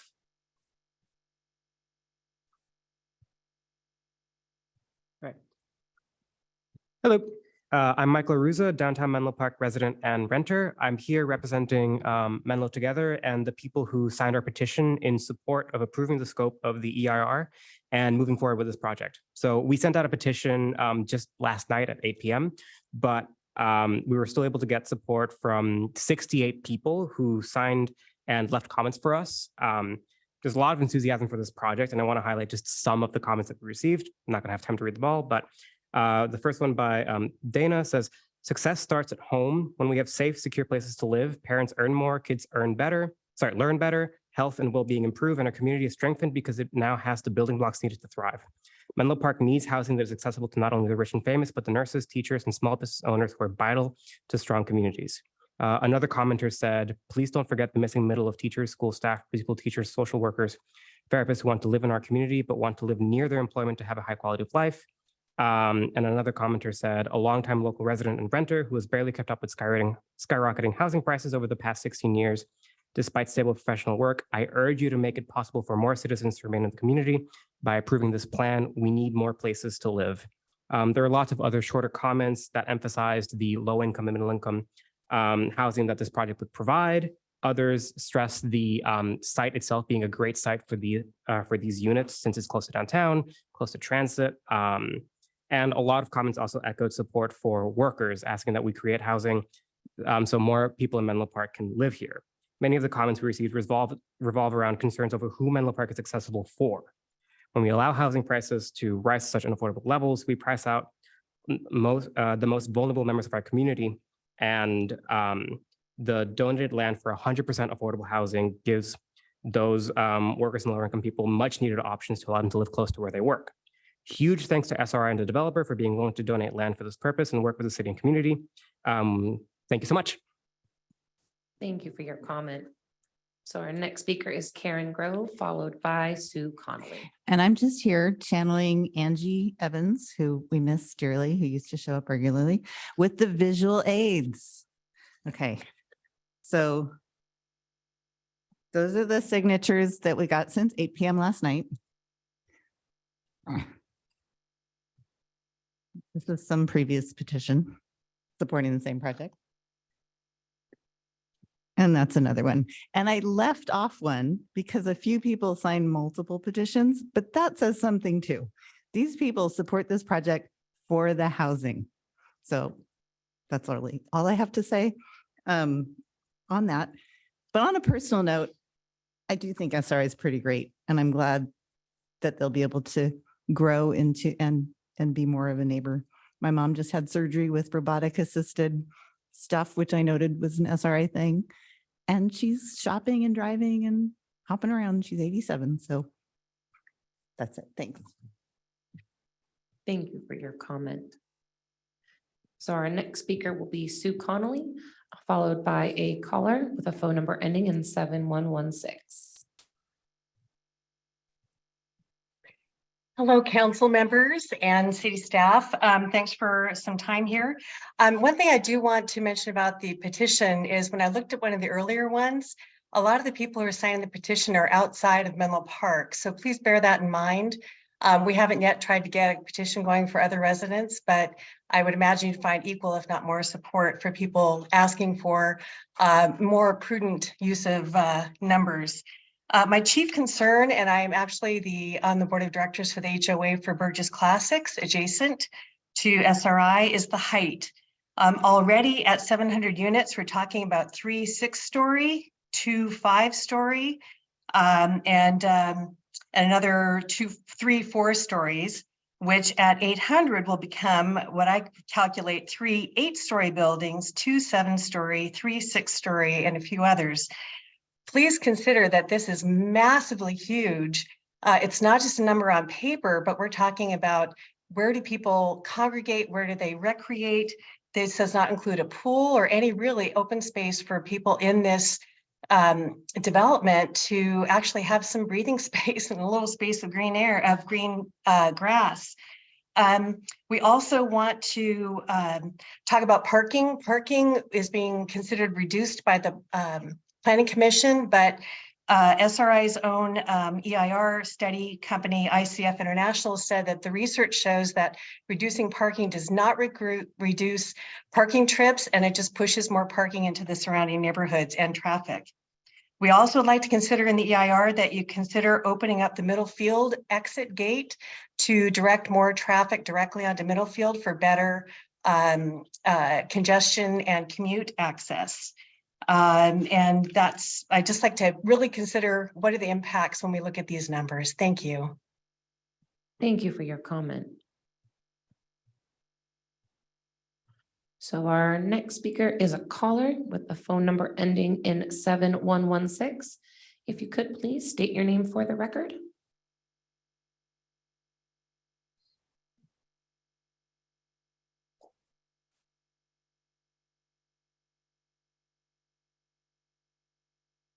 So this is a call for one of our call-in participants with a phone number ending in 7116. Can you hear me now? Yes, perfect. Thank you. Great. This is Rob Wellington. I live in the Willows. I just wanted to add, in addition to all the housing comments, I think it's also really important to retain and keep commercial space in and near the downtown. The downtown retail really seems like it's been struggling lately. I think in large part due to a lack of daytime traffic, lunchtime demand. Refuge, which was a great restaurant, just closed. Pharmaca also just closed recently. Some of the other stores you see going out of business, signs going up, and it's a shame to see. And I think having more people around throughout the day will really help things. Also, Caltrain needs to get the ridership up in order to effectively help mitigate traffic. So I think having the mix of commercial and residential demand here will be great for that component as well. I got kids in our school district, and I met with the developer team to understand the fiscal impact on schools, which is very positive. So I'm excited to see that, and hope to see this continue. Thanks. Thank you for your comment. So our next speaker is also a call-in with the phone number ending in 6609. You should have the ability to unmute your end. And if you could state your name for the record.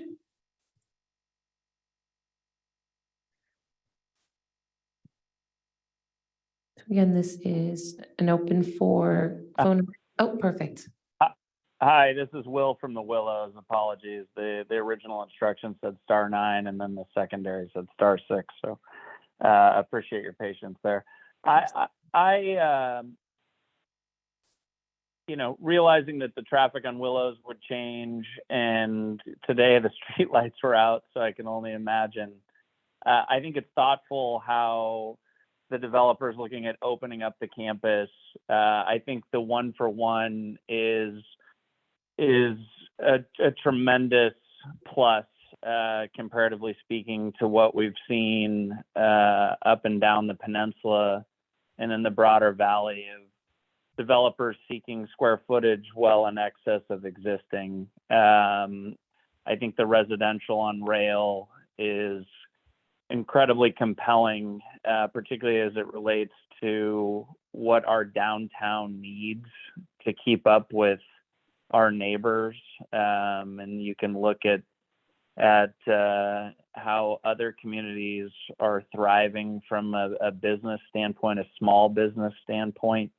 I think as you look at the discussion and the length of the discussion on the state mandate and what can be accomplished in truly a generational opportunity, I don't know that, many of us, I don't know the gentleman that just spoke, but that live in the community and look at a site of this scale and its generational opportunity.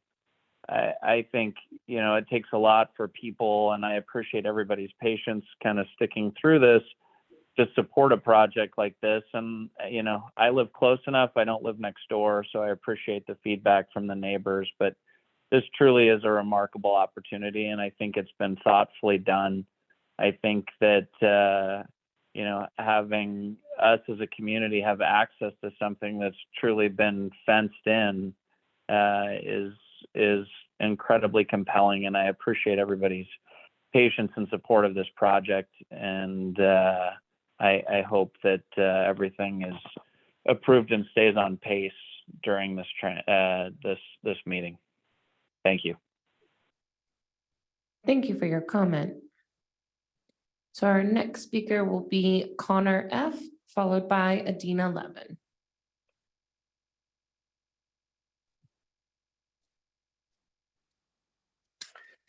Good evening, City Council members. I'm a corporate real estate advisor who's based here in Menlo Park.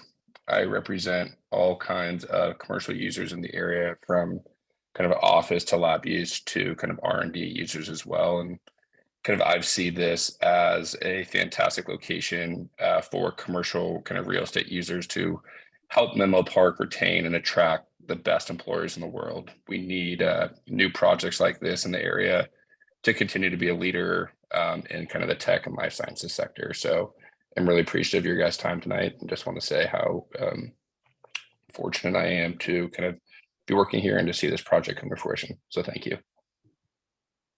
Thank you for your comment.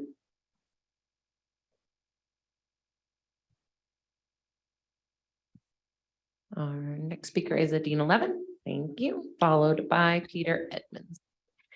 Good evening, Mayor and council members. Want to echo what a number of people have said in terms of support for this project, including and especially the housing and the deeply affordable housing. One of the things that's been really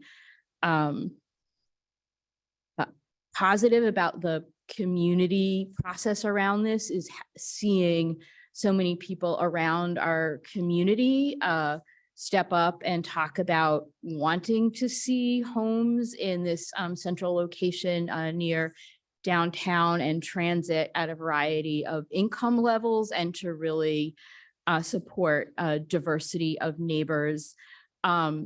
In contrast to, I think, a hypothesis about the people who were signing the petition, the most recent petition signers, out of the 68 people who signed the petition since yesterday, 61 of them were from Menlo Park, and the others were from nearby communities. And in fact, if there was someone who, works at Trader Joe's or is a nurse at Stanford Hospital and lives in another community and wants to live near where they work, I would also think that was fantastic. So I'm glad to see the support arise, in our community, and looking forward to more neighbors, a place that people can live with fewer cars. If we look from climate, there's all kinds of great, energy features, but the largest source of greenhouse gas emissions in our area is transportation. And, this is something that really helps to address that. I hope as we go forward, we start looking at new neighboring communities that are looking at transportation and have a higher expectation for a lower level of driving and what they are able to achieve in such a fantastic, centrally located, service-rich, transit-rich location. Thank you. Thank you for your comment. So our next speaker is Peter Edmonds, followed by Jenny Michelle. And this will be the final call for public comment on regular business item I-1.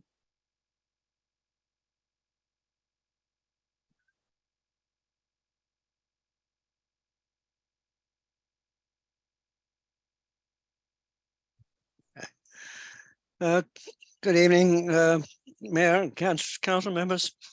I'm Peter Edmonds, resident of District 3.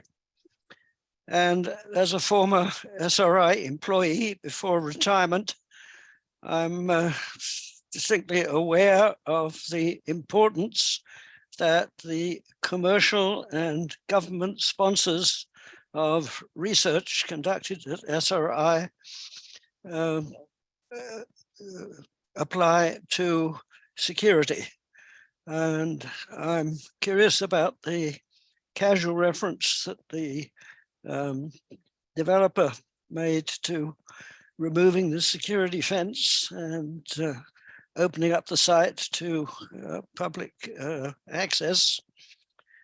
I would recommend that the council ask for further information from both the SRI management and the developer as to how such security will be maintained, because the sponsors of research will still be very interested in the security of the work that is done under their sponsorship. And how the developer will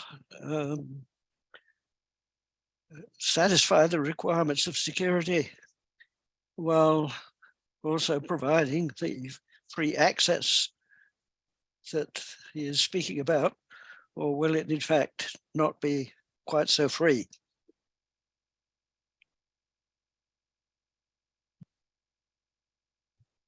I'm talking about access to the site. Thank you.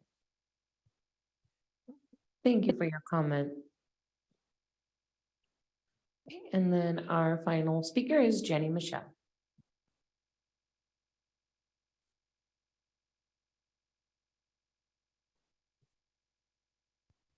Dear Mayor, Vice Mayor, council members, fan club, staff, neighbors, members of the public. My name is Jenny Michelle. I'm from the Coleman Place neighborhood block.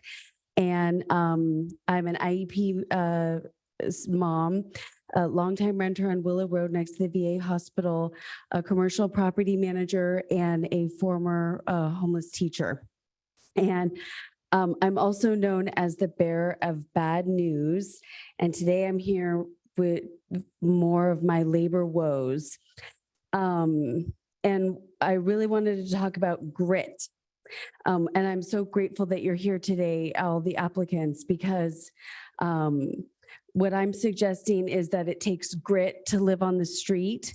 And I think that the applicants can apply some additional grit to build to the District 1 scale, build housing units comparable to the Willow Village, use labor paid with a prevailing livable wage. If workers make under $28 an hour, they probably do not live here. Use labor with benefits and try and minimize wage theft. The issue that I'm seeing that I've never seen before is this type of bottleneck for stabilized labor. And what the root cause of that destabilization is housing and the lack thereof.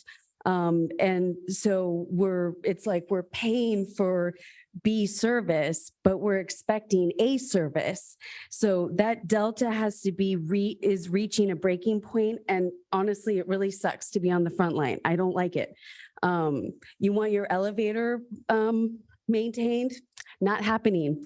You want HVAC repairs?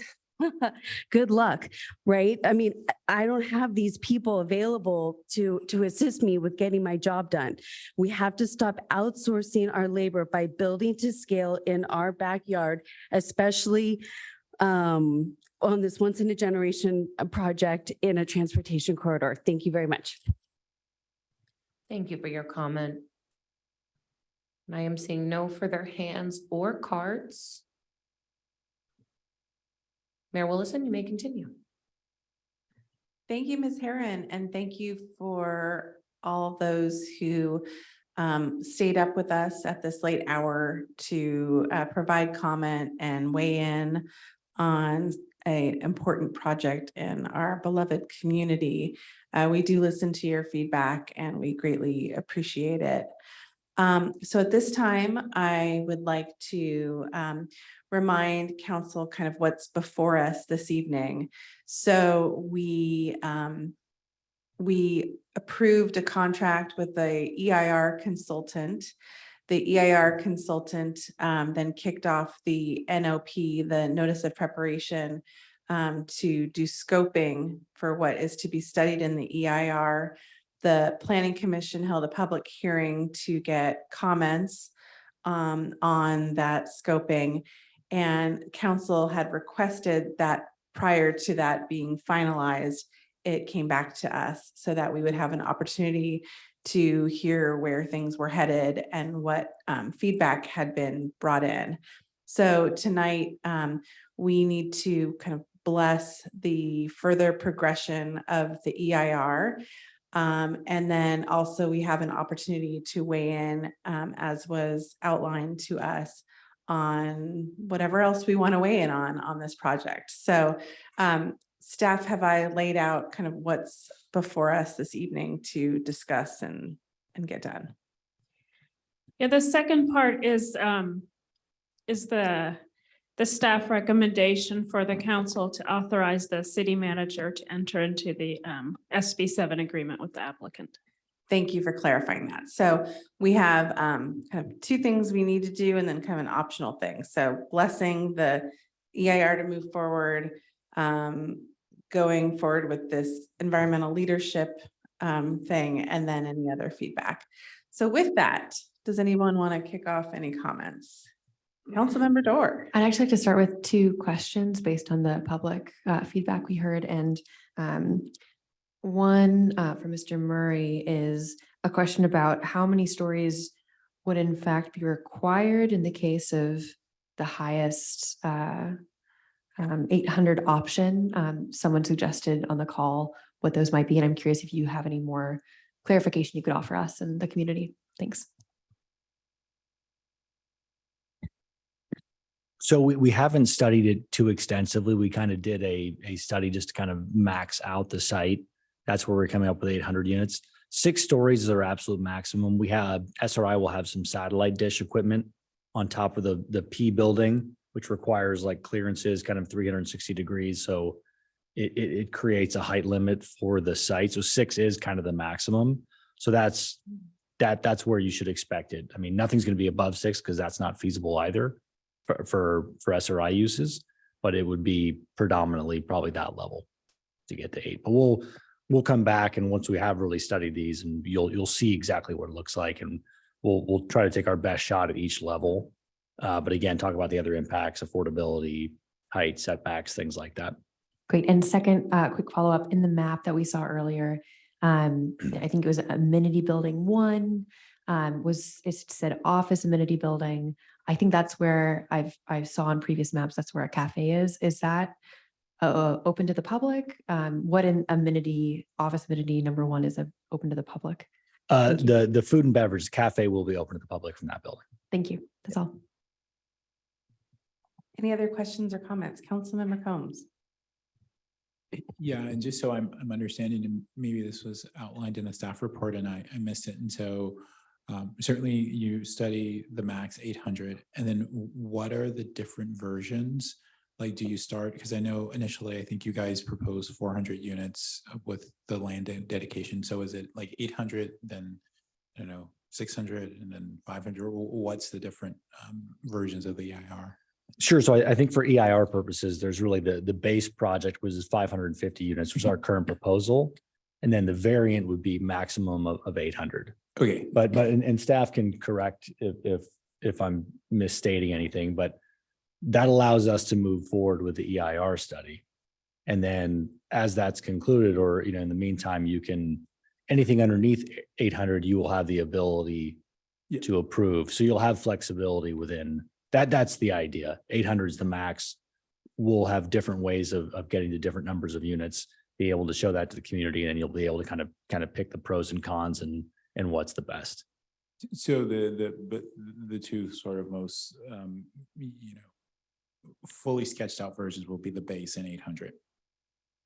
The base number of units in 800 units. But potentially more than that as well. I mean, this is not, I think the 800 is more for the purposes of CEQA, of getting your maximums for the EIR. Mm-hmm. That doesn't mean we can only show you visuals of 2. I think our intention will be to kind of do a little more work than that. There might be a better version between the 550 and the 800 that we think is the best, and want to sketch that out and explain why. It's our job to give you as many choices and to make them, as much thorough information as we can, so you can have them. So I wouldn't, it's not just going to be 2 and you have to pick between the 2. We'll try to give you more choices and more information.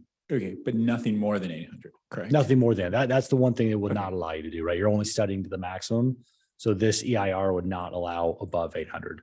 Okay. It'll be 800 or anything really less. All right. Thanks. Councilmember Nash.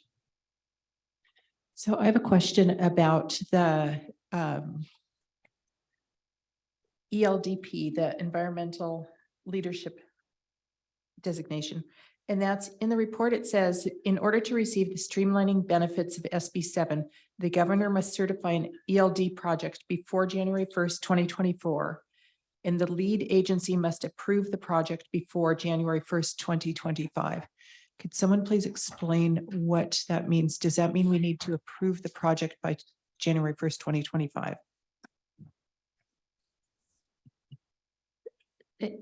Thank you, Councilmember Nash. I'm happy to answer, but my partner, Mike Biddle, who's been working closely with the applicant team on the SB 7 agreement is here and he will respond directly.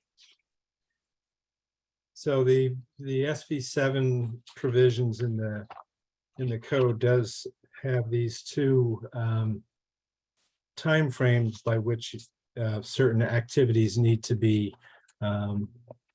conducted and completed. The first relates to the certification of the project as being by the governor's office as qualifying as a leadership project, and that needs to occur currently under the statute. It says January 1st of 2024. That is not the same as actually then approving an approval of the project by the city as a lead agency, which the deadline would be January 1st, 2025. So the city must make a decision on the project by January 1st. Well, you're not, I mean, you're not committing to it. And in fact, we have a carve out section 9 of the draft agreement really makes it explicit that the city is notwithstanding that you have these provisions, these deadlines in the statute, you're not committing that in fact you will take action by the 1st of January 2025. Okay.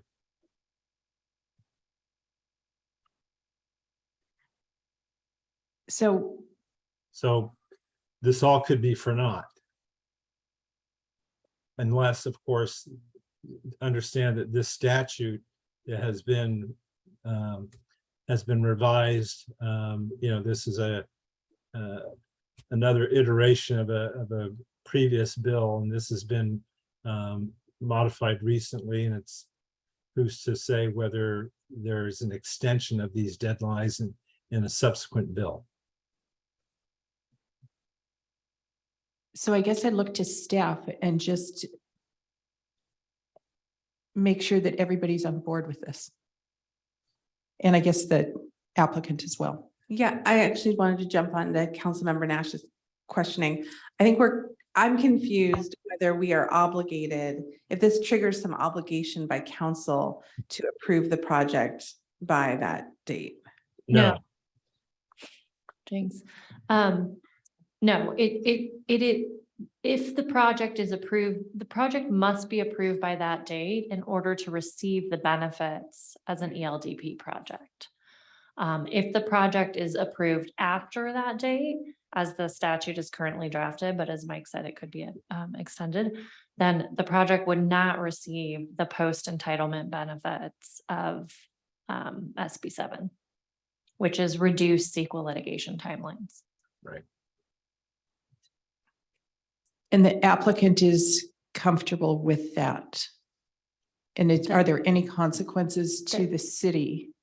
The applicant doesn't have a choice on that. That's just how what the statute requires. I'm sorry for interrupting, Councilmember. Oh, that's okay, but they will be paying extra fees to go through this. And so if we are not able to hold to that timeline, that is just what happens. Yes. All right, thank you.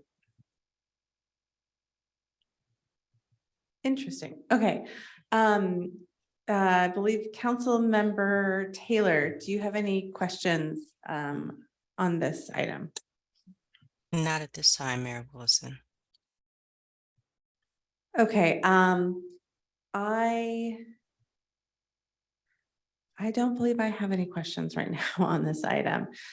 So with that, I'd love to open it up for any, I guess, any concerns that the council has about the direction we're headed with the variance of the water reservoir and the 800 unit variant, which again is the top as proposed. And if they're okay with do we have to approve whether this gets the SB 7 designation? Our position is that you do. I'm sorry, Mike, you go ahead. No, we're asking for the statute requires the applicant to enter into a binding agreement with the lead agency. And so we believe that it requires the council's authorization for the city manager to enter into the agreement. And can I just follow, what's the downside to the city potential downside to the city for entering into this agreement? I don't see any downside to it. You still have to prepare an EIR, and all you're really committing to is the preparation of the sort of administrative record in a concurrent process, as opposed to in the event that there's litigation. Normally, the administrative record gets prepared after all the project approvals have been considered and presumably approved by a city. So, and the administrative record is just this term, and it's includes all various sorts of documentation that relates to what the city looked at and considered in preparation of the EIR. And so essentially that whole record that supports the EIR that the council and the city looks at and considers, that record is being prepared while we're going through the process of Right. preparing the EIR. So Mr. Biddle, I'm just thinking, so we typically wouldn't do that until there was some form of litigation. Is that? Correct. So if we're doing it concurrently, my guess is that the applicant is paying for it. Correct. And regarding staff time, and maybe this is a staff question, who's doing that work concurrently? Because one of the major constraints our city has is on capacity. And so if we have staff that are spending time on creating an administrative record that may or may not get used, that to me could be a potential downside. So I just would love to follow up with staff about the effort that would be required to produce that administrative record as they go along. Mr. Prada or Ms. Sandemeyer. Sure, I'll take that one. Let's see. So Kyle Prada, planning manager, just by way of introduction again.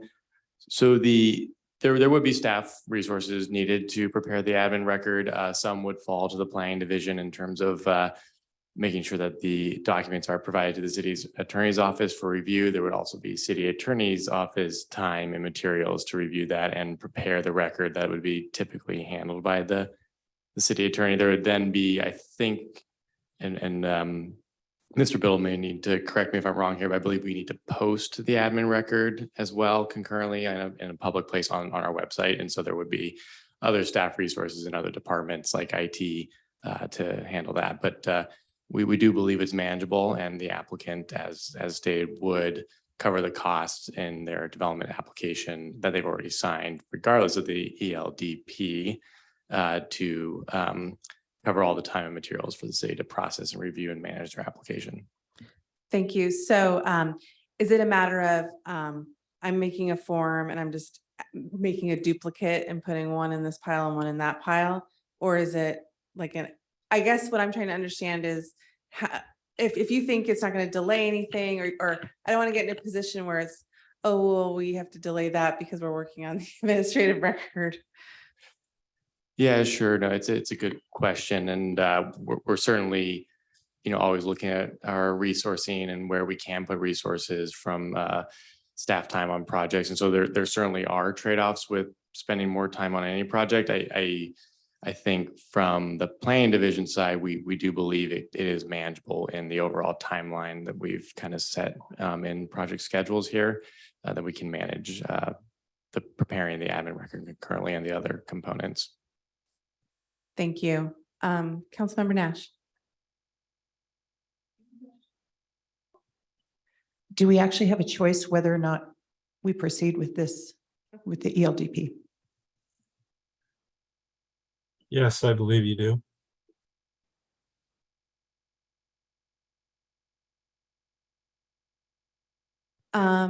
Okay, so that was interesting.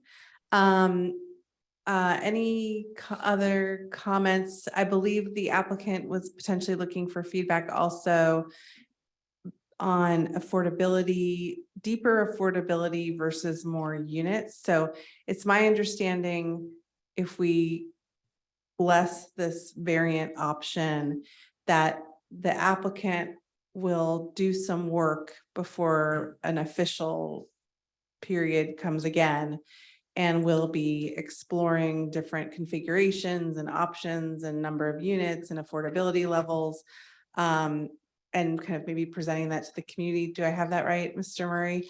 So that we can understand the trade-offs involved on height and all those things. And so I believe Mr. Murray was trying to get some feedback from us, is assuming we're okay with the 800 being the limit. As he goes through that exercise, would we want, X number of units that's this affordable, or way more units, but then we lose a lot of the affordability? Are we more interested in the quantity or the affordability? Of course, we want everything, but again, as a trade-off. And if we don't have feedback for him at this time, that's fine as well.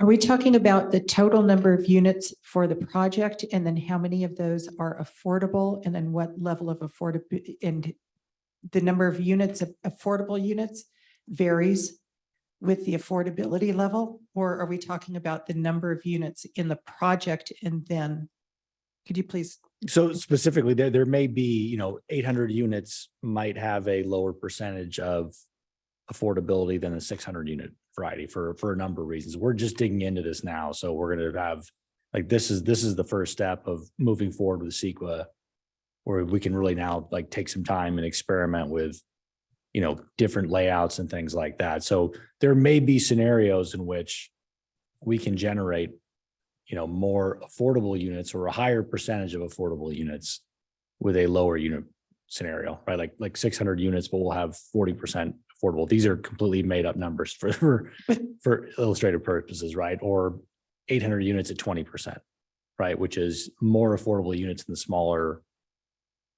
That's what I'd like to understand, how you'd like us to look at the trade-offs or prioritize different trade-offs. Is it total unit count, or is it the greatest number of affordable units or percentage of affordable units? Which of those trade-offs should we prioritize?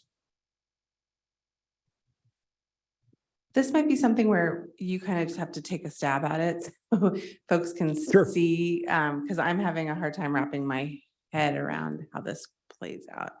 Councilmember Combs, did you have a comment? A quick question. So the affordable housing, is that only achieved in the land dedication, or is that achieved in the actual market rate units also, that some percentage of those? So No, that's a good question. We're actually doing both. So our current submittal, which again is not the final submittal, it's the current one, is 550 units. So there's two affordable components. One, there's a land dedication. So 80 to 100 units will be 100% affordable. And then the 450 units we would build would also have 15% inclusionary affordable housing. So that's how we're getting to the 28 to 30%.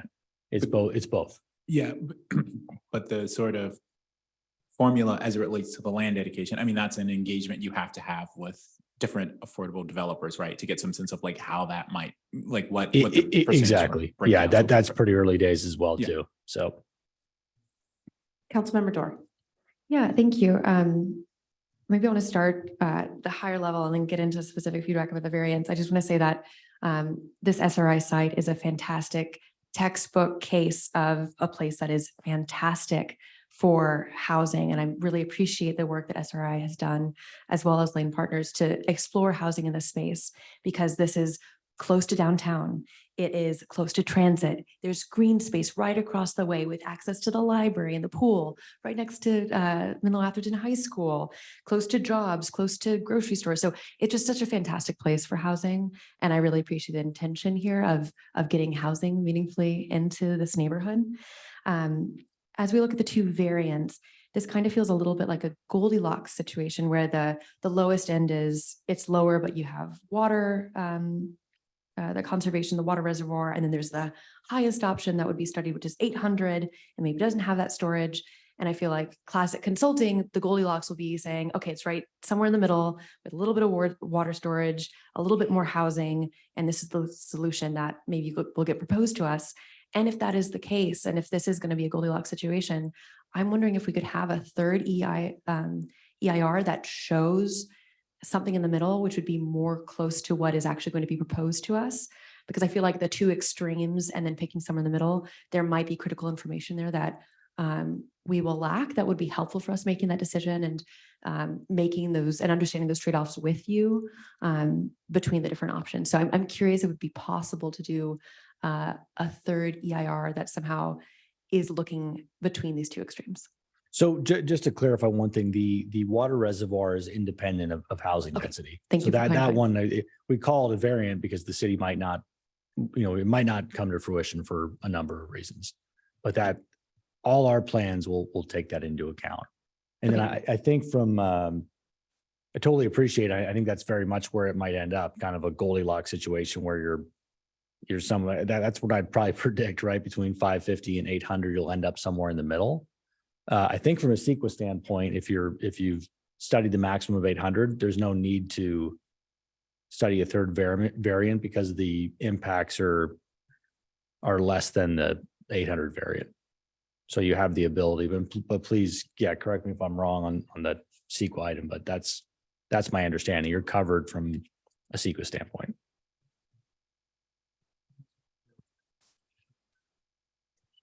And so then there's the EIR, but after there's the actual project plan.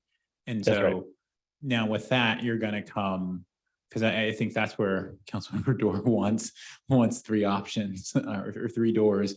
But like, so is the plan for that, when that actual plan to come with like, this is, to settle on something 450 or 700 or whatever, or with that, at that option, you also present possibly more than one.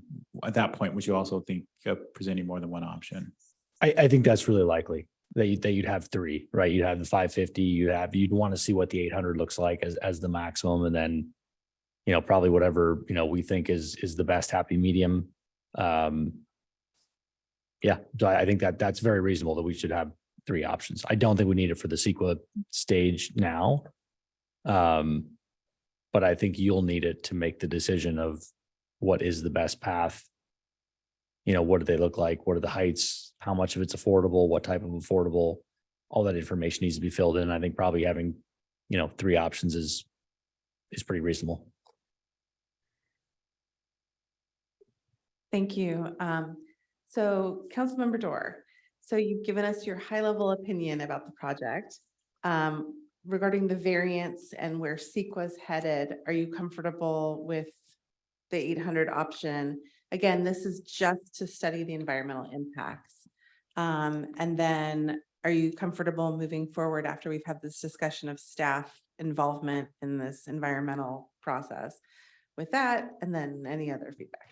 Sure, thanks. So that was my question around the variance, is making sure that we are fully reflecting and fully assessing the options that might be most likely to be pursued.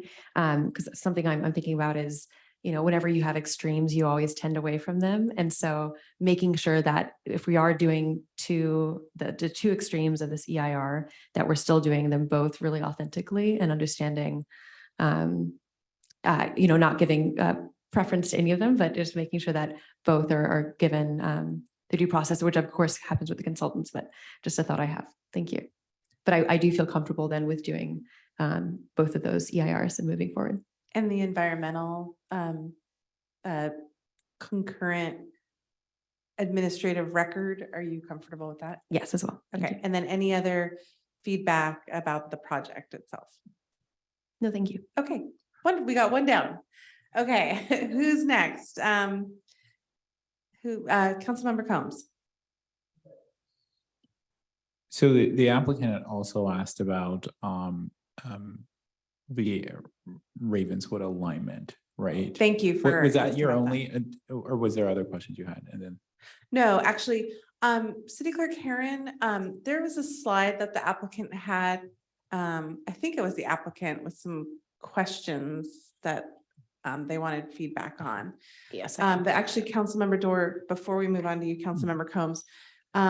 So it appears that the recommendation is to not study the Ravenswood alignment as part of this scoping. Are you comfortable with that?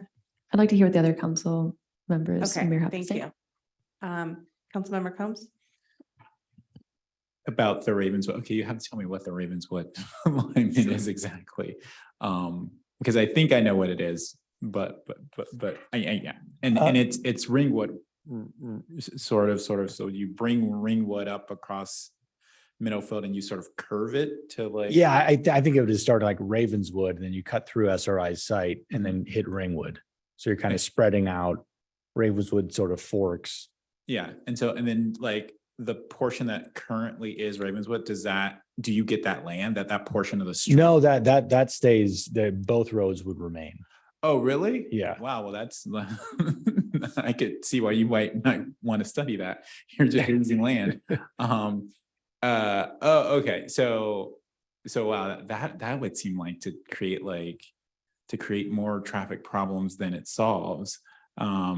Like in my mind, you were going to be blocking off what is currently like the intersection of Ravenswood and Middlefield, and sort of again connecting it up from what, and because in that sense you lose the connectivity right across from the high school. But yeah, if that's the plan, I'm not supportive, because I don't think that I think to your point, you're right. Like if this was a priority of the city, then it needs to be sort of memorialized in a number of other places, right, before just being delivered in a planning commission meeting.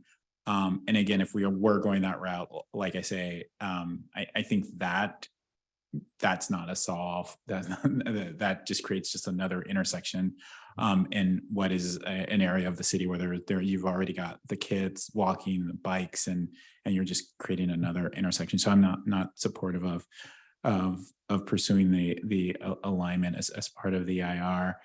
And again, like I think that there will be, I think 800 units looks different than 550 units. And I think what we will have is you will present that and the community will have a discussion, and then we'll actually see it in the community right there. We'll have who's most close to it. We'll have some sense of like what those impacts looks like and the whole of Menlo Park. And so again, not committing to the idea that 800 is the right number, the magic number, but certainly committing to the idea that if you are willing to study that, then I certainly wouldn't be opposed to that. Then the comment on programming of the open space. What are my options when it comes to programming the open space? I mean, that it's really just, what are priorities you'd like to see in terms of,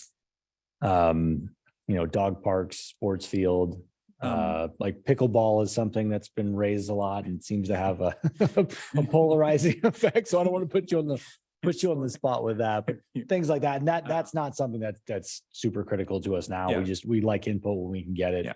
And again, I it's like the idea 11:45, so you don't have to spend time on that.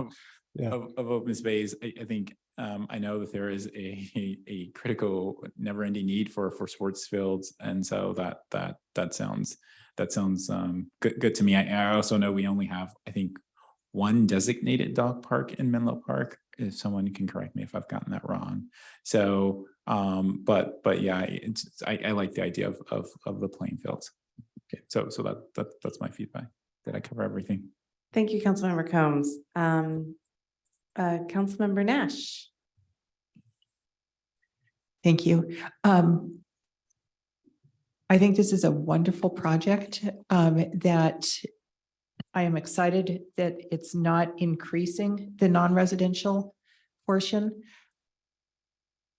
I am concerned about the jobs housing balance and wish that there was more housing available. I understand that with 10 acres, that this is 800 is maxing it out. And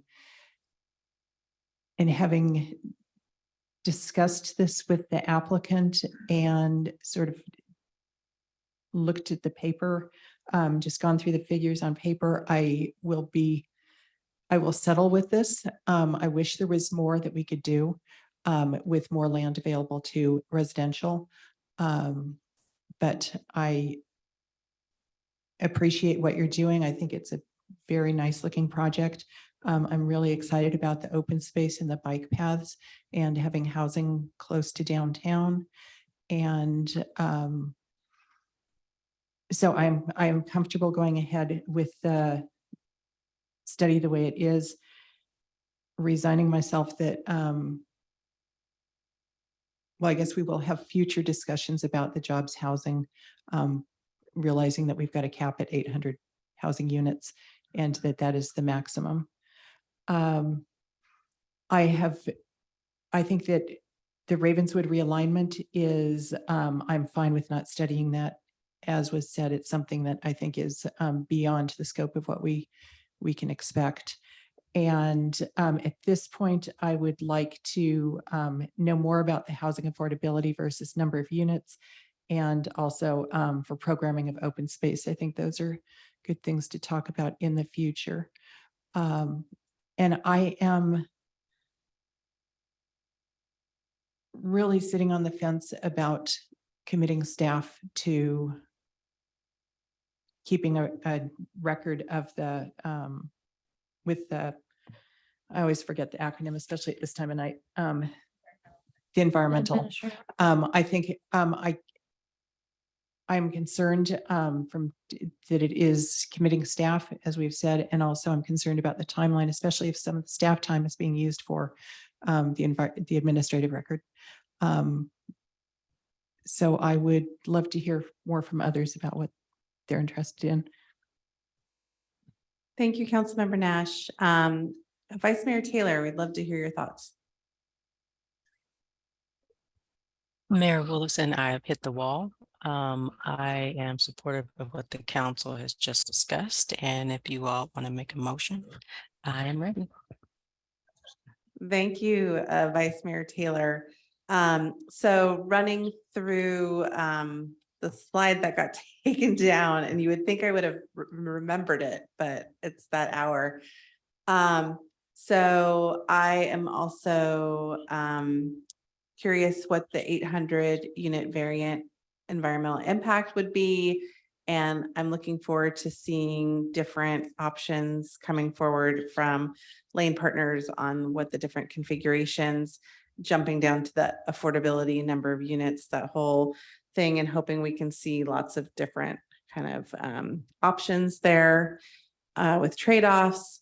I'm agreeing with my colleagues that the Ravenswood realignment is not in scope of this project. And I think one of the main beauties of this project is some of the community amenities and open space. And I think that realignment would also cut greatly into that. I have to trust staff that if they're saying they can manage the administrative record, that they would tell us if they couldn't. So this is your chance, Mr. Parada, Ms. Soundmeyer, if we're giving you an out. But if you're feeling comfortable, then I'm comfortable. We're here to support you. So that works for me.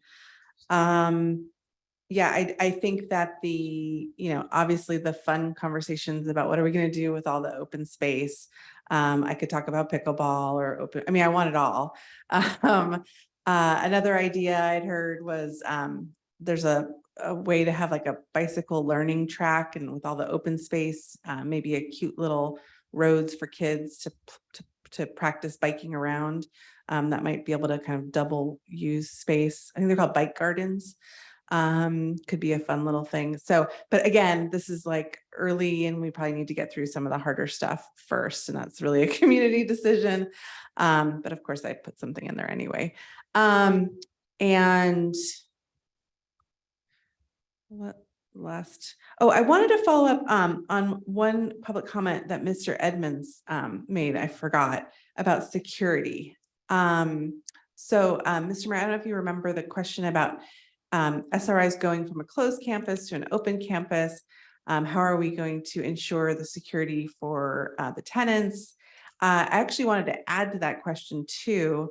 I know that San Carlos was recently in the news about trying to put limitations on certain bioscience startups or something because of fear of, I don't know what, lab leaks or something on some types. Just if you can just address security in general, that would be great, just for a moment. Sure. So starting with the kind of latter question of, I think you're referring to kind of hazmat and lab use and things like that. So that's something it's usually not regulated at the city level, via land use and things like that, but it's a incredibly robustly regulated use. I think there's, it's CDC and OSHA and county and fire departments and things like that. So those things that's usually borne by the tenant. So I'm not an expert on it. We're usually we're putting things in leases saying, hey, you have to comply with all these laws and send us documentation of things like that. When you leave a facility, you do all the proper closeout things of that nature. But I think that's kind of what it's touched on. But that's something that's pretty very closely regulated, and that landlords are very aligned with giving legal obligations to their tenants to make sure they're following all the regulations to limit liability for us and avoid problems and things like that. So I don't think that's lab use is pretty normalized in the Bay Area. So it's not something we spend a lot of time worrying about, but we do make sure we do it right. I believe the gentleman's question was more referring to SRI. It used to be fenced, and so we're not super privy to what SRI needs to do for, they have federal government clients, things like that. But I know this was I think a really great thing that SRI was willing to do to, I think a lot of researchers are probably happy having the fence up and being very insulated from the rest of the world. So it was a massive change, but I think it's going to be, they're obviously very comfortable with being able to secure their buildings. We're very confident that we will be with the ones they're not occupying as well. But I think that's just it's a really great thing that we needed SRI's, buy-in and cooperation with that. Thank you, Mr. Murray, for answering that question. One more comment that I wanted to make, which is as you continue to design and for the architects in the room who I see, I know at the Planning Commission, I believe it was Commissioner Doe, who's an architect by trade, commented on the Spanish style of the residential and was kind of challenging you if there was any other options that could be integrated with the woodsy kind of outdoorsy feel that might be a little more modern or whatnot. So just a light touch suggestion might be fun to play around with some different architectural styles, because I know there were options for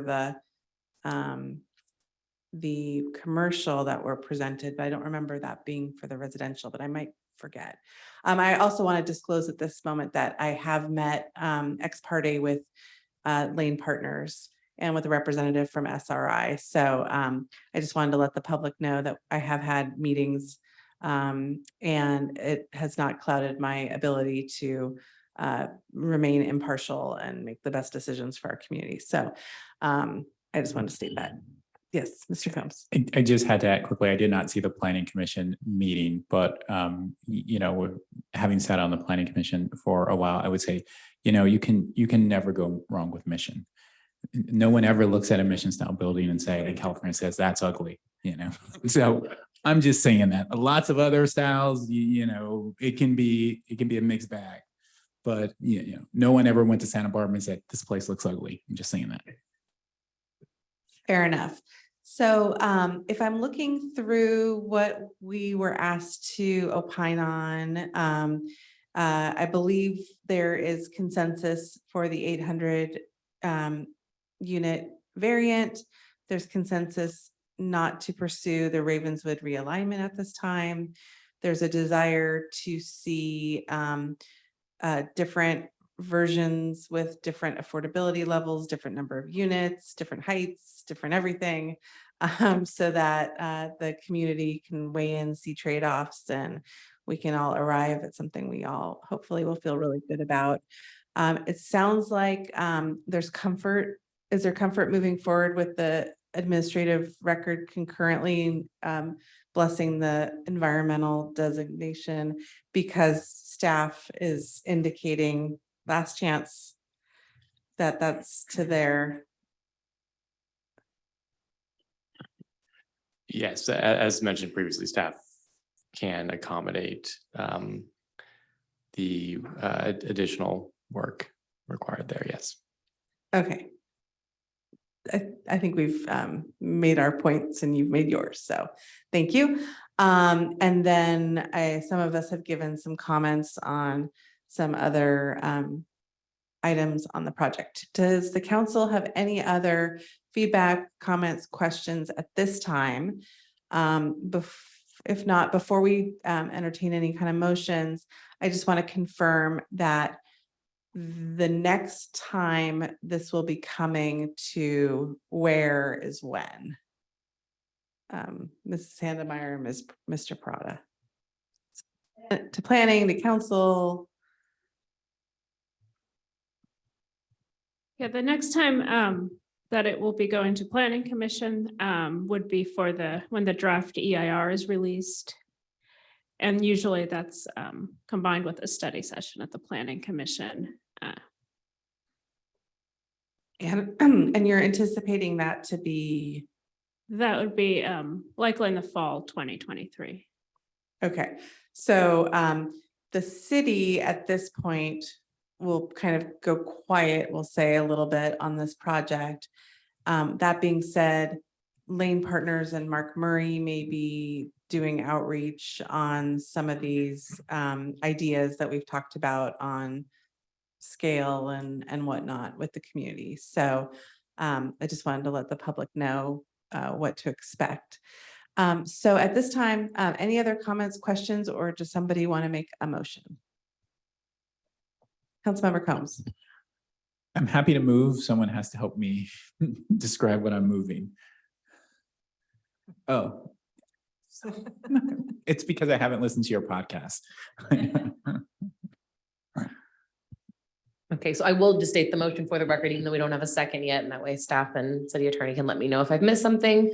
It is to accept the proposed scope and content of the EIR to allow the city to move forward with the preparation of the EIR for the Parkline Master Plan development and authorize the city manager to enter into an Environmental Leadership Act processing agreement with Lane Partners LLC. I second. Great. So the motion was made by City Council Member Combs and a second by City Council Member Doer. Any further city council question or discussion? Seeing none, by roll call vote, City Council Member Combs. Yes. City Council Member Doer. Yes. City Council Member Nash. Yes. Vice Mayor Taylor. Yes. Mayor Willison. Yes. And the motion passes unanimously. Thank you. Thank you. So thank you to everyone again who is tracking this project, to our applicant, to the members of the public. We look forward to continuing the conversation on this project. And you're welcome to stay for the rest of the meeting, but you may choose to leave at this time and drive safely. So it is midnight. I want to check in with the city manager, as I know at least one of our council members is fading or so. Two of our council members are fading. And some actually should just stay here all night because they might not have power. But that's a joke. Don't stay here all night. But we still have 2 regular business items and some other work to do. So City Manager Murphy, can I check in with, do you have any thoughts on what we have to get through? What are the consequences of not getting there and whatnot?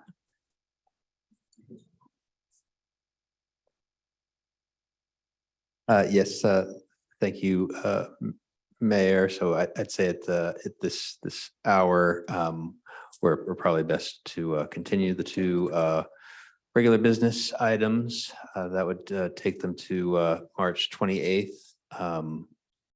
So there may be some implications of that, but I don't necessarily see alternatives at this instant. So unless the council was inclined to want to approve both of them as is without presentations, then I'd say we probably need to come back at the next meeting. Thank you. One idea that I'm hearing up here is it possible to add it on to the end of our Saturday workshop? No, I would not suggest Okay. that at this point. That's fair. Okay, so do we need to do any official continuance of those two items? These are not public hearing items, but I'll just reconfirm with others.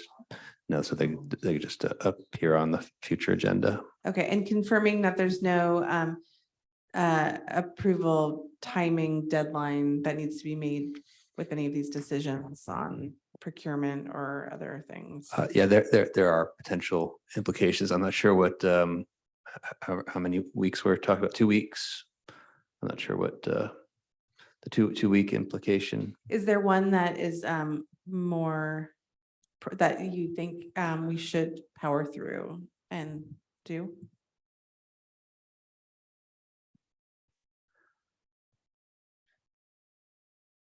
I just need to kind of confer with a number of other people, so I'm exchanging some. So I think from the overall, so the item I2, I think the important thing was getting the information out to people. We can provide some context as part of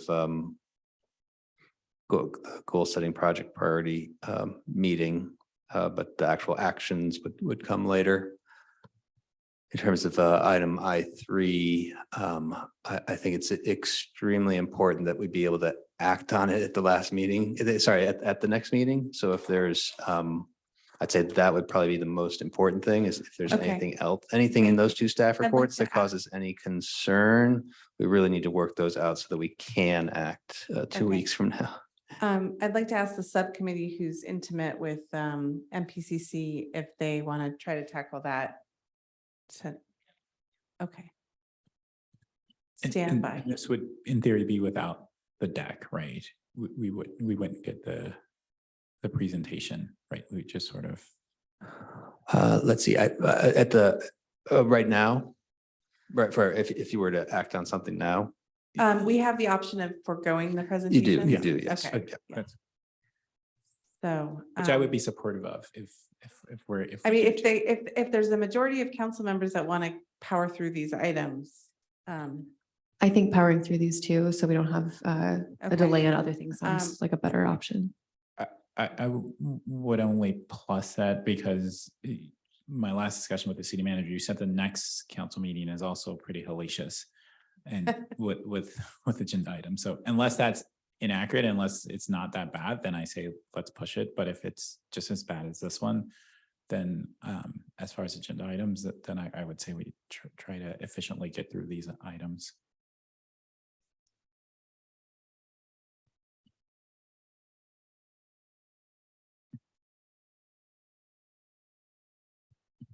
I guess, So, Mayor, I was.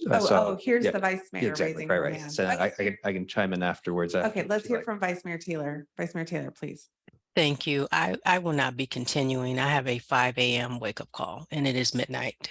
So Betsy has my feedback on the agenda item, which I stand by, Councilmember Nash. So I'm comfortable if you want to proceed, but I will not be. With both items or just one of the items? The one that's pertaining to MPCC. Are you comfortable if Well, let's not take votes on an item until the item is before us, if that's what you were about to ask her. Okay. Okay, let's take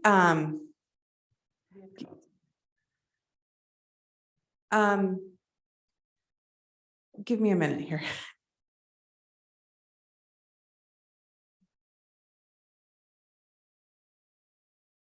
Okay, Councilmember Taylor, good night. It sounds like you've worked with Councilmember Nash on I3, and I3 seems like it's more time sensitive. So given your comfort level moving forward with I3, I think the rest of the council should proceed, postpone I2 and move on with I3. So we're going to take up I3 at this time.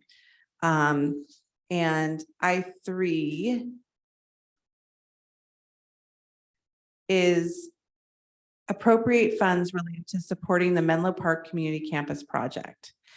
And to introduce this item is Library and Community Services Director Sean Reinhardt with the very short introduction, if at all. Thank you, Mayor, and good evening, Council. And actually, I believe taking the lead on this item is Deputy City Manager Nikki Nagaya. Good evening, council members. So just very briefly, the staff report summarizes a number of items for which we're requesting additional funding for the Menlo Park Community Campus Project.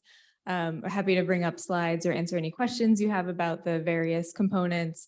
The proposed funding source for this additional request is the Recreation in Lieu Fee Program, which is one of 6 or 7 funding sources that have been tapped to make up the city's roughly $16 million contribution to the project to date, and including some of the other clean energy improvements. The total city contribution is roughly 24 million for the project. So I will pause there, and then again, happy to answer any questions. Excuse me, Ms. Nagai, did you say that the city's current contribution is $24 million? That's correct, including the proposed appropriation tonight and the roughly $6 million for the microgrid, the clean energy improvements. That's the total approximate contribution. Thank you for the clarification. So at this time, I would like City Clerk Herron to please call for public comment on this item. Thank you, Mayor Willison.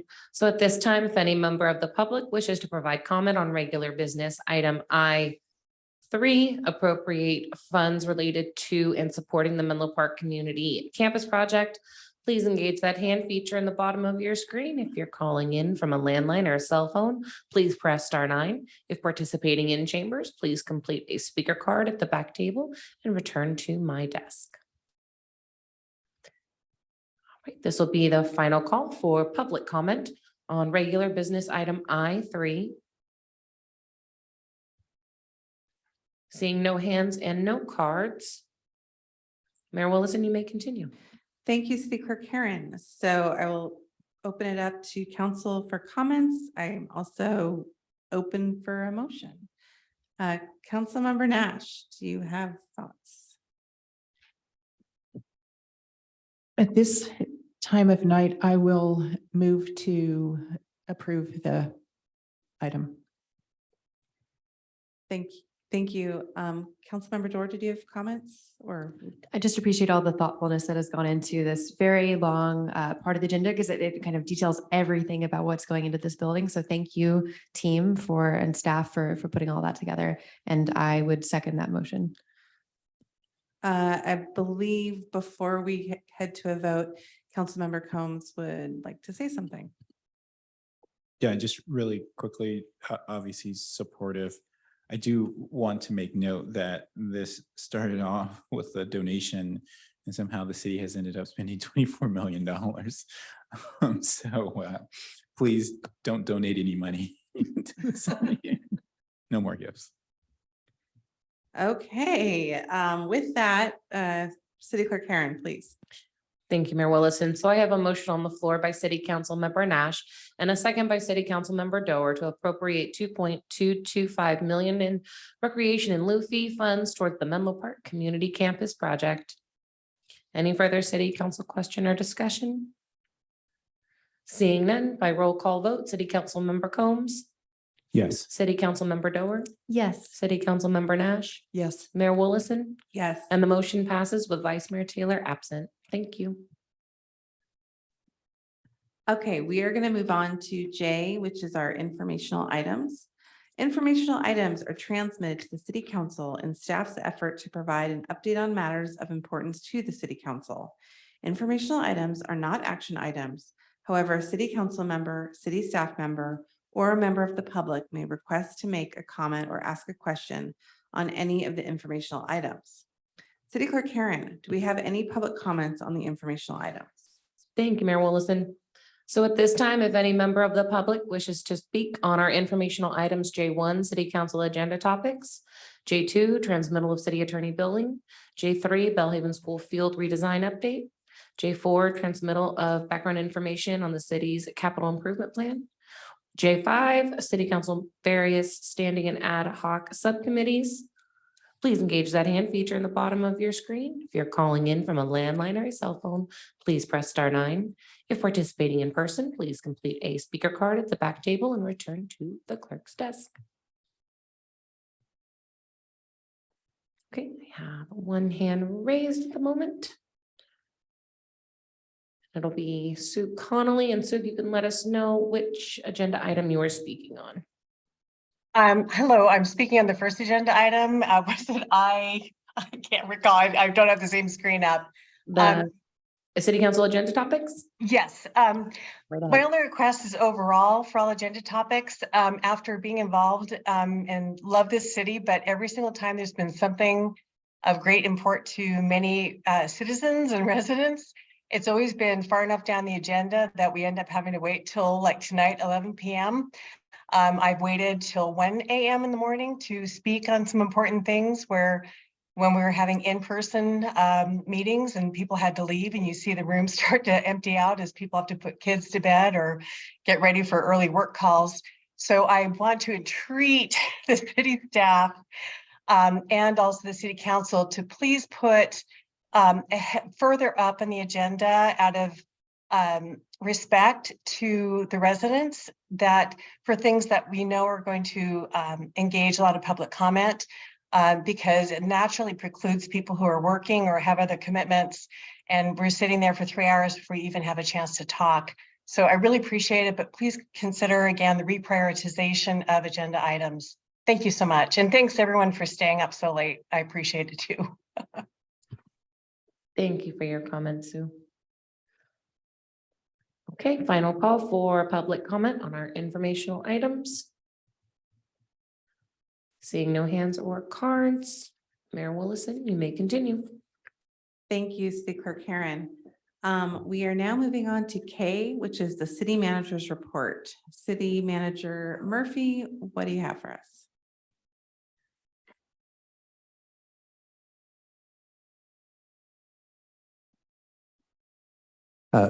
Great. Thank you, Mayor. So I would say that there's been multiple I can report on power outages, multiple indications from PG&E that they were working hard to get, I think there's 6,000 customers in Menlo Park without power. They're working hard to get 3,000 of those back online by 11:30 tonight. As of right this second, based off their maps, it looks like they're still having challenges with that. So there's going to be a number of people likely without power overnight. And so we'll just continue to work as closely as we can with PG&E for them to provide updated, accurate information to the community. And besides that, I've got no other specific updates that haven't already been identified this evening. Thank you, City Manager Murphy. Now turning it over to my colleagues for any updates that they have.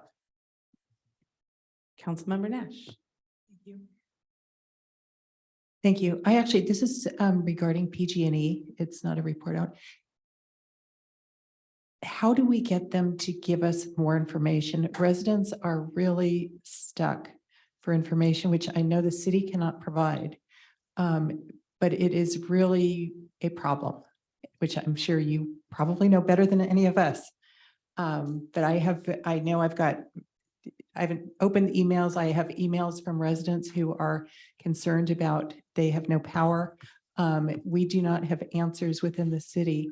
Whatever we can do, if there's a letter that we should send, if we should be talking more to our Senator Becker,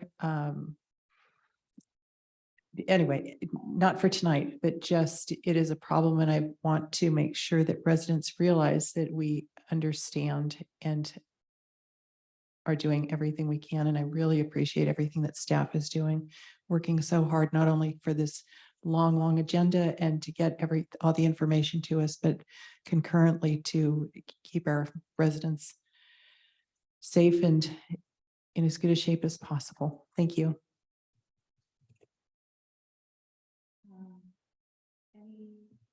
Any other Councilmember Combs?